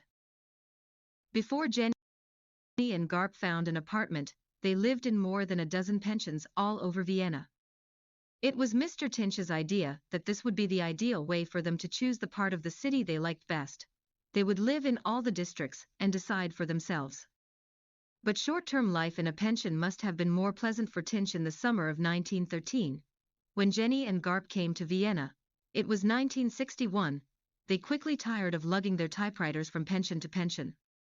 It was this experience, however, that gave Garp the material for his first major short story, The Pension Grillparzer. Garp hadn't even known what a pension was before he came to Vienna, but he quickly discovered that a pension had somewhat less to offer than a hotel. It was always smaller, and never elegant. It sometimes offered breakfast, and sometimes not. A pension was sometimes a bargain and sometimes a mistake. Jenny and Garp found pensions that were clean and comfortable and friendly, but they were often seedy. Jenny and Garp wasted little time deciding that they wanted to live within or near the Ringstrasse, the great round street that circles the heart of the old city. It was the part of the city where almost everything was, and where Jenny could manage a little better without speaking any German. It was the more sophisticated, cosmopolitan part of Vienna, if there really is such a part of Vienna. It was fun for Garp to be in charge of his mother. 3 years of steering German made Garp their leader, and he clearly enjoyed being Jenny's boss. "Have the schnitzel, Mom," he would tell her. "I thought this Kalbsnieren sounded interesting," Jenny said. "Veal kidney, Mom," Garp said. "Do you like kidney?" "I don't know," Jenny admitted. "Probably not." When they finally moved into a place of their own, Garp took over the shopping. Jenny had spent 18 years eating in the steering dining halls. She had never learned how to cook, and now she couldn't read the directions. It was in Vienna that Garp learned how he loved to cook, but the first thing he claimed to like about Europe was the W.C., the water closet. In his time spent in pensions, Garp discovered that a water closet was a tiny room with nothing but a toilet in it. It was the first thing about Europe that made sense to Garp. He wrote Helen that is the wisest system to urinate and move your bowels in one place, and to brush your teeth in another. The W.C., of course, would also feature prominently in Garp's story, The Pension Grillparzer, but Garp would not write that story, or anything else, for a while. Although he was unusually self-disciplined for an 18-year-old, there were simply too many things to see. Together with those things he was suddenly responsible for. Garp was very bus, and for months the only satisfying writing he did was to Helen. He was too excited with his new territory to develop the necessary routine for writing, although he tried. He tried to write a story about a family. All he knew when he began was that the family had an interesting life, and the members were all close to each other. That was not enough to know. Jenny and Garp moved into a cream-colored, high-ceilinged apartment on the second floor of an old building on the Schwindgasse, a little street in the 4th district. They were right around the corner from the Prinzjugenstrasse, the Schwarzenbergplatz, and the Upper and Lower Belvedere. Garp eventually went to all the art museums in the city, but Jenny never went to any except the Upper Belvedere. Garp explained to her that the Upper Belvedere contained only the 19th and 20th century paintings, but Jenny said that the 19th and 20th centuries were enough for her. Garp explained that she could at least walk through the gardens to the Lower Belvedere and see the Baroque collection, but Jenny shook her head. She had taken several art history courses at Steering. She'd had enough education, she said. "And the Bruegels, Mom?" Garp said. "You just take the Strassenbahn up the ring, and get off at Mariahilferstrasse. The big museum across from the streetcar stop is the Kunsthistorisches." "But I can walk to the Belvedere," Jenny said. "Why take a streetcar?" She could also walk to the Karlskirche, and there were some interesting-looking embassy buildings a short distance up Argentinierstrasse. The Bulgarian embassy was right across the street from their apartment on the Schwindgasse. Jenny said she liked staying in her own neighborhood. There was a coffeehouse a block away, and she sometimes went there and read the newspapers in English. She never went out to eat anywhere unless Garp took her, and unless he cooked for her in their apartment. She didn't eat anything at home. She was completely taken with the idea of writing something more taken at this phase than Garp. I don't have time to be a tourist at this point in my life, she told her son. But you go ahead, soak up the culture. That's what you should be doing. Absorb, absorb, Tinch had told them. That seemed to Jenny to be just what Garp should do. For herself, she found she'd already absorbed enough to have plenty to say. Jenny Fields was 41. She imagined that the interesting part of her life was behind her, all she wanted to do was write about it. Garp gave her a piece of paper to carry with her. It had her address written on it, in case she got lost, Schwindgas 15 halves, Wien 4. Garp had to teach her how to pronounce her address, a tedious lesson. Schwindgas F way. Jenny spat. Again, Garp said. Do you want to stay lost when you get lost? Garp investigated the city by day and found places to take Jenny to at night, and in the late afternoons when she was through her writing, they would have a beer, or a glass of wine, and Garp would describe his whole day to her. Jenny listened politely. Wine or beer made her sleepy. Usually they ate a nice dinner somewhere and Garp escorted Jenny home on the Strassenbahn. He took special pride in never using taxis, because he had learned the streetcar system so thoroughly. Sometimes he went to the open markets in the morning, and came home early and cooked all afternoon. Jenny never complained. It didn't matter to her whether they ate in or out. This is a Gumpoldskerchner, Garp would say, explaining the wine. It goes very well with the Schweinebraten. What funny words, Jenny remarked. In a typical evaluation of Jenny's prose style, Garp later wrote, My mother had such a struggle with her English, it's no wonder she never bothered to learn German.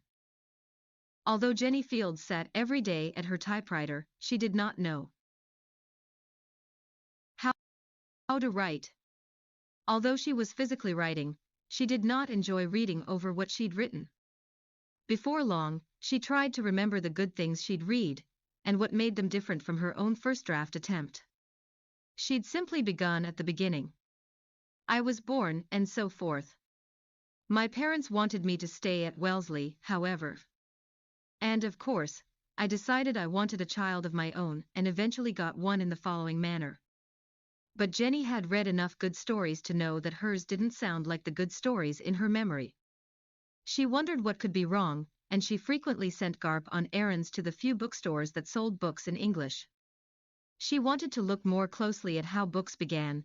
She had quickly produced over 300 typed pages, yet she felt that her book never really started. But Jenny suffered her writing problems silently. She was cheerful with Garp, even if she was rarely very attentive. Jenny Fields felt all her life that things began and came to an end. Like Garp's education, like her own. Like Sergeant Garp. She had not lost any affection for her son, but she felt that a phase of her mothering him was over. She felt she had brought Garp along this far, and now she should let him find something to do by himself. She could not go through their lives signing him up for wrestling, or for something else. Jenny liked living with her son. In fact, it didn't occur to her that they would ever live apart. But Jenny expected Garp to entertain himself every day in Vienna, and so Garp did. He had gotten no further with his story about a close, interesting family except that he had found something interesting for them to do. The father of the family was some sort of inspector, and his family went with him when he did his job. The job involved scrutinizing all the restaurants and hotels and pensions in Austria, evaluating them, and giving them a rating according to A, B, C. It was a job Garp imagined that he'd like to have. In a country like Austria, so dependent on tourism, the classification and reclassification of the places the tourists ate in and slept in should have a kind of desperate importance, but Garp couldn't imagine what could be important about it or for whom. So far all he had was this family. They had a funny job. They exposed flaws, they gave out the grades. So what? It was easier to write to Helen. That late summer and early fall, Garp walked and rode the trolleys all over Vienna, meeting no one. He wrote Helen that a part of adolescence is feeling that there's no one else around who's enough like yourself to understand you. Garp wrote that he believed Vienna enhanced that feeling in him, because in Vienna there really isn't anyone like myself around. His perception was at least numerically correct. There were very few people in Vienna who were even the same age as Garp. Not many Viennese were born. In 1943, for that matter, not many Viennese were born from the start of the Nazi occupation in 1938 through the end of the war in 1945. And although there were a surprising number of babies born out of rapes, not many Viennese wanted babies until after 1955, the end of the Russian occupation. Vienna was a city occupied by foreigners for 17 years. To most Viennese, it is understandable, those 17 years did not seem like a good and wise time to have children. It was Garp's experience to live in a city that made him feel peculiar to be 18 years old. This must have made him grow older faster, and this must have contributed to his increasing sense that Vienna was more of a museum housing a dead city, as he wrote Helen than it was a city that was still alive. Garp's observation was not offered as criticism. Garp liked wandering around in a museum. A more real city might not have suited me so well, he later wrote. But Vienna was in its death phase, it lay still, and let me look at it, and think about it, and look again. In a living city, I could never have noticed so much. Living cities don't hold still. Thus T.S. Garp spent the warm months noticing Vienna, writing letters to Helen Holm, and managing the domestic life of his mother, who had added the isolation of writing to her chosen life of solitude. My mother, the writer, Garp referred to her facetiously in countless letters to Helen. But he envied Jenny that she was writing at all. He felt stuck with his story. He realized he could go on giving his made-up family one adventure after another, but where were they going? To one Morby restaurant with such a weakness in their desserts that an A rating was a lifetime out of reach. To one Morby hotel, sliding to sea as surely as the mildew smell in the lobby would never go away. Perhaps someone in the inspector's family could be poisoned in a Class A restaurant, but what would it mean? And there could be crazy people, or even criminals, hiding out in one of the pensions, but what would they have to do with the scheme of things? Garp knew that he did not have a scheme of things. He saw a 4-member circus unload from Hungary, or Yugoslavia, at a railroad station. He tried to imagine them in his story. There had been a bear who rode a motorcycle, around and around a parking lot. A small crowd gathered and a man who walked on his hands collected money for the bear's performance in a pot balanced on the soles of his feet. He fell, occasionally, but so did the bear. Finally, the motorcycle wouldn't start anymore. It never became clear what the 2 other members of this circus did.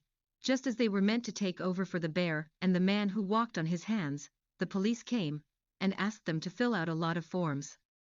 That had not been interesting to watch, and the crowd what there was of one had gone away. Garp had stayed the longest, not because he was interested in further performances by this decrepit circus but because he was interested in getting them into his story. He couldn't imagine how. As Garp was leaving the railroad station, he could hear the bear throwing up. For weeks Garp's only progress with his story was a title, The Austrian Tourist Bureau. He didn't like it. He went back to being a tourist instead of a writer. But when the weather grew colder, Garp tired of tourism. He took to carping at Helen for not writing him back enough. A sign he was writing to her too much.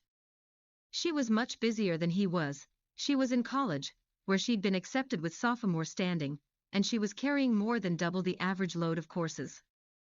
If Helen and Garp were similar in these early years, it was that they both behaved as if they were going somewhere in a hurry. Leave poor Helen alone, Jenny advised him. I thought you were going to write something beside letters. But Garp did not like to think of competing in the same apartment with his mother. Her typewriter never paused for thought. Garp knew that its steady pounding would probably end his career as a writer before he could properly begin. My mother never knew about the silence of revision, Garp once remarked. By November Jenny had 600 manuscript pages, but still she had the feeling that she had not really begun. Garp had no subject that could spill out of him in this fashion. Imagination, he realized, came harder than memory. His breakthrough, as he would call it when he wrote Helen, occurred one cold and snowy day in the Museum of the History of the City of Vienna. It was a museum within easy walking distance of the Schwindgasse. Somehow he had skipped seeing it, knowing he could walk there any day. Jenny told him about it. It was one of the 2 or 3 places she had actually visited herself, only because it was right across the Karlsplatz, and well within what she called her neighborhood. She mentioned there was a writer's room in the museum, she forgot whose. She'd thought having a writer's room in a museum was an interesting idea. A writer's room, Mom? Garp asked. Yes, it's a whole room, Jenny said. They took all the writer's furniture and maybe the walls and floor too. I don't know how they did it. I don't know why they did it, Garp said. The whole room is in the museum. Yes, I think it was a bedroom, Jenny said, but it was also where the writer actually wrote. Garp rolled his eyes.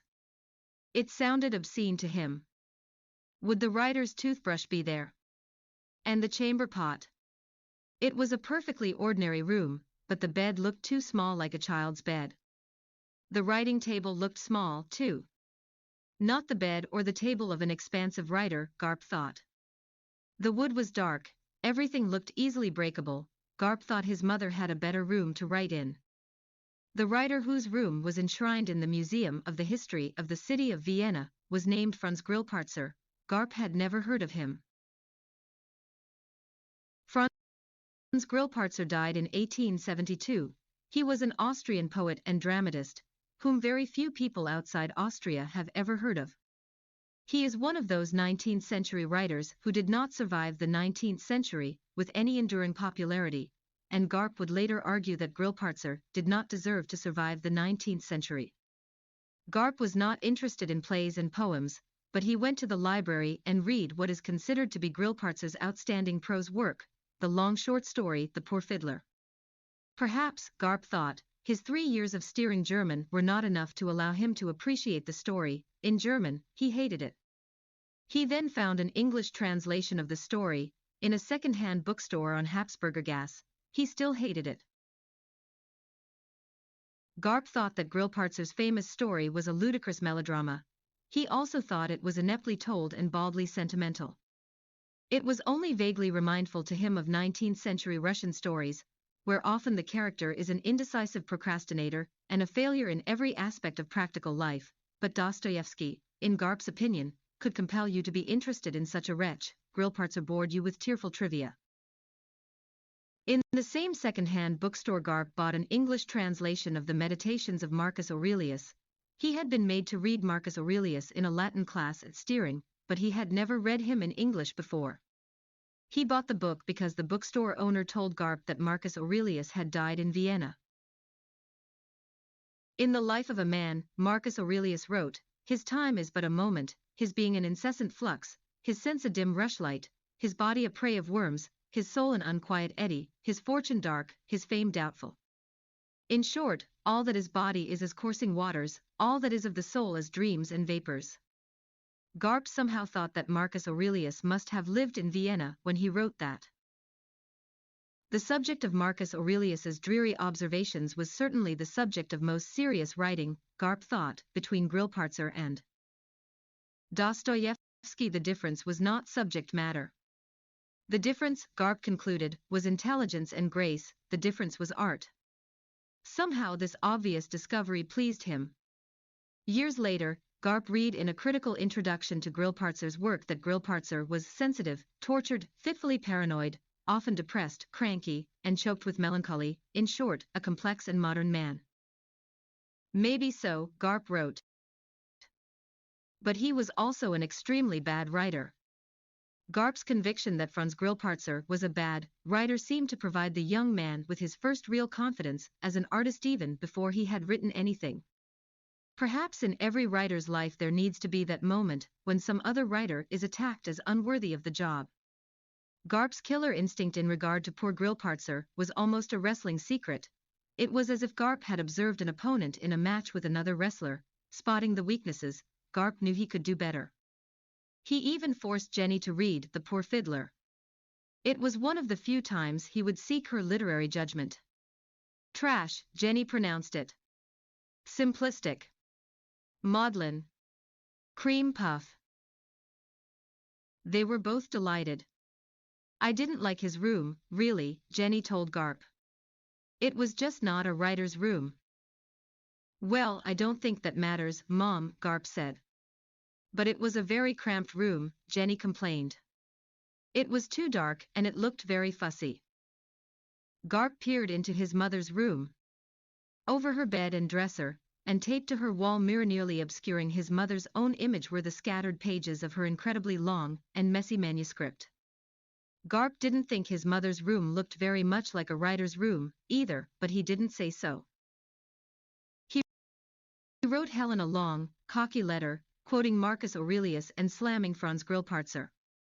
In Garp's opinion, Franz Grillparzer died forever in 1872, and like a cheap local wine, does not travel very far from Vienna without spoiling. The letter was a kind of muscle flexing, perhaps Helen knew that. The letter was calisthenics. Garp made a carbon copy of it and decided he liked it so well that he kept the original and sent Helen the carbon. I feel a little like a library, Helen wrote him. It's as if you intend to use me as your file drawer. Was Helen really complaining? Garp was not sensitive enough to Helen's own life to bother to ask her. He merely wrote back that he was getting ready to write. He was confident she would like the results. Helen may have felt warned away from him, but she didn't indicate any anxiety. At college she was gobbling courses at nearly triple the average rate. Approaching the end of her first semester, she was about to become a second semester junior. The self-absorption and ego of a young writer did not frighten Helen home. She was moving at her own remarkable pace, and she appreciated someone who was determined. Also she liked Garp's writing to her. She had an ego, too, and his letters, she kept telling him, were awfully well written. In Vienna, Jenny and Garp went on a spree of Grillparzer jokes.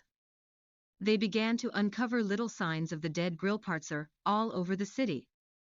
There was a Grillparzer gas, there was a coffeehouse de Grillparzers, and one day in a pastry shop they were amazed to find a sort of layer cake named after him, Grillparzer Torte. It was much too sweet. Thus, when Garp cooked for his mother, he asked her if she wanted her egg soft-boiled or grillparzered. And one day, at the Schönbrunn Zoo, they observed a particularly gangling antelope, its flanks spindly and beshitted. The antelope stood sadly in its narrow and foul winter quarters. Garp identified it, der nu de Grillparzers. Of her own writing, Jenny one day remarked to Garp that she was guilty of doing a Grillparzer. She explained that this meant she had introduced a scene, or a character, like an alarm going off. The scene she had in mind was the scene in the movie house in Boston when the soldier had approached her. At the movie, wrote Jenny Fields, a soldier consumed with lust approached me. That's awful, Mom, Garp admitted. The phrase consumed with lust was what Jenny meant by doing a Grillparzer.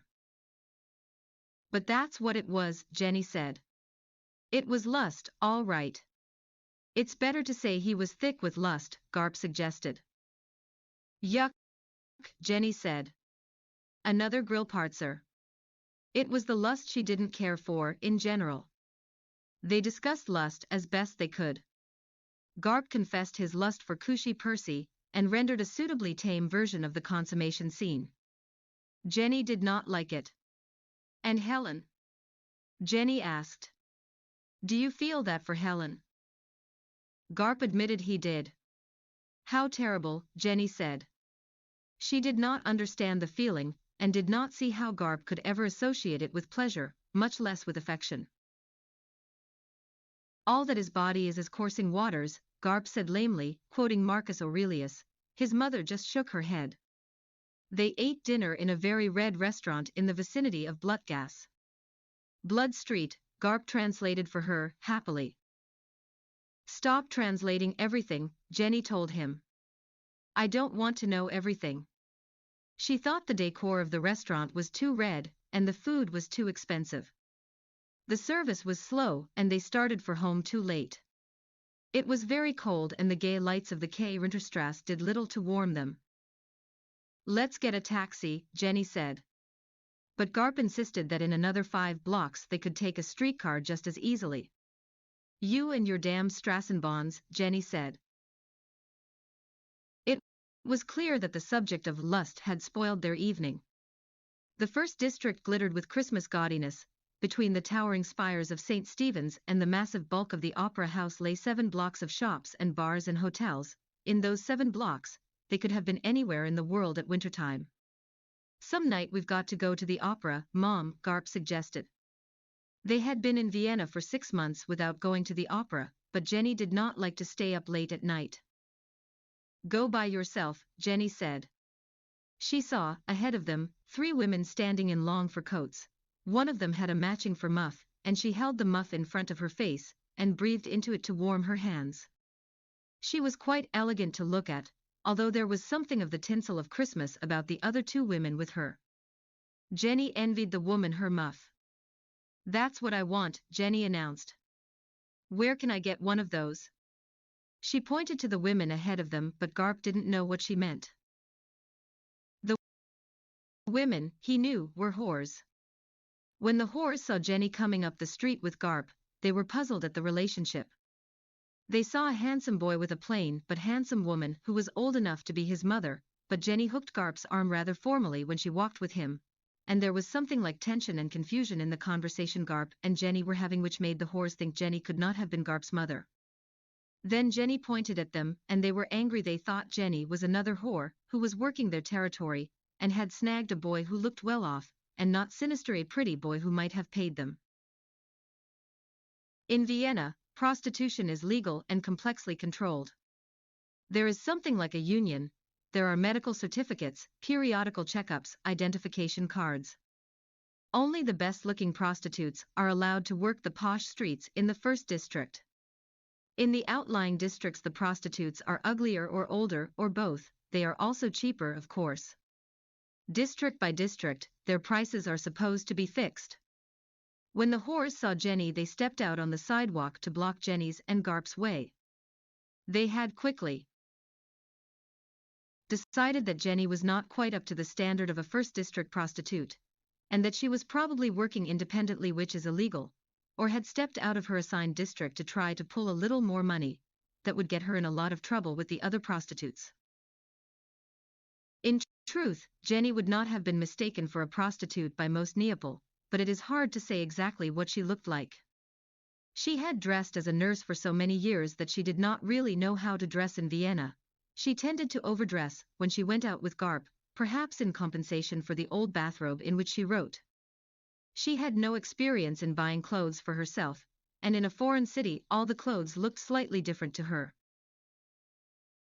With no particular taste in mind, she simply bought the more expensive things. After all, she did have money, and she did not have the patience or the interest for any comparative shopping. As a consequence, she looked new and shiny in her clothes, and beside Garp she did not look as if she came from the same family. Garp's constant dress, at steering, had been a jacket and tie and comfortable pants, a kind of sloppy city standard uniform that made him anonymous almost anywhere. Would you ask that woman where she got that muff? Jenny said to Garp. To her surprise, the women blocked the sidewalk to meet them. They're whores, Mom, Garp whispered to her. Jenny Fields froze. The woman with the muff spoke sharply to her.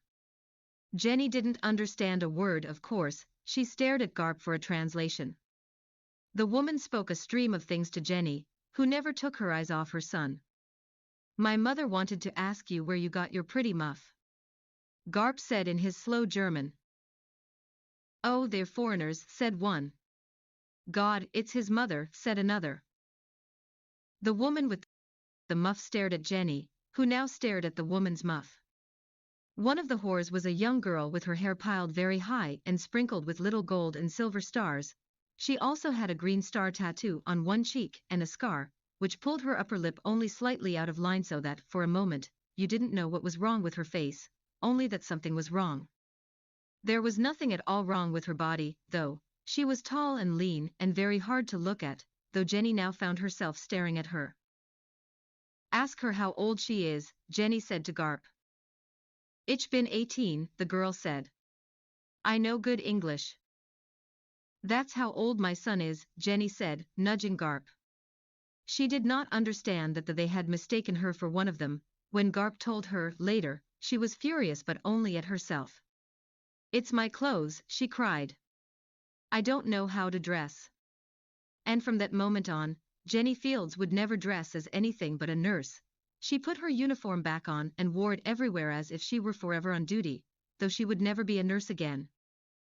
May I see your muff? Jenny asked the woman who had won.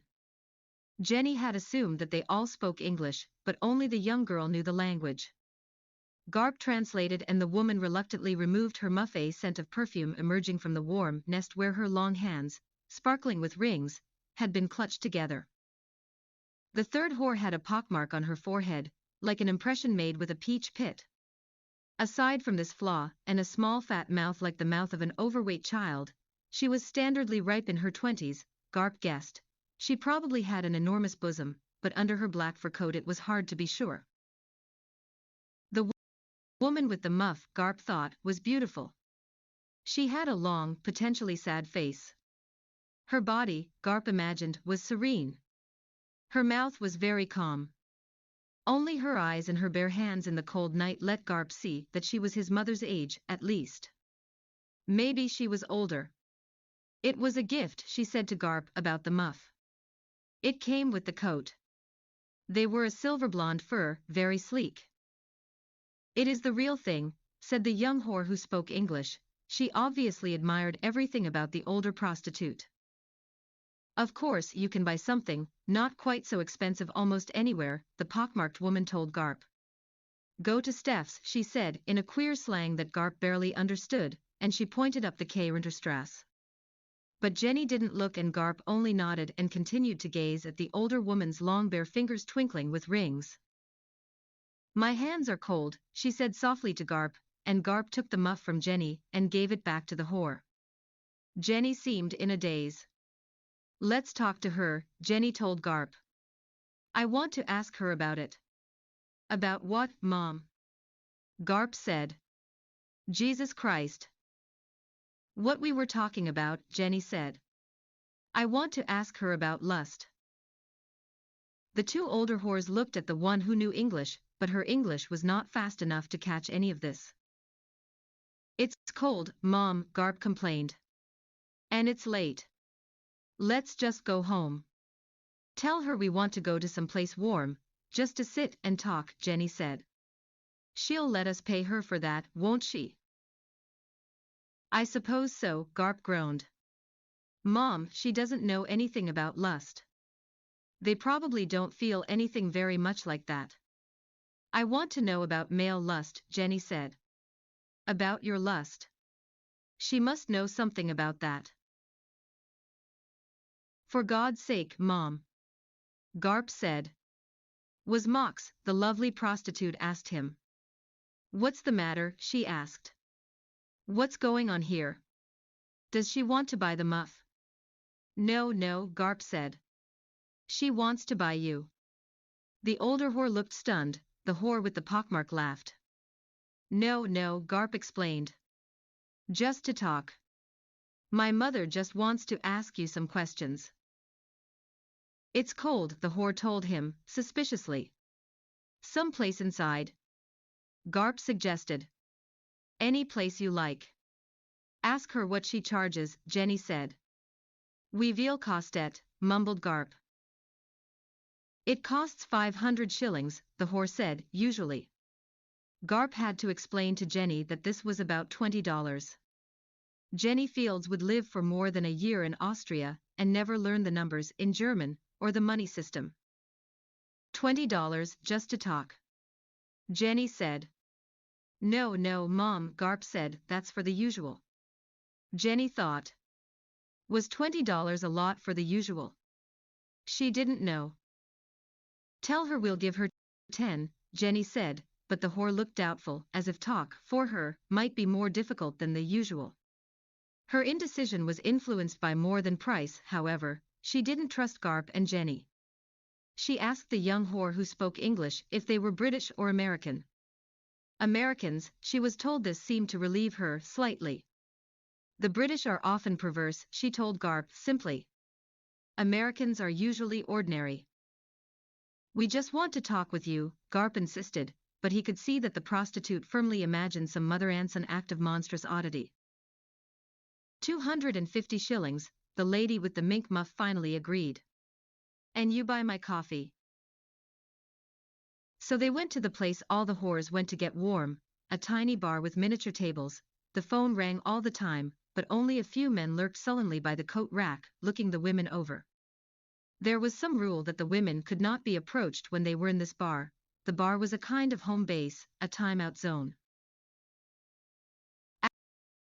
Ask her how old she is, Jenny said to Garp, but when he asked her, the woman softly shut her eyes and shook her head. Okay, said Jenny, ask her why she thinks men like her. Garp rolled his eyes. Well, you do like her? Jenny asked him. Garp said he did. Well, what is it about her that you want? Jenny asked him. I don't mean just her sex parts, I mean is there something else that's satisfying? Something to imagine, something to think about, some kind of aura. Jenny asked. Why don't you pay me 250 shillings and not ask her any questions, Mom, Garp said tiredly. Don't be fresh, Jenny said. I want to know if it degrades her to feel wanted in that way and then to be had in that way, I suppose, or whether she thinks it only degrades the men. Garp struggled to translate this. The woman appeared to think very seriously about it, or else she didn't understand the question, or Garp's German. I don't know, she finally said. I have other questions, Jenny said. For an hour, it continued. When the whore said she had to get back to work, Jenny seemed neither satisfied nor disappointed by the interview's lack of concrete results. She just seemed insatiably curious. Garp had never wanted anyone as much as he wanted the woman. Do you want her? Jenny asked him, so suddenly that he couldn't lie. I mean, after all this and looking at her, and talking with her, do you really want to have sex with her too? Of course, Mom, Garp said, miserably. Jenny looked no closer to understanding lust than she was before dinner. She looked puzzled and surprised at her son. All right, she said. She handed him the 250 shillings that they owed the woman, and another 500 shillings. You do what you want to do, she told him, or what you have to do, I guess. But please take me home first. The whore had watched the money change hands. She had an eye for recognizing the correct amount. Look, she said to Garp, and touched his hand. With her fingers as cold as her rings. It's all right with me if your mother wants to buy me for you, but she can't come along with us. I will not have her watch us, absolutely not. I'm still a Catholic, believe it or not, she said, and if you want anything funny like that, you'll have to ask Tina. Garp wondered who Tina was. He gave a shudder at the thought that nothing must be too funny for her. I'm going to take my mother home, Garp told the beautiful woman. And I won't be back to see you. But she smiled at him, and he thought his erection would burst through his pocket of loose shillings and worthless groschen. Just one of her perfect teeth, but it was a big front upper tooth, was all gold. In the taxi that Garp agreed to take home, Garp explained to his mother the Viennese system of prostitution. Jenny was not surprised to hear that prostitution was legal. She was surprised to learn that it was illegal in so many other places. Why shouldn't it be legal, she asked. Why can't a woman use her body the way she wants to? If someone wants to pay for it, it's just one more crummy deal. Is $20 a lot of money for it? No, that's pretty good, Garp said. At least, it's a very low price for the good-looking ones. Jenny slapped him. You know all about it, she said. Then she said she was sorry she had never struck him before, she just didn't understand this fucking lust. At all. At the Schwindgas apartment, Garp made a point of not going out. In fact, he was in his own bed and asleep before Jenny, who paced through her manuscript pages in her wild room. A sentence boiled in her, but she could not yet see it clearly. Garp dreamed of other prostitutes. He had visited 2 or 3 of them in Vienna, but he had never paid the first district prices. The next evening, after an early supper at the Schwindgasse, Garp went to see the woman with the mink muff streaked with light. Her working name was Charlotte. She was not surprised to see him. Charlotte was old enough to know when she'd successfully hooked someone, although she never did tell Garp exactly how old she was. She had taken very fine care of herself, and only when she was completely undressed was her age apparent anywhere except in the veins on her long hands. There were stretch marks on her belly and her breasts, but she told Garp that the child had died a long time ago. She did not mind if Garp touched the cesarean scar. After he had seen Charlotte 4 times at the fixed first district rate, he happened to run into her at the Nashmart on a Saturday morning. She was buying fruit. Her hair was probably a little dirty, she'd covered it with a scarf, and wore it like a young girl's with bangs and 2 short braids. The bangs were slightly greasy against her forehead, which seemed paler in the daylight. She had no makeup on and wore a pair of American jeans and tennis sneakers, and a long coat-style sweater with a high roll collar. Garp would not have recognized her if he hadn't seen her hands clutching the fruit. She had all her rings on. At first she wouldn't answer him when he spoke to her, but he had already told her that he did all the shopping and the cooking for himself and his mother, and she found this amusing. After her irritation at meeting a customer in her off-duty hours, she seemed good-humored. It did not become clear to Garp, for a while, that he was the same age as Charlotte's child would have been. Charlotte took some vicarious interest in the way Garp was living with his mother. "How's your mother's writing coming?" Charlotte would ask him. "She's still pounding away," Garp would say. "I don't think she's solved the lust problem yet." But only to a point did Charlotte allow Garp to joke about his mother. Garp was insecure enough about himself with Charlotte that he never told her he was trying to write, too. He knew she would think he was too young. Sometimes he thought so, too. And his story wasn't ready to tell someone about. The most he had done was change the title. He now called it The Pension Grillparzer, and that title was the first thing about it that solidly pleased him. It helped him to focus. Now he had a place in mind, just one place where almost everything that was important was going to happen.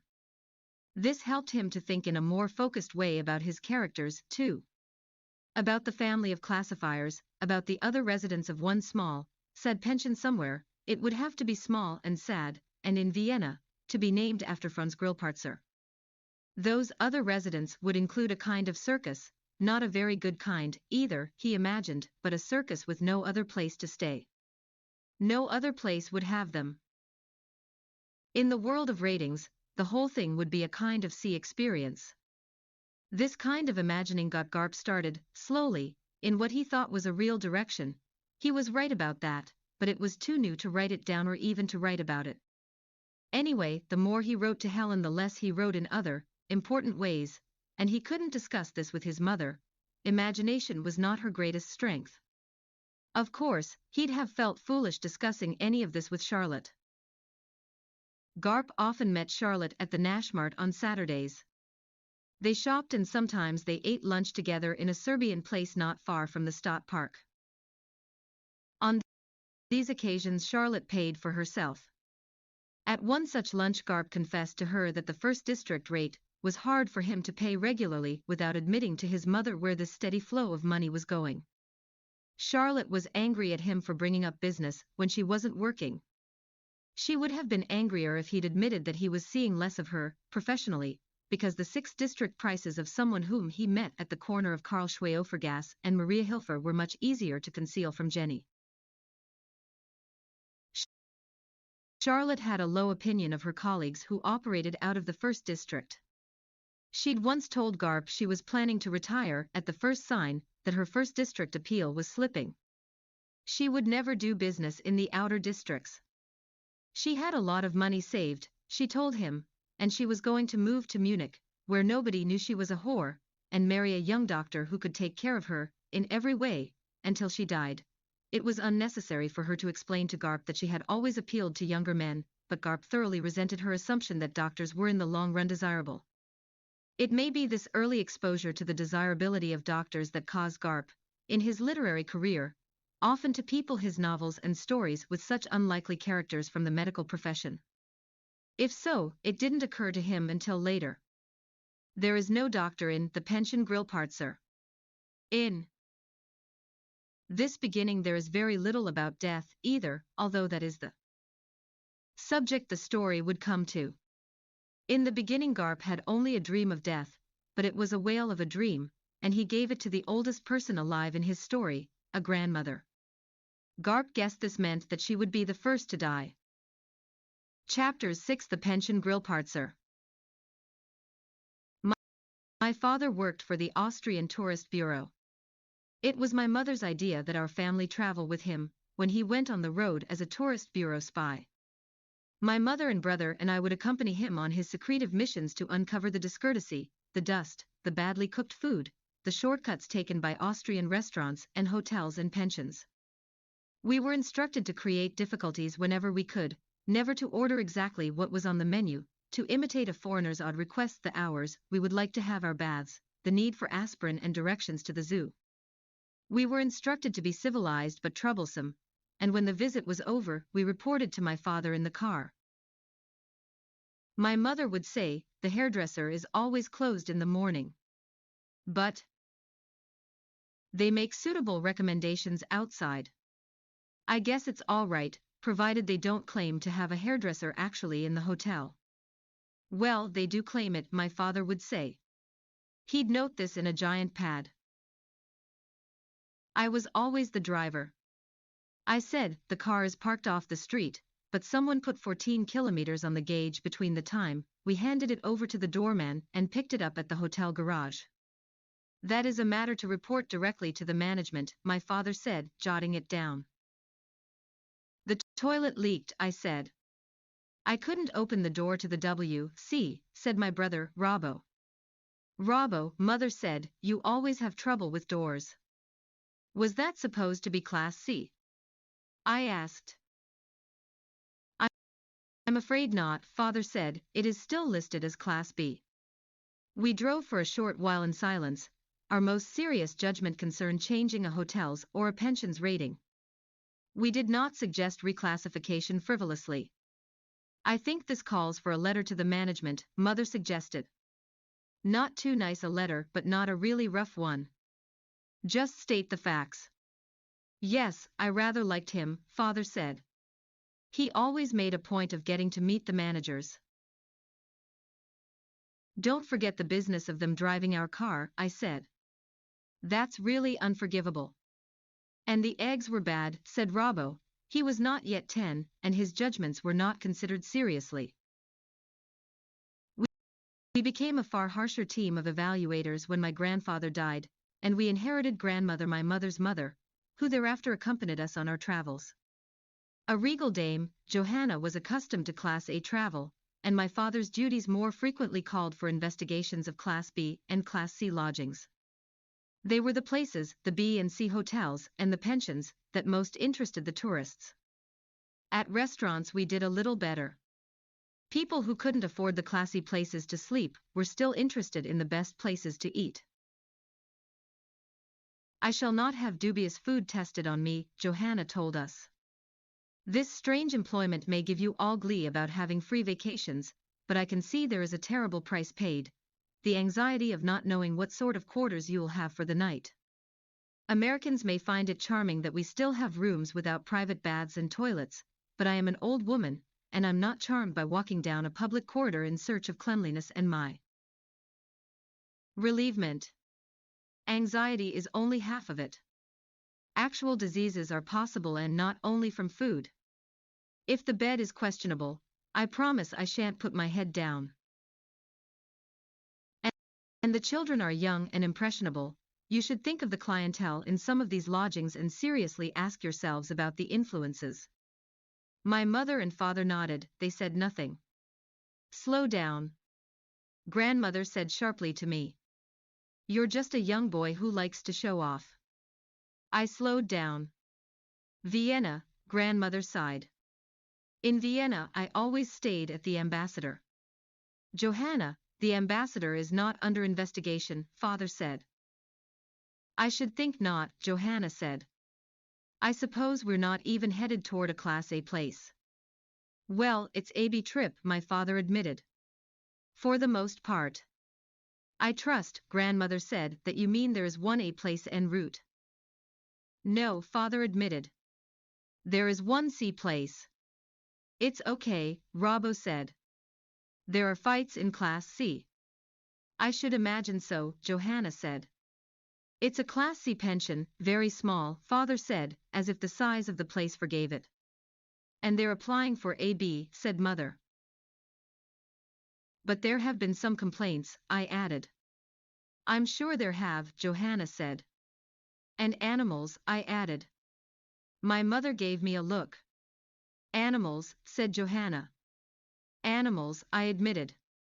A suspicion of animals, my mother corrected me. Yes, be fair, father said. Oh, wonderful. Grandmother said. A suspicion of animals. Their hair on the rugs. Their terrible waste in the corners. Did you know that my asthma reacts severely to any room in which there has recently been a cat? The complaint was not about cats, I said. My mother elbowed me sharply. Dogs? Johanna said. Rabid dogs. Biting you on the way to the bathroom. No, I said. Not dogs. Bears. Robbo cried. But my mother said, we don't know for sure about the bear, Robbo.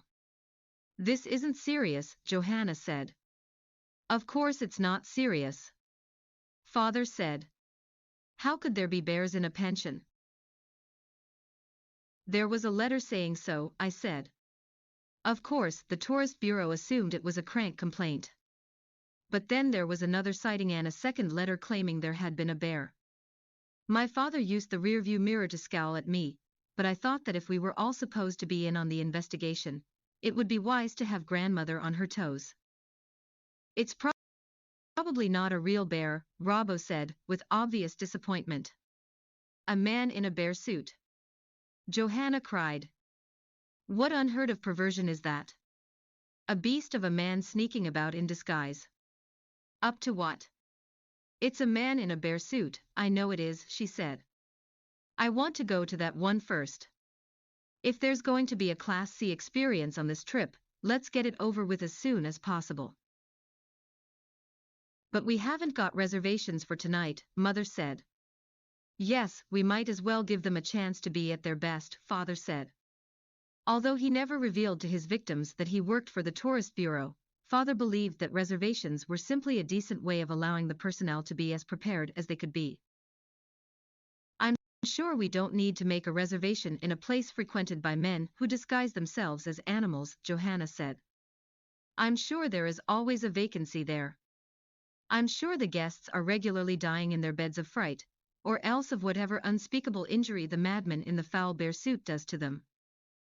It's probably a real bear, Robbo said, hopefully, for in the turn the conversation was taking, Robbo certainly saw that a real bear would be preferable to grandmother's imagined ghoul. Robbo had no fear, I think, of a real bear. I drove us as inconspicuously as possible to the dark, dwarfed corner of Plankin and Sealergas. We were looking for the Class C pension that wanted to be AB. No place to park, I said to Father, who was already making note of that in his pad. I double parked and we sat in the car and peered up at the pension grillparzer. It rose only for slender stories between a pastry shop and a tabak traffic. See, Father said. No bears. No men, I hope, said grandmother. They come at night, Robbo said, looking cautiously up and down the street. We went inside to meet the manager, a Herr Theobald, who instantly put Johanna on her guard. 3 generations traveling together, he cried. Like the old days, he added, especially to grandmother, before all these divorces and the young people wanting apartments by themselves. This is a family pension. I just wish you had made a reservation so I could put you more closely together. We're not accustomed to sleeping in the same room, grandmother told him. Of course not. Theobald cried. I just meant that I wished your rooms could be closer together. This worried grandmother, clearly. How far apart must we be put, she asked. Well, I've only 2 rooms left, he said. And only one of them is large enough for the 2 boys to share with their parents. And my room is how far from theirs? Johanna asked coolly. You're right across from the W.C. Theobald told her, as if this were a plus. But as we were shown to our rooms, grandmother staying with father, contemptuously to the rear of our procession, I heard her mutter, this is not how I conceived of my retirement. Across the hall from A.W.C., listening to all the visitors. Not one of these rooms is the same, Theobald told us. The furniture is all from my family. We could believe it. The one large room Robbo and I were to share with my parents was a hall-sized museum of knickknacks, every dresser with a different style of knob. On the other hand, the sink had brass faucets and the headboard of the bed was carved. I could see my father balancing things up for future notation in the giant pad. You may do that later, Johanna informed him. Where do I stay? As a family, we dutifully followed Theobald and my grandmother down the long, twining hall, my father counting the paces to the W.C. The hall rug was thin, the color of a shadow. Along the walls were old photographs of speed skating teams on their feet, the strange blades curled up at the tips like court jesters' shoes or the runners of ancient sleds. Robbo, running far ahead, announced his discovery of the W.C. Grandmother's room was full of china, polished wood, and the hint of mold. The drapes were damp. The bed had an unsettling ridge at its center, like for risen on a dog's spine. It was almost as if a very slender body lay stretched beneath the bedspread.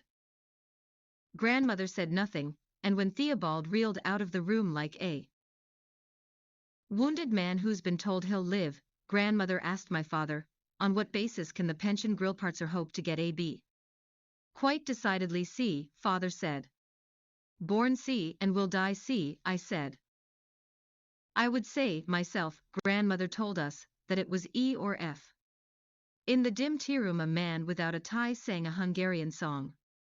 It does not mean he's Hungarian, father reassured Johanna, but she was skeptical. I'd say the odds are not in his favor, she suggested. She would not have tea or coffee. Robbo ate a little cake, which he claimed to like. My mother and I smoked a cigarette. She was trying to quit, and I was trying to start. Therefore, we shared a cigarette between us. In fact, we'd promised never to smoke a whole one alone. He's a great guest, Herr Theobald whispered to my father. He indicated the singer. He knows songs from all over. From Hungary, at least, grandmother said, but she smiled. A small man, clean-shaven but with that permanent gun-blue shadow of a beard on his lean face, spoke to my grandmother. He wore a clean white shirt, but yellow from age and laundering, suit pants, and an unmatching jacket. Pardon me, said grandmother. I said that I tell dreams, the man informed her. You tell dreams, grandmother said. Meaning, you have them. Have them and tell them, he said mysteriously. The singer stopped singing. Any dreams you want to know, said the singer. He can tell it. I'm quite sure I don't want to know any, grandmother said. She viewed with displeasure the ascot of dark hair bursting out at the open throat of the singer's shirt. She would not regard the man who told dreams at all. I can see you are a lady, the dream man told grandmother. You don't respond to just every dream that comes along. Certainly not, said grandmother. She shot my father one of her. How could you have let this happen to me? Looks. But I know one, said the dream man. He shut his eyes. The singer slipped a chair forward, and we suddenly realized he was sitting very close to us. Robbo, though he was much too old for it, sat in father's lap. In a great castle, the dream man began, a woman lay beside her husband.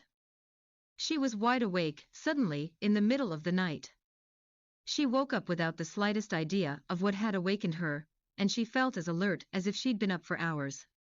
It was also clear to her, without a look, a word, or a touch, that her husband was wide awake too, and just as suddenly. I hope this is suitable for the child to hear, Herr Theobald said, but no one even looked at him. My grandmother folded her hands in her lap and stared at them, her knees together, her heels tucked under her straight-backed chair. My mother held my father's hand. I sat next to the dream man, whose jacket smelled like a zoo. He said, the woman and her husband lay awake listening for sounds in the castle, which they were only renting, and did not know intimately. They listened for sounds in the courtyard, which they never bothered to lock. The village people always took walks by the castle. The village children were allowed to swing on the great courtyard door. What had woken them? Bears, said Robbo, but father touched his fingertips to Robbo's mouth. They heard horses, said the dream man. Old Johanna, her eyes shut, her head inclined toward her lap, seemed to shudder in her stiff chair. They heard the breathing and stamping of horses who were trying to keep still, the dream man said. The husband reached out and touched his wife. Horses, he said. The woman got out of bed and went to the courtyard window. She would swear to this day that the courtyard was full of soldiers on horseback, but what soldiers they were. They wore armor. The visors on their helmets were closed, and their murmuring voices were as tinny and difficult to hear as voices on a fading radio station. Their armor clanked as their horses shifted restlessly under them. There was an old dry bowl of a former fountain there in the castle's courtyard, but the woman saw that the fountain was flowing, the water lopped over the worn curb, and the horses were drinking it. The knights were wary, they would not dismount, they looked up at the castle's dark windows, as if they knew they were uninvited at this watering trough, this rest station on their way somewhere. In the moonlight the woman saw their big shields glint. She crept back to bed and lay rigidly against her husband. What is it? He asked her. Horses, she told him. I thought so, he said. They'll eat the flowers. Who built this castle? She asked him. It was a very old castle, they both knew that. Charlemagne, he told her, he was going back to sleep. But the woman lay awake, listening to the water which now seemed to be running all through the castle, gurgling in every drain, as if the old fountain were drawing water from every available source. And there were the distorted voices of the whispering knights, Charlemagne's soldiers speaking their dead language. To this woman, the soldiers' voices were as morbid as the 8th century, and the people called Franks. The horses kept drinking. The woman lay awake a long time, waiting for the soldiers to leave. She had no fear of actual attack from them. She was sure they were on a journey, and had only stopped to rest at a place they once knew. But for as long as the water ran, she felt that she mustn't disturb the castle's stillness or its darkness. When she fell asleep, she thought Charlemagne's men were still there. In the morning her husband asked her, "Did you hear water running, too?" Yes, she had, of course. But the fountain was dry, of course, and out the window they could see that the flowers weren't eaten, and everyone knows horses eat flowers. Look, said her husband, he went into the courtyard with her. There are no hoofprints, there are no droppings.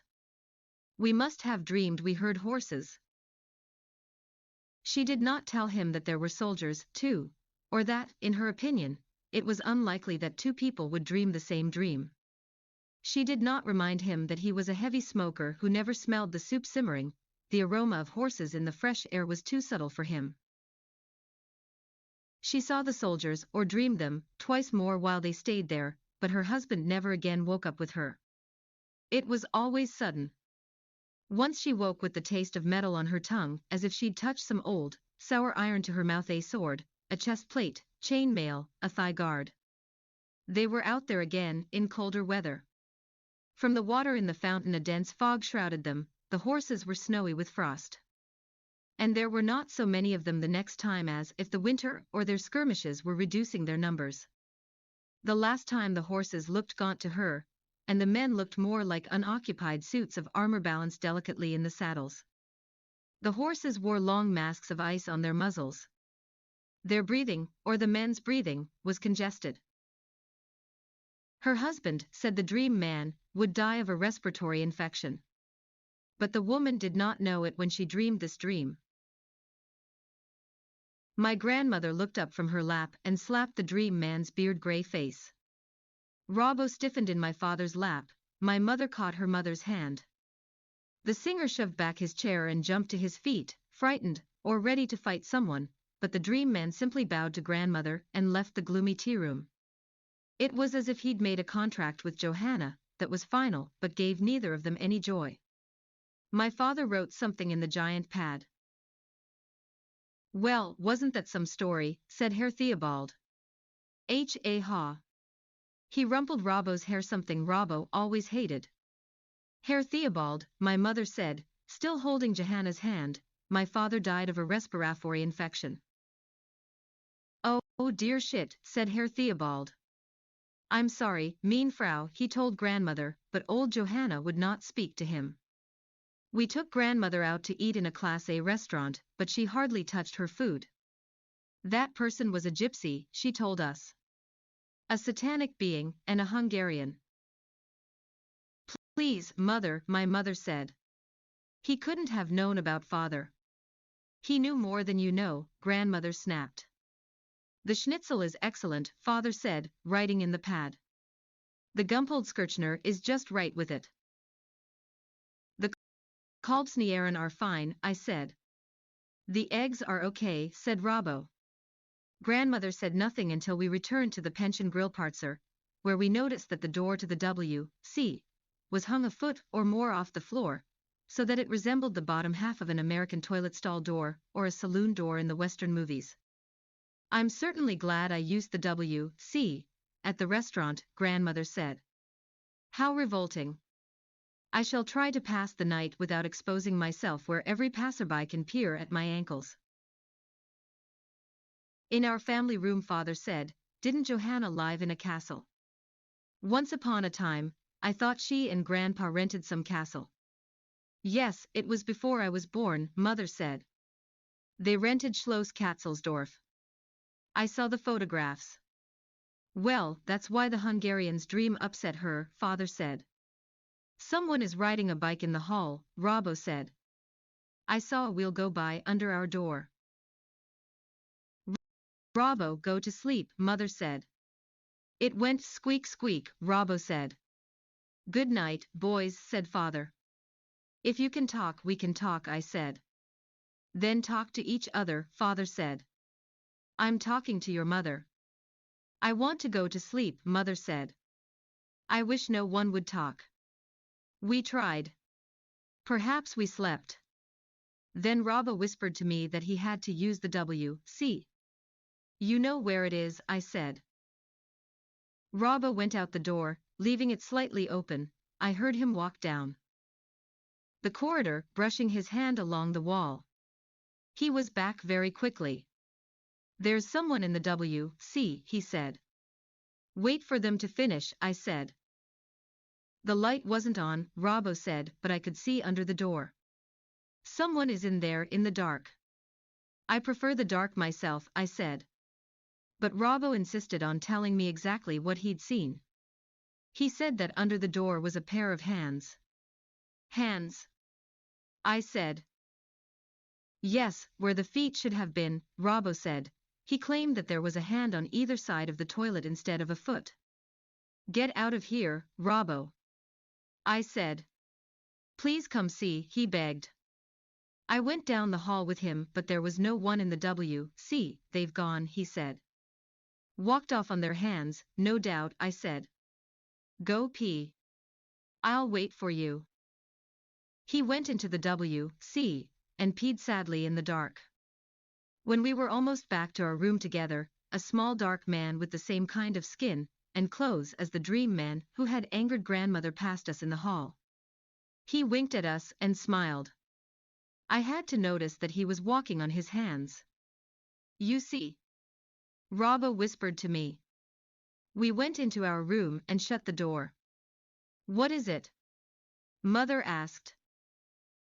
"A man walking on his hands," I said. A man peeing on his hands, Robbo said. Class C, Father murmured in his sleep. Father often dreamed that he was making notes in the giant pad. We'll talk about it in the morning, Mother said. He was probably just an acrobat who was showing off for you, because you're a kid, I told Robbo. How did he know I was a kid when he was in the W.C.? Robbo asked me. Go to sleep, Mother whispered. Then we heard Grandmother scream down the hall. Mother put on her pretty green dressing gown, Father put on his bathrobe and his glasses, I pulled on a pair of pants, over my pajamas. Robbo was in the hall first. We saw the light coming from the W.C. door. Grandmother was screaming rhythmically in there. Here we are. I called to her. Mother, what is it? My mother asked. We gathered in the broad slot of light. We could see Grandmother's mauve slippers and her porcelain white ankles under the door. She stopped screaming. I heard whispers when I was in my bed, she said. It was Robbo and me, I told her. Then, when everyone seemed to have gone, I came into the W.C., Johanna said. I left the light off. I was very quiet, she told us. Then I saw and heard the wheel. The wheel? Father asked. A wheel went by the door a few times, Grandmother said. It rolled by and came back and rolled by again. Father made his fingers roll like wheels alongside his head, he made a face at Mother. Somebody needs a new set of wheels, he whispered, but Mother looked crossly at him. I turned on the light, Grandmother said, and the wheel went away. I told you there was a bike in the hall, said Robbo. Shut up, Robbo, Father said. No, it was not a bicycle, Grandmother said. There was only one wheel. Father was making his hands go crazy beside his head. She's got a wheel or two missing, he hissed at my mother, but she cuffed him, and knocked his glasses askew on his face. Then someone came and looked under the door, Grandmother said, and that is when I screamed. Someone, said Father. I saw his hands, a man's hands. There was hair on his knuckles, Grandmother said. His hands were on the rug right outside the door. He must have been looking up at me. No, Grandmother, I said. I think he was just standing out here on his hands. Don't be fresh, my mother said. But we saw a man walking on his hands, Robbo said. You did not, Father said. We did, I said. We're going to wake everyone up, Mother cautioned us.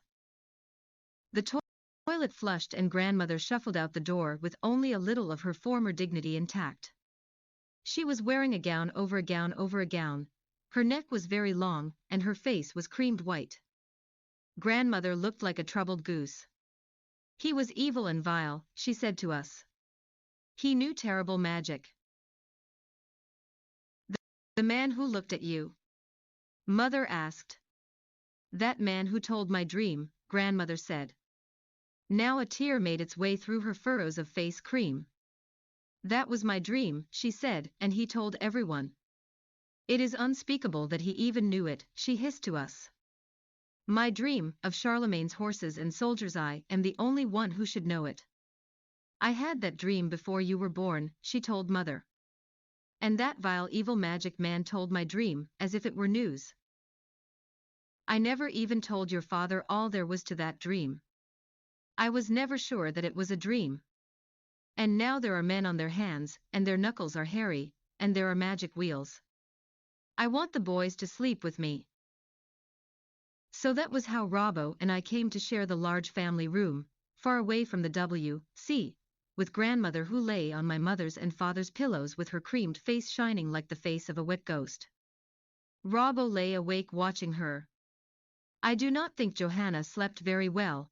I imagine she was dreaming her dream of death again, reliving the last winter of Charlemagne's cold soldiers with their strange metal clothes covered with frost and their armor frozen shut. When it was obvious that I had to go to the W.C., Robbo's round, bright eyes followed me to the door. There was someone in the W.C. There was no light shining from under the door, but there was a unicycle parked against the wall outside. Its rider sat in the dark W.C. The toilet was flushing over and over again like a child. The unicyclist was not giving the tank time to refill. I went closer to the gap under the W.C. door, but the occupant was not standing on his or her hands. I saw what were clearly feet in almost the expected position, but the feet did not touch the floor, their soles tilted up to me dark, bruise-colored pads. They were huge feet attached to short, furry shins. They were a bear's feet, only there were no claws. A bear's claws are not retractable, like a cat's. If a bear had claws, you would see them. Here, then, was an impostor in a bear suit, or a declawed bear. A domestic bear, perhaps. At least by its presence in the W.C., a housebroken bear. For by its smell I could tell it was no man in a bear suit, it was all bear. It was real bear. I backed into the door of grandmother's former room, behind which my father lurked, waiting for further disturbances. He snapped open the door and I fell inside, frightening us both. Mother sat up in bed and pulled the feather quilt over her head. "Got him!" Father cried, dropping down on me. The floor trembled, the bear's unicycle slipped against the wall and fell into the door of the W.C., out of which the bear suddenly shambled, stumbling over its unicycle and lunging for its balance. Worriedly, it stared across the hall, through the open door, at Father sitting on my chest. It picked up the unicycle in its front paws. "Grouf," said the bear. Father slammed the door. Down the hall we heard a woman call, "Where are you, Duna?" "Harf," the bear said. Father and I heard the woman come closer. She said, "Oh, Duna, practicing again." "Always practicing. But it's better in the daytime." The bear said nothing. Father opened the door. "Don't let anyone else in," Mother said, still under the featherbed. In the hall a pretty, aging woman stood beside the bear, who now balanced in place on its unicycle, one huge paw on the woman's shoulder. She wore a vivid red turban and a long wraparound dress that resembled a curtain. Perched on her high bosom was a necklace strung with bear claws. Her earrings touched the shoulder of her curtain dress, and her other, bare shoulder where my father and I stared at her fetching mole. "Good evening," she said to Father. "I'm sorry if we've disturbed you. Duna is forbidden to practice at night, but he loves his work." The bear muttered, pedaling away from the woman. The bear had very good balance, but he was careless. He brushed against the walls of the hall, and touched the photographs of the speed skating teams with his paws. The woman, bowing away from Father, went after the bear calling, "Duna, Duna," and straightening the photographs as she followed him down the hall. Duna is the Hungarian word for the Danube, Father told me. That bear is named after our beloved Donau.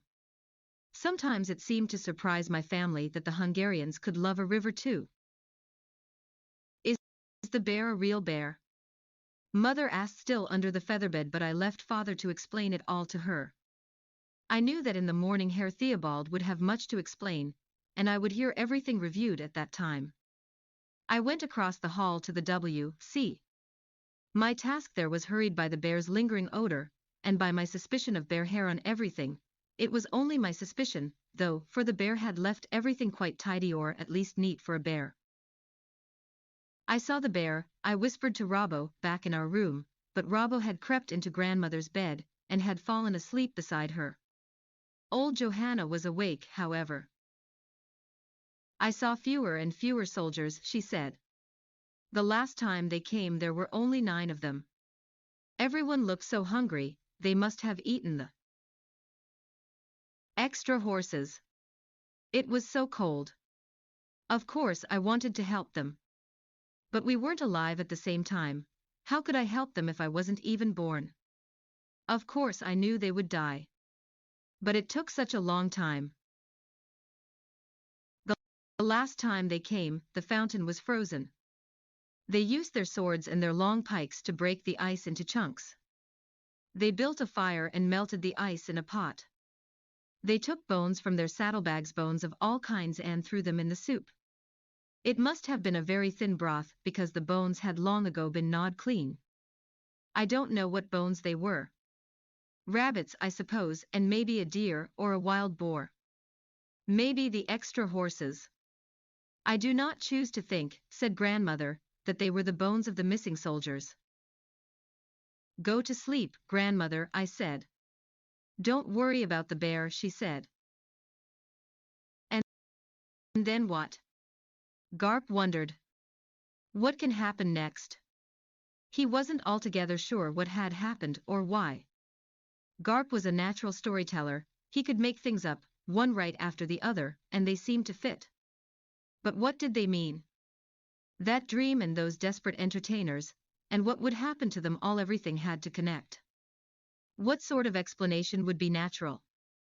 What sort of ending might make them all part of the same world? Garp knew he did not know enough, not yet. He trusted his instincts, they had brought him this far with the pension grillparzer, now he had to trust the instinct that told him not to go any further until he knew much more. What made Garp older and wiser than his 19 years, had nothing to do with his experience, or with what he had learned. He had some instincts, some determination, better than average patience, he loved to work hard. Altogether, with the grammar Tinch had taught him, that was all. Only 2 facts impressed Garp: that his mother actually believed she could write a book, and that the most meaningful relationship in his present life was with a whore. These facts contributed greatly to the young man's developing sense of humor. He put the pension grillparzer, as they say, aside. It will come, Garp thought. He knew he had to know more, all he could do was look at Vienna and learn. It was holding still for him. Life seemed to be holding still for him. He made a great many observations of Charlotte, too, and he noticed everything his mother did, but he was being too young. What I need is vision, he knew. An overall scheme of things, a vision all his own. It will come, he repeated to himself, as if he were training for another wrestling season, jumping rope, running laps on a small track, lifting weights, something almost that mindless but that necessary. Even Charlotte has a vision, he thought, he certainly knew that his mother had one. Garp had no parallel wisdom for the absolute clarity of the world according to Jenny Fields. But he knew it would take only time to imagine a world of his own with a little help from the real world. The real world would soon cooperate. The pension grillparzer. When spring came to Vienna, Garp had still not finished the pension grillparzer. He had not, of course, even written to Helen about his life with Charlotte and her colleagues. Jenny had kicked her writing habit into yet a higher gear. She had found the sentence that had been boiling in her since that night she discussed lust with Garp and Charlotte.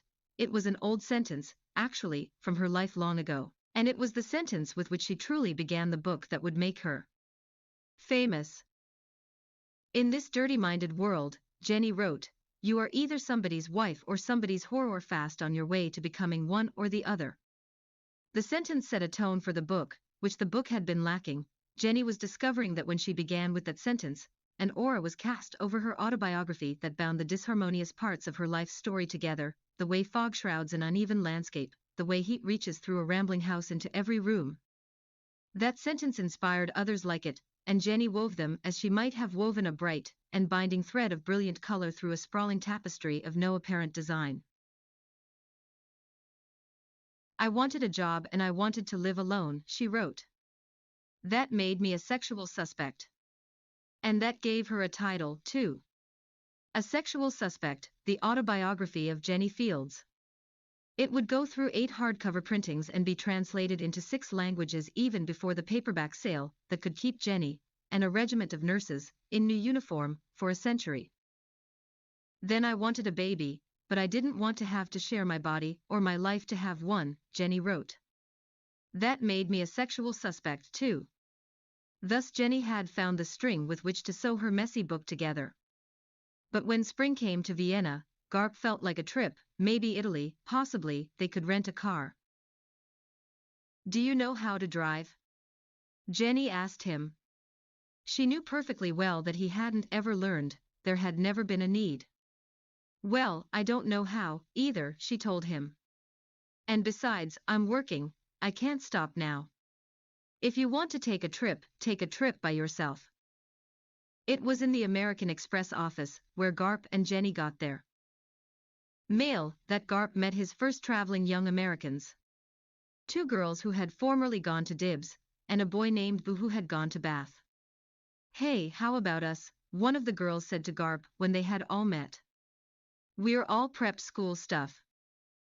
Her name was Flossie, and it appeared to Garp that she had a relationship with Boo. The other girl was called Vivian, and under the tiny cough superscript 1 table on the Schwarzenbergplatz, Vivian squeezed Garp's knee between her own, and drooled while sipping her wine. "I just went to a dentist," she explained to him. "Got so much Novocaine in my goddamn mouth I don't know whether it's open or shut." "Sort of half and half," Garp said to her. But he thought, oh, what the hell. He missed Cushy Percy, and his relationships with prostitutes were beginning to make him feel like a sexual suspect. Charlotte, it was now clear, was interested in mothering him, though he tried to imagine her on another level. He knew, sadly, that this level would never carry beyond the professional. Flossie and Vivian and Boo were all going to Greece, but they let Garp show them Vienna for 3 days. In that time Garp slept twice with Vivian, whose Novocaine finally wore off. He also slept once with Flossie, while Boo was out cashing travelers' checks and changing the oil in the car. There was no love lost between Steering and Bath boys, Garp knew, but Boo had the last laugh. It is impossible to know whether Garp got gonorrhea from Vivian or from Flossie, but Garp was convinced that the source of the dose was Boo. It was, in Garp's opinion, Bath clap. By the time of the first symptoms, of course, the threesome had left for Greece and Garp faced the dripping and the burning alone. There could be no worse a case of clap to catch in all of Europe, he thought. "I caught a dose of booze goo," he wrote, but much later. It was not funny when it happened, and he didn't dare seek his mother's professional advice. He knew she would refuse to believe that he hadn't caught it from a whore. He got up the nerve to ask Charlotte to recommend a doctor who was familiar with the matter. He thought she would know. He thought later that Jenny would possibly have been less angry with him. "You'd think Americans would know a little simple hygiene," Charlotte said furiously. "You should think of your mother. I'd expect you to have better taste. People who give it away for free to someone they hardly know well, they should make you suspicious, shouldn't they?"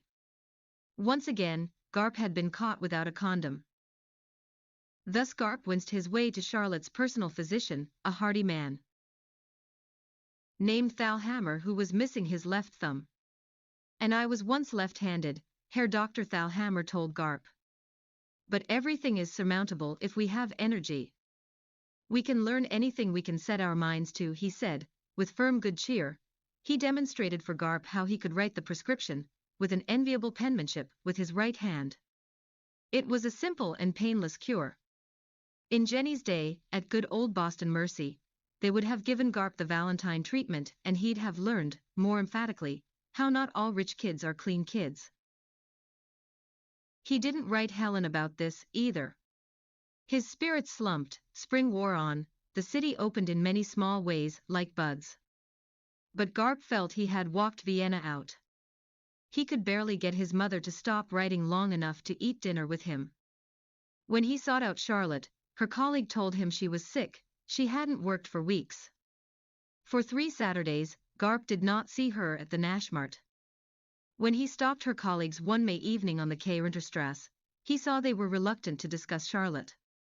The whore, whose forehead appeared to have been pockmarked by a peach pit, merely told Garp that Charlotte was sicker than she first thought. The young girl, Garp's age, with the misshapen lip and the half-knowledge of English, tried to explain to him. "Her sex is sick," she said. That was a curious way to put it, Garp thought. Garp was not surprised to hear that anyone's sex was sick, but when he smiled at the remark, the young whore who spoke English frowned at him and wallied away. "You don't understand," said the overlush prostitute with the pockmark. "Forget Charlotte." It was mid-June, and Charlotte had still not come back, when Garp called Herr Dr. Thalhammer and asked where he could find her. "I doubt that she wants to see anybody," Thalhammer told him, "but human beings can adjust to almost anything." Very near Grinzing and the Vienna woods, out in the 19th district where the whores don't go, Vienna looks like a village imitation of itself. In these suburbs, many of the streets are still cobblestoned and trees grow along the sidewalks. Unfamiliar with this part of the city, Garp rode the No. 38 Strassenbahn too far out the Grinzinger Allee. He had to walk back to the corner of Billrothstrasse and Rudolfinergasse to the hospital. The Rudolfinergasse is a private hospital in a city of socialized medicine. Its old stone walls are the same Maria Theresa yellow as the palace at Schönbrunn, or the upper and lower Belvedere. Its own gardens are enclosed in its own courtyard, and it costs as much as almost any hospital in the United States. The Rudolfinergasse does not normally provide pajamas for its patients. For example, because its patients usually prefer their own nightclothes. The well-to-do Viennese treat themselves to the luxury of being sick there, and most foreigners who are afraid of socialized medicine end up there, where they are shocked at the prices. In June, when Garp went there, the hospital struck him as full of pretty young mothers who'd just delivered babies. But it was also full of well-off people who'd come there to get seriously well again, and it was partially full of well-off people, like Charlotte, who'd come there to die. Charlotte had a private room because, she said, there was no reason to save her money now. Garp knew she was dying as soon as he saw her. She had lost almost 30 pounds. Garp saw that she wore what was left of her rings on her index and middle fingers. Her other fingers were so shrunken that her rings would slide off. Charlotte was the color of the dull ice on the brackish steering river. She did not appear very surprised to see Garp, but she was so heavily anesthetized that Garp imagined Charlotte was fairly unsurprised in general. Garp had brought a basket of fruit. Since they had shopped together, he knew what Charlotte liked to eat, but she had a tube down her throat for several hours each day, and it left her throat too sore to swallow anything but liquid. Garp ate a few cherries while Charlotte enumerated the parts of her body that had been removed. Her sex parts, she thought, and much of her digestive tract, and something that had to do with the process of elimination. Oh, and my breasts, I think, she said, the whites of her eyes very gray, and her hands held above her chest where she flattered herself to imagine her breasts used to be. To Garp it appeared that they had not touched her breasts. Under the sheet, there was still something there. But he later thought that Charlotte had been such a lovely woman that she could hold her body in such a way as to inspire the illusion of breasts. "Thank God I've got money," Charlotte said. "Isn't this a Class A place?" Garp nodded. The next day he brought a bottle of wine. The hospital was very relaxed about liquor and visitors. Perhaps this was one of the luxuries one paid for. "Even if I got out," Charlotte said, "what could I do? They cut my purse out." She tried to drink some wine, then fell asleep. Garp asked a nurse's aide to explain what Charlotte meant by her purse, though he thought he knew. The nurse's aide was Garp's age, 19 or maybe younger, and she blushed and looked away from him when she translated the slang. A purse was a prostitute's word for her vagina. "Thank you," Garp said. Once or twice when he visited Charlotte he encountered her two colleagues, who were shy and girlish with Garp in the daylight of Charlotte's sunny room. The young one who spoke English was named Wanga. She had cut her lip that way as a child when she tripped while running home from the store with a jar of mayonnaise. "We were on a picnic going," she explained, "but my whole family had me instead to the hospital to bring." The riper, sulkish woman with the peach pit pockmark on her forehead, and the breasts like two full pails, did not offer to explain her scar. She was the notorious Tina, for whom nothing was too funny. Occasionally Garp ran into Herr Dr. Thalhammer there, and once he walked with Thalhammer to Thalhammer's car. They happened to be leaving the hospital together. "Do you want a lift?" Thalhammer offered him, pleasantly. In the car was a pretty young schoolgirl whom Thalhammer introduced to Garp as his daughter. They all talked easily about Die Verenigtenstaaten, and Thalhammer assured Garp it was no trouble to drive Garp all the way to his doorstep at the Schwindgasse. Thalhammer's daughter reminded Garp of Helen, but he could not even imagine asking to see the girl again. That her father had recently treated him for clap seemed to Garp to be an insurmountable awkwardness despite Thalhammer's optimism that people can adjust to anything. Garp doubted that Thalhammer could have adjusted to that. All around Garp, now, the city looked ripe with dying. The teeming parks and gardens reeked of decay to him, and the subject of the great painters in the great museums was always death. There were always cripples and old people riding the No. 38 Strassenbahn out to Grinzinger Allee, and the heady flowers planted along the pruned paths of the courtyard in the Rudolfineras reminded Garp only of funeral parlors. He recalled the pensions he and Jenny had stayed in when they first arrived, over a year ago, the faded and unmatched wallpaper, the dusty bric-a-brac, the chipped china, the hinges crying for oil. In the life of a man, wrote Marcus Aurelius, his time is but a moment, his body a prey of worms. The young nurse's aide whom Garp had embarrassed by asking about Charlotte's purse, was increasingly snotty to him. One day when he arrived early, before visitors were permitted, she asked him a little too aggressively what he was to Charlotte, anyway. A member of the family? She had seen Charlotte's other visitors, her gaudy colleagues, and she assumed Garp was just an old hooker's customer. She's my mother, Garp said. He didn't know why, but he appreciated the shock of the young nurse's aide, and her subsequent respect. What did you tell them? Charlotte whispered to him, a few days later.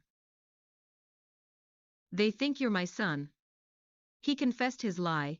Charlotte confessed she had done nothing to correct it. Thank you, she whispered. It's nice to trick the swine. They think they're so superior.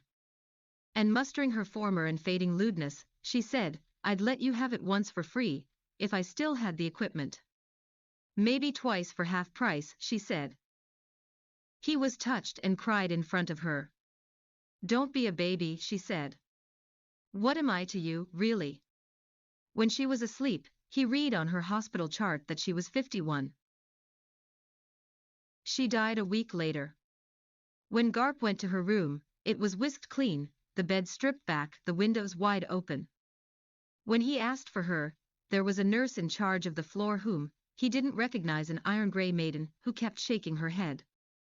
Fr. Uline Charlotte, Garp said. She was Herr Dr. Thalhammer's patient. He has lots of patients, said the iron-gray maiden. She was consulting a list, but Garp did not know Charlotte's real name. Finally, he could think of no other way to identify her. The whore, he said. She was a whore. The grey woman regarded him coolly. If Garp could detect no satisfaction in her expression, he could detect no sympathy either. The prostitute is dead, the old nurse said. Perhaps Garp only imagined that he heard a little triumph in her voice. One day, mean Frau, he said to her, you will be dead, too. And that, he thought, leaving the Rudolfineras was a properly Viennese thing to say. Take that, you old grey city, you dead bitch, he thought. He went to his first opera that night. To his surprise, it was in Italian, and since he understood none of it, he took the whole performance to be a kind of religious service. He walked in the night to the fit spires of St. Stephen's, the south tower of the cathedral. He read on some plaque, was started in the middle of the 14th century, and completed in 1439. Vienna, Garp thought, was a cadaver. All Europe, maybe, was a dressed-up corpse in an open coffin. In the life of a man, wrote Marcus Aurelius, his time is but a moment, his fortune dark. In this mood Garp walked home on the Quai Rinterstrasse, where he met the notorious Tina. Her deep pockmark, harboring the neon of the city lights, was a greenish blue. Guten Abend, Herr Garp, she said. Guess what? Tina explained that Charlotte had bought Garp a favor. The favor was that Garp could have Tina and Wonga for free. He could have them one at a time or both together, Tina explained. Together, Tina thought, was more interesting and quicker. But perhaps Garp did not like both of them. Garp admitted that Wonga did not appeal to him. She was too close to his own age, and though he would never say this if she were here, and her feelings could be hurt, he did not care for the way the mayonnaise jar had pulled her lip askew. Then you can have me twice, Tina said, cheerfully. Once now, and once, she added, after you've had a long time to catch your breath. Forget Charlotte, Tina said. Death happened to everyone, Tina explained. Even so, Garp politely declined the offer. Well, it's here, Tina said. When you want it. She reached out and frankly cupped him in her warm palm. Her big hand was an ample codpiece for him, but Garp only smiled and bowed to her as the Viennese do and walked home to his mother. He enjoyed his slight pain. He took pleasure in this silly self-denial, and more pleasure in his imagination of Tina, he suspected, than he ever could have derived from her vaguely gross flesh. The silvery gouge on her forehead was nearly as big as her mouth. Her pockmark looked to Garp like a small, open grave. What Garp was savoring was the beginning of a writer's long-sought trance, wherein the world falls under one embracing tone of voice. All that is body is as coursing waters, Garp remembered, all that is of the soul as dreams and vapors. It was July when Garp went back to work on The Pension Grillparzer. His mother was finishing up the manuscript that would soon change both their lives. It was August when Jenny finished her book and announced that she was ready to travel, to at last see something of Europe, maybe Greece. She suggested. "Let's take the train somewhere," she said. "I always wanted to take the Orient Express." "Where's it go?" "From Paris to Istanbul, I think," Garp said. "But you take it, Mom. I've got too much work to do." Tit for tat, Jenny had to admit. She was so sick of a sexual suspect that she couldn't even proofread it one more time. She didn't even know what to do with it, now. Did one just go to New York and hand over one's life story to a stranger?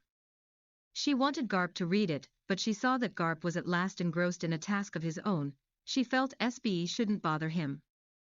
Besides, she was unsure.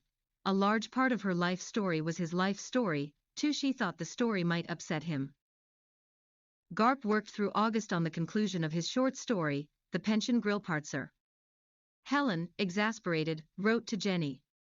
"Is Garp dead?" she asked. "Kindly send details." That Helen Holm is a bright girl, Jenny thought. Helen got more of an answer than she counted on. Jenny sent her a copy of the manuscript of A Sexual Suspect with a note explaining that this was what she'd been doing all year, and now Garp was writing something, too. Jenny said she would appreciate Helen's candid opinion of the manuscript. "Perhaps," said Jenny, "some of Helen's college teachers would know what one did with a finished book." Garp relaxed, when he wasn't writing, by going to the zoo. It was a part of the great grounds and gardens surrounding the Schönbrunn Palace. It appeared to Garp that many of the buildings in the zoo were war ruins, 3/4 destroyed. They had been partially restored to house the animals. This gave Garp the eerie impression that the zoo still existed in Vienna's war period. It also interested him in the period. To fall asleep at night he took to reading some very specific, historical accounts of Vienna during the Nazi and the Russian occupations. This was not unrelated to the death themes that haunted his writing of The Pension Grillparzer. Garp discovered that when you are writing something, everything seems related to everything else. Vienna was dying, the zoo was not as well restored from the war damage as the homes the people lived in. The history of a city was like the history of a family. There is closeness, and even affection, but death eventually separates everyone from each other. It is only the vividness of memory that keeps the dead alive forever. A writer's job is to imagine everything so personally that the fiction is as vivid as our personal memories. He felt the holes from the machine gun fire in the stone walls of the lobby of the apartment on the Schwindgasse. Now he knew what the grandmother's dream meant. He wrote Helen that a young writer needs desperately to live with someone, and he had decided that he wanted to live with her, even marry her, he offered, because sex was simply necessary, but it took too much of one's time if one had to be constantly planning how one was going to get it. Therefore, Garp reasoned, it is better to live with it. Helen revised several letters before she finally sent him one that said he could, so to speak, go stick it in his ear. Did he think she was going through college so rigorously so that she could provide him with sex that was not even necessary to plan? He did not revise, at all, his letter back to her. He said he was too busy writing to take the time to explain it to her. She would have to read what he was working on and judge for herself how serious he was. "I don't doubt that you're quite serious," she told him. "And right now I have more to read than I need to know." She did not tell him that she was referring to Jenny's book, A Sexual Suspect. It was one, 158 manuscript pages long. Though Helen would later agree with Garp that it was no literary jewel, she had to admit that it was a very compelling story. While Garp put the finishing touches on his much shorter story, Jenny Fields plotted her next move. In her restlessness, she had bought an American news magazine at a large Vienna newsstand. In it she had read that a courageous New York editor at a well-known publishing house had just rejected the manuscript submitted by an infamous former member of the government who had been convicted of stealing government money. The book was a thinly disguised fiction of the criminal's own sordid, petty, political dealings. It was a lousy novel, the editor was quoted as saying. "The man can't write. Why should he make any money off his crummy life?" The book, of course, would be published elsewhere, and it would eventually make its despicable author and its publisher lots of money. "Sometimes I feel it is my responsibility to say no," the editor was quoted as saying, "even if I know people do want to read this slop." The slop eventually would be treated to several serious reviews, just as if it were a serious book, but Jenny was greatly impressed with the editor who had said no, and she clipped the article out of the news magazine. She drew a circle around the editor's name, a plain name, almost like an actor's name, or the name of an animal in a children's book, John Wolfe. There was a picture of John Wolfe in the magazine. He looked like a man who took care of himself, and he was very well dressed. He looked like any number of people who work and live in New York, where good business and good sense suggest that you'd better take care of yourself and dress as well as you can, but to Jenny Fields he looked like an angel. He was going to be her publisher, she was sure. She was convinced that her life was not crummy, and that John Wolfe would believe she deserved to make money off it. Garp had other ambitions for the Pension Grillparzer. It would never make him much money. It would first appear in a serious magazine, where almost no one would read it. Years later, when he was better known, it would be published in a more attentive way, and several appreciative things would be written about it, but in his lifetime, the Pension Grillparzer wouldn't make Garp enough money to buy a good car. Garp, however, expected more than money or transportation from the Pension Grillparzer. Very simply, he expected to get Helen home to live with him, even marry him. When he finished the Pension Grillparzer, he announced to his mother that he wanted to go home and see Helen. He would send her a copy of the story, and she could have read it by the time he arrived back in the United States. Poor Helen, Jenny thought. Jenny knew that Helen had a lot to read. Jenny also worried how Garp referred to steering as home, but she had reasons of her own for wanting to see Helen, and Ernie Holm would not mind their company for a few days. There was always the parental mansion at Dog's Head Harbor if Garp and Jenny needed a place to recover, or to make their plans. Garp and Jenny were such singularly obsessed people that they did not pause to wonder why they had seen so little of Europe, and now they were leaving. Jenny packed her nursing uniforms. There remained in Garp's mind only the favors that Charlotte had left up to Tina's devising. Garp's imagination of these favors had sustained him during the writing of the Pension Grillparzer, but as he would learn all his life, the demands of writing and of real life are not always similar. His imagination sustained him when he was writing. Now that he wasn't writing, he wanted Tina. He went to look for her on the Kairinterstrasse, but the mayonnaise jar whore, who spoke English, told him that Tina had moved from the first district. "So goes it," Wonga said. "Forget Tina." Garp found that he could forget her. Lust, as his mother called it, was tricky that way. And time, he discovered, had softened his dislike of Wonga's mayonnaise jar lip. Suddenly, he liked it. And so he had her twice, and as he would learn all his life, nearly everything seems a letdown after a writer has finished writing something. Garp and Jenny had spent 15 months in Vienna. It was September. Garp and Helen were only 19, and Helen would be going back to college very soon. The plane flew from Vienna to Frankfurt. The slight tingling that was Wonga quietly left Garp's flesh. When Garp thought of Charlotte, he imagined that Charlotte had been happy. After all, she had never had to leave the first district. The plane flew from Frankfurt to London. Garp reread the Pension Grillparzer, and hoped that Helen would not turn him down. From London to New York, Jenny read her son's story. In terms of what she'd spent more than a year doing, Garp's story struck Jenny as rather unreal. But her taste for literature was never keen, and she marveled at her son's imagination. Later she would say that The Pension Grillparzer was just the sort of story she'd expect a boy without a proper family to make up. Maybe so.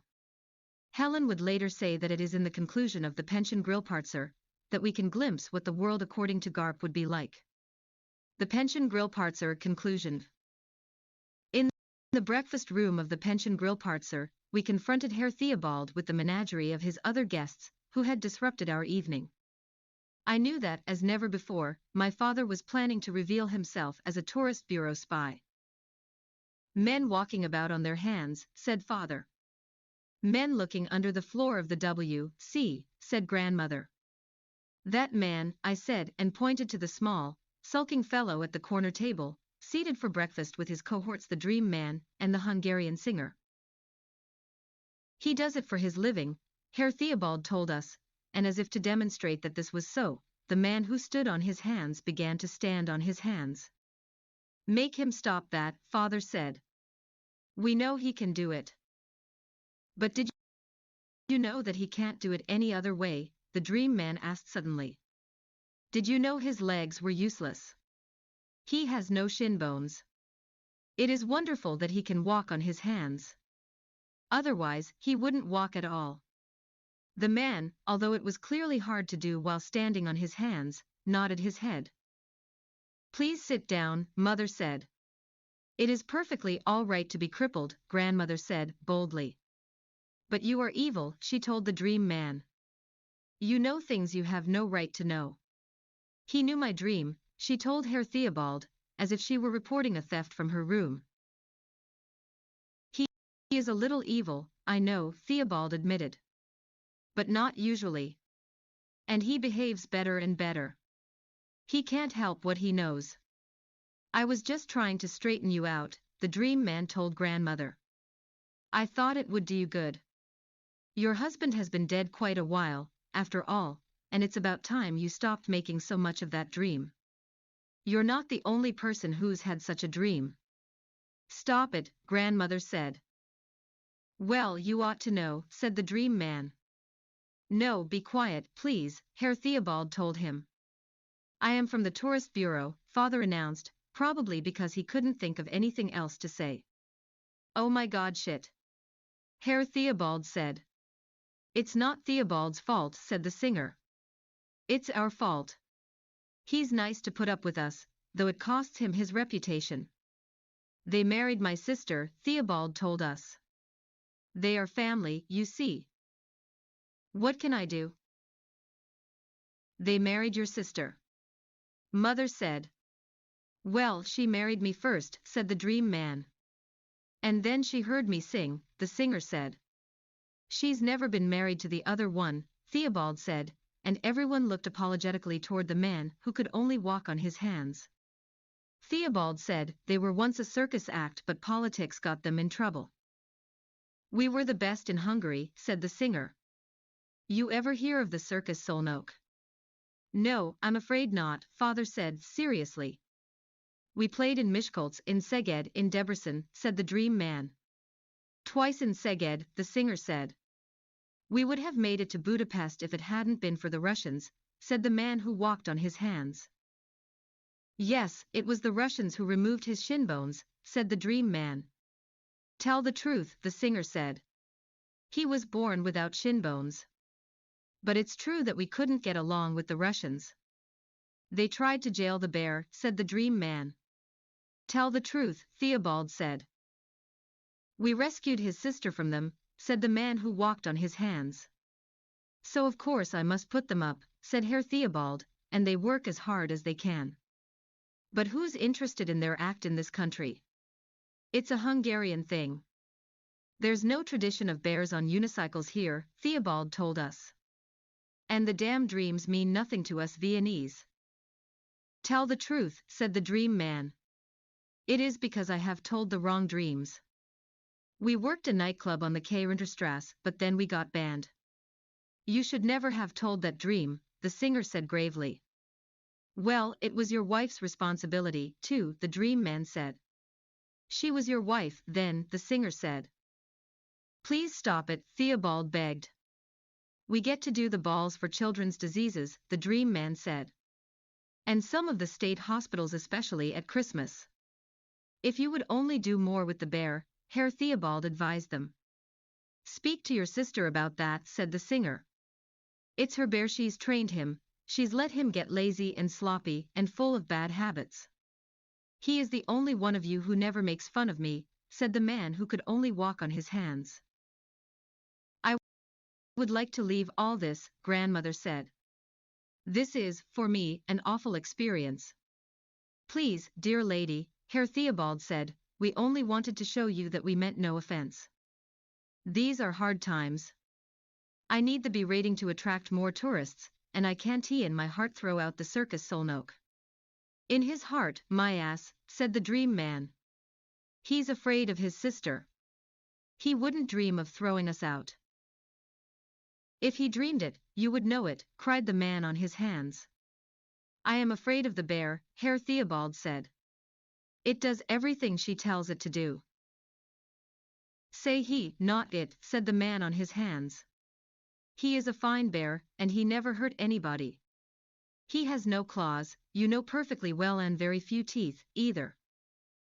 The poor thing has a terribly hard time eating, Herr Theobald admitted. He is quite old and he's messy. Over my father's shoulder, I saw him right in the giant pad, a depressed bear and an unemployed circus. This family is centered on the sister. At that moment, out on the sidewalk, we could see her tending to the bear. It was early morning and the street was not especially busy. By law, of course, she had the bear on a leash, but it was a token control. In her startling red turban the woman walked up and down the sidewalk, following the lazy movements of the bear on his unicycle. The animal pedaled easily from parking meter to parking meter, sometimes leaning a paw on the meter as he turned. He was very talented on the unicycle, you could tell, but you could also tell that the unicycle was a dead end for him. You could see that the bear felt he could go no further with unicycling. She should bring him off the street now, Herr Theobald fretted. The people in the pastry shop next door complain to me, he told us. They say the bear drives their customers away. That bear makes the customers come, said the man on his hands. It makes some people come, it turns some away, said the dream man. He was suddenly somber, as if his profundity had depressed him. But we had been so taken up with the antics of the circus Solnoke that we had neglected old Johanna. When my mother saw that grandmother was quietly crying, she told me to bring the car around. It's been too much for her, my father whispered to Theobald. The circus. Solnoke looked ashamed of themselves. Outside on the sidewalk the bear pedaled up to me and handed me the keys. The car was parked at the curb. Not everyone likes to be given the keys in that fashion, Herr Theobald told his sister. Oh, I thought he'd rather like it, she said, rumpling my hair. She was as appealing as a barmaid, which is to say that she was more appealing at night. In the daylight I could see that she was older than her brother, and older than her husbands too, and in time, I imagined, she would cease being lover and sister to them, respectively, and become a mother to them all. She was already a mother to the bear. Come over here, she said to him. He pedaled listlessly in place on his unicycle, holding onto a parking meter for support. He licked the little glass face of the meter. She tugged his leash. He stared at her. She tugged again. Insolently, the bear began to pedal first one way, then the next. It was as if he took interest, seeing that he had an audience. He began to show off. Don't try anything, the sister said to him, but the bear pedaled faster and faster, going forward, going backward, angling sharply and veering among the parking meters. The sister had to let go of the leash. Duna, stop it, she cried, but the bear was out of control. He let the wheel roll too close to the curb, and the unicycle pitched him hard into the fender of a parked car. He sat on the sidewalk with the unicycle beside him. You could tell that he hadn't injured himself, but he looked very embarrassed and nobody laughed. Oh, Duna, the sister said, scoldingly, but she went over and crouched beside him at the curb. Duna, Duna, she reproved him, gently. He shook his big head, he would not look at her.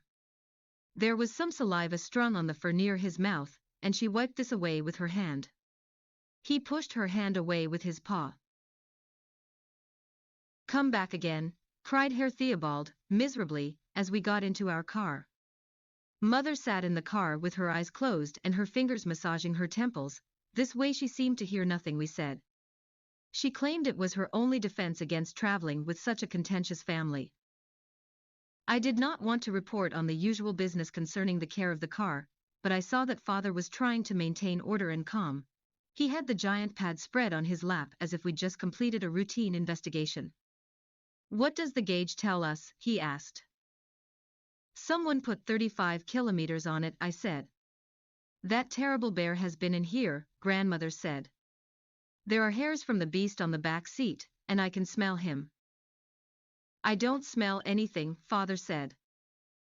And the perfume of that gypsy in the turban, grandmother said. It is hovering near the ceiling of the car. Father and I sniffed. Mother continued to massage her temples. On the floor by the brake and clutch pedals I saw several of the mint green toothpicks that the Hungarian singer was in the habit of wearing like a scar at the corner of his mouth. I didn't mention them. It was enough to imagine them all out on the town, in our car. The singing driver, the man, on his hands beside him waving out the window with his feet.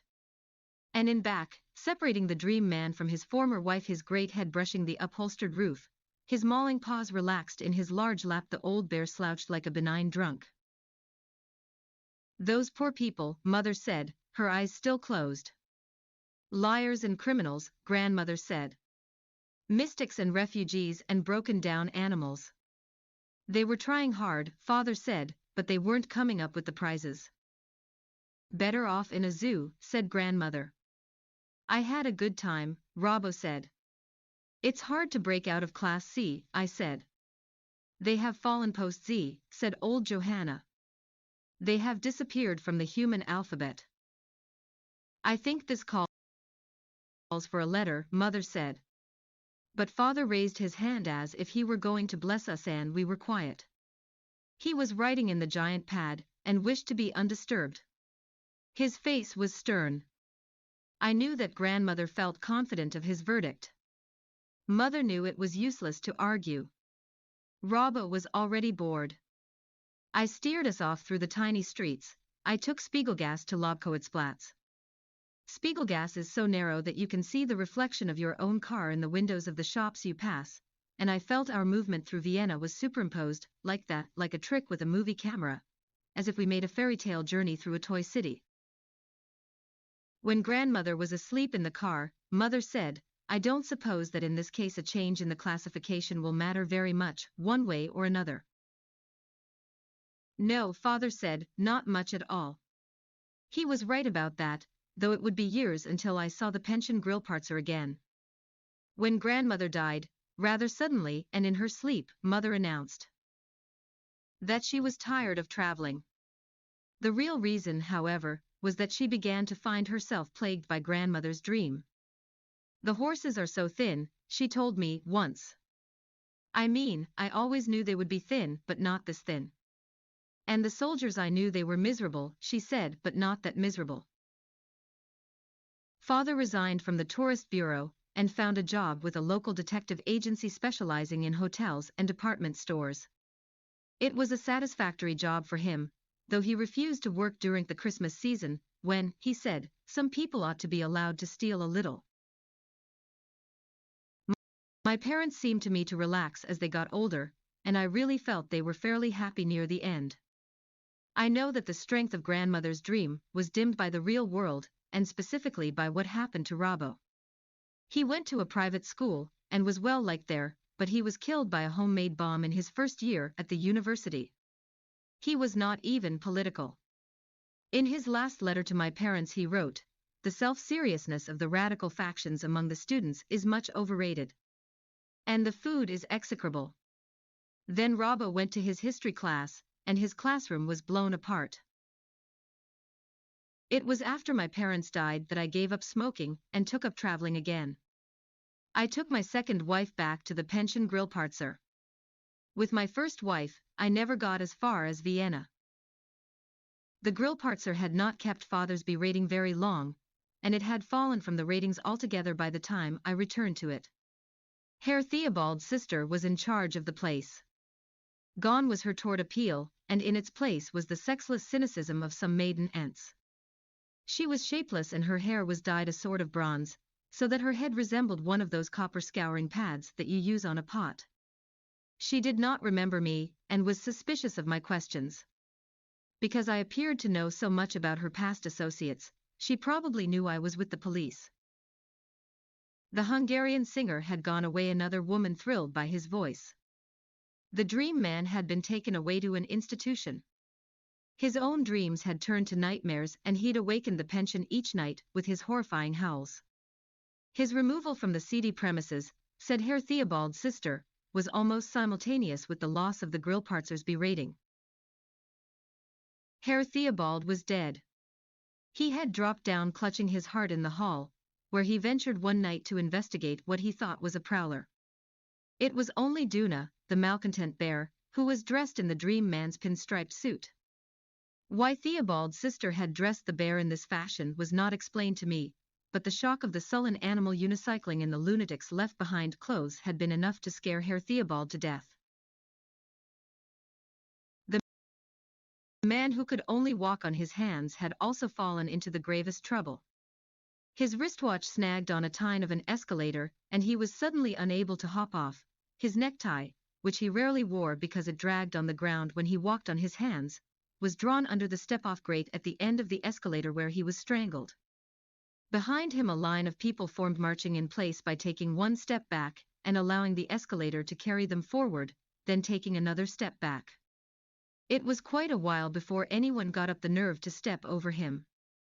The world has many unintentionally cruel mechanisms that are not designed for people who walk on their hands. After that, Theobald's sister told me, the pension Grillparzer went from Class C to much worse. As the burden of management fell more heavily on her, she had less time for Duna, and the bear grew senile and indecent in his habits. Once, he bullied a mailman down a marble staircase at such a ferocious pace that the man fell and broke his hip. The attack was reported, and an old city ordinance forbidding unrestrained animals in places open to the public was enforced. Duna was outlawed at the pension Grillparzer. For a while, Theobald's sister kept the bear in a cage in the courtyard of the building, but he was taunted by dogs and children, and food, and worse, was dropped into his cage from the apartments that faced the courtyard. He grew unbear-like and devious, only pretending to sleep, and he ate most of someone's cat. Then he was poisoned twice, and became afraid to eat anything in this perilous environment. There was no alternative but to donate him to the Schönbrunn Zoo, but there was even some doubt as to his acceptability. He was toothless and ill, perhaps contagious, and his long history of having been treated as a human being did not prepare him for the gentler routine of zoo life. His outdoor sleeping quarters in the courtyard of the Grillparzer had inflamed his rheumatism, and even his one talent, unicycling, was irretrievable. When he first tried it in the zoo, he fell. Someone laughed. Once anyone laughed at something Duna did, Theobald's sister explained, Duna would never do that thing again. He became, at last, a kind of charity case at Schönbrunn, where he died a short 2 months after he'd taken up his new lodgings. In the opinion of Theobald's sister, Duna died of mortification, the result of a rash that spread over his great chest, which then had to be shaved. A shaved bear, one zoo official said, is embarrassed to death. In the cold courtyard of the building I looked in the bear's empty cage. The birds hadn't left a fruit seed, but in a corner of his cage was a looming mound of the bear's ossified droppings, void of life, and even odor, as the corpses captured by the Holocaust at Pompeii. I couldn't help thinking of Robbo. Of the bear there were more remains. In the car I was further depressed to notice that not 1 kilometer had been added to the gauge, not 1 kilometer had been driven in secret. There was no one around to take liberties anymore. When we're a safe distance away from your precious pension Grillparzer, my second wife said to me, I'd like you to tell me why you brought me to such a shabby place. It's a long story, I admitted. I was thinking I had noticed a curious lack of either enthusiasm or bitterness in the account of the world by Theobald's sister. There was in her story the flatness one associates with a storyteller who is accepting of unhappy endings, as if her life and her companions had never been exotic to her, as if they had always been staging a ludicrous and doomed effort at reclassification.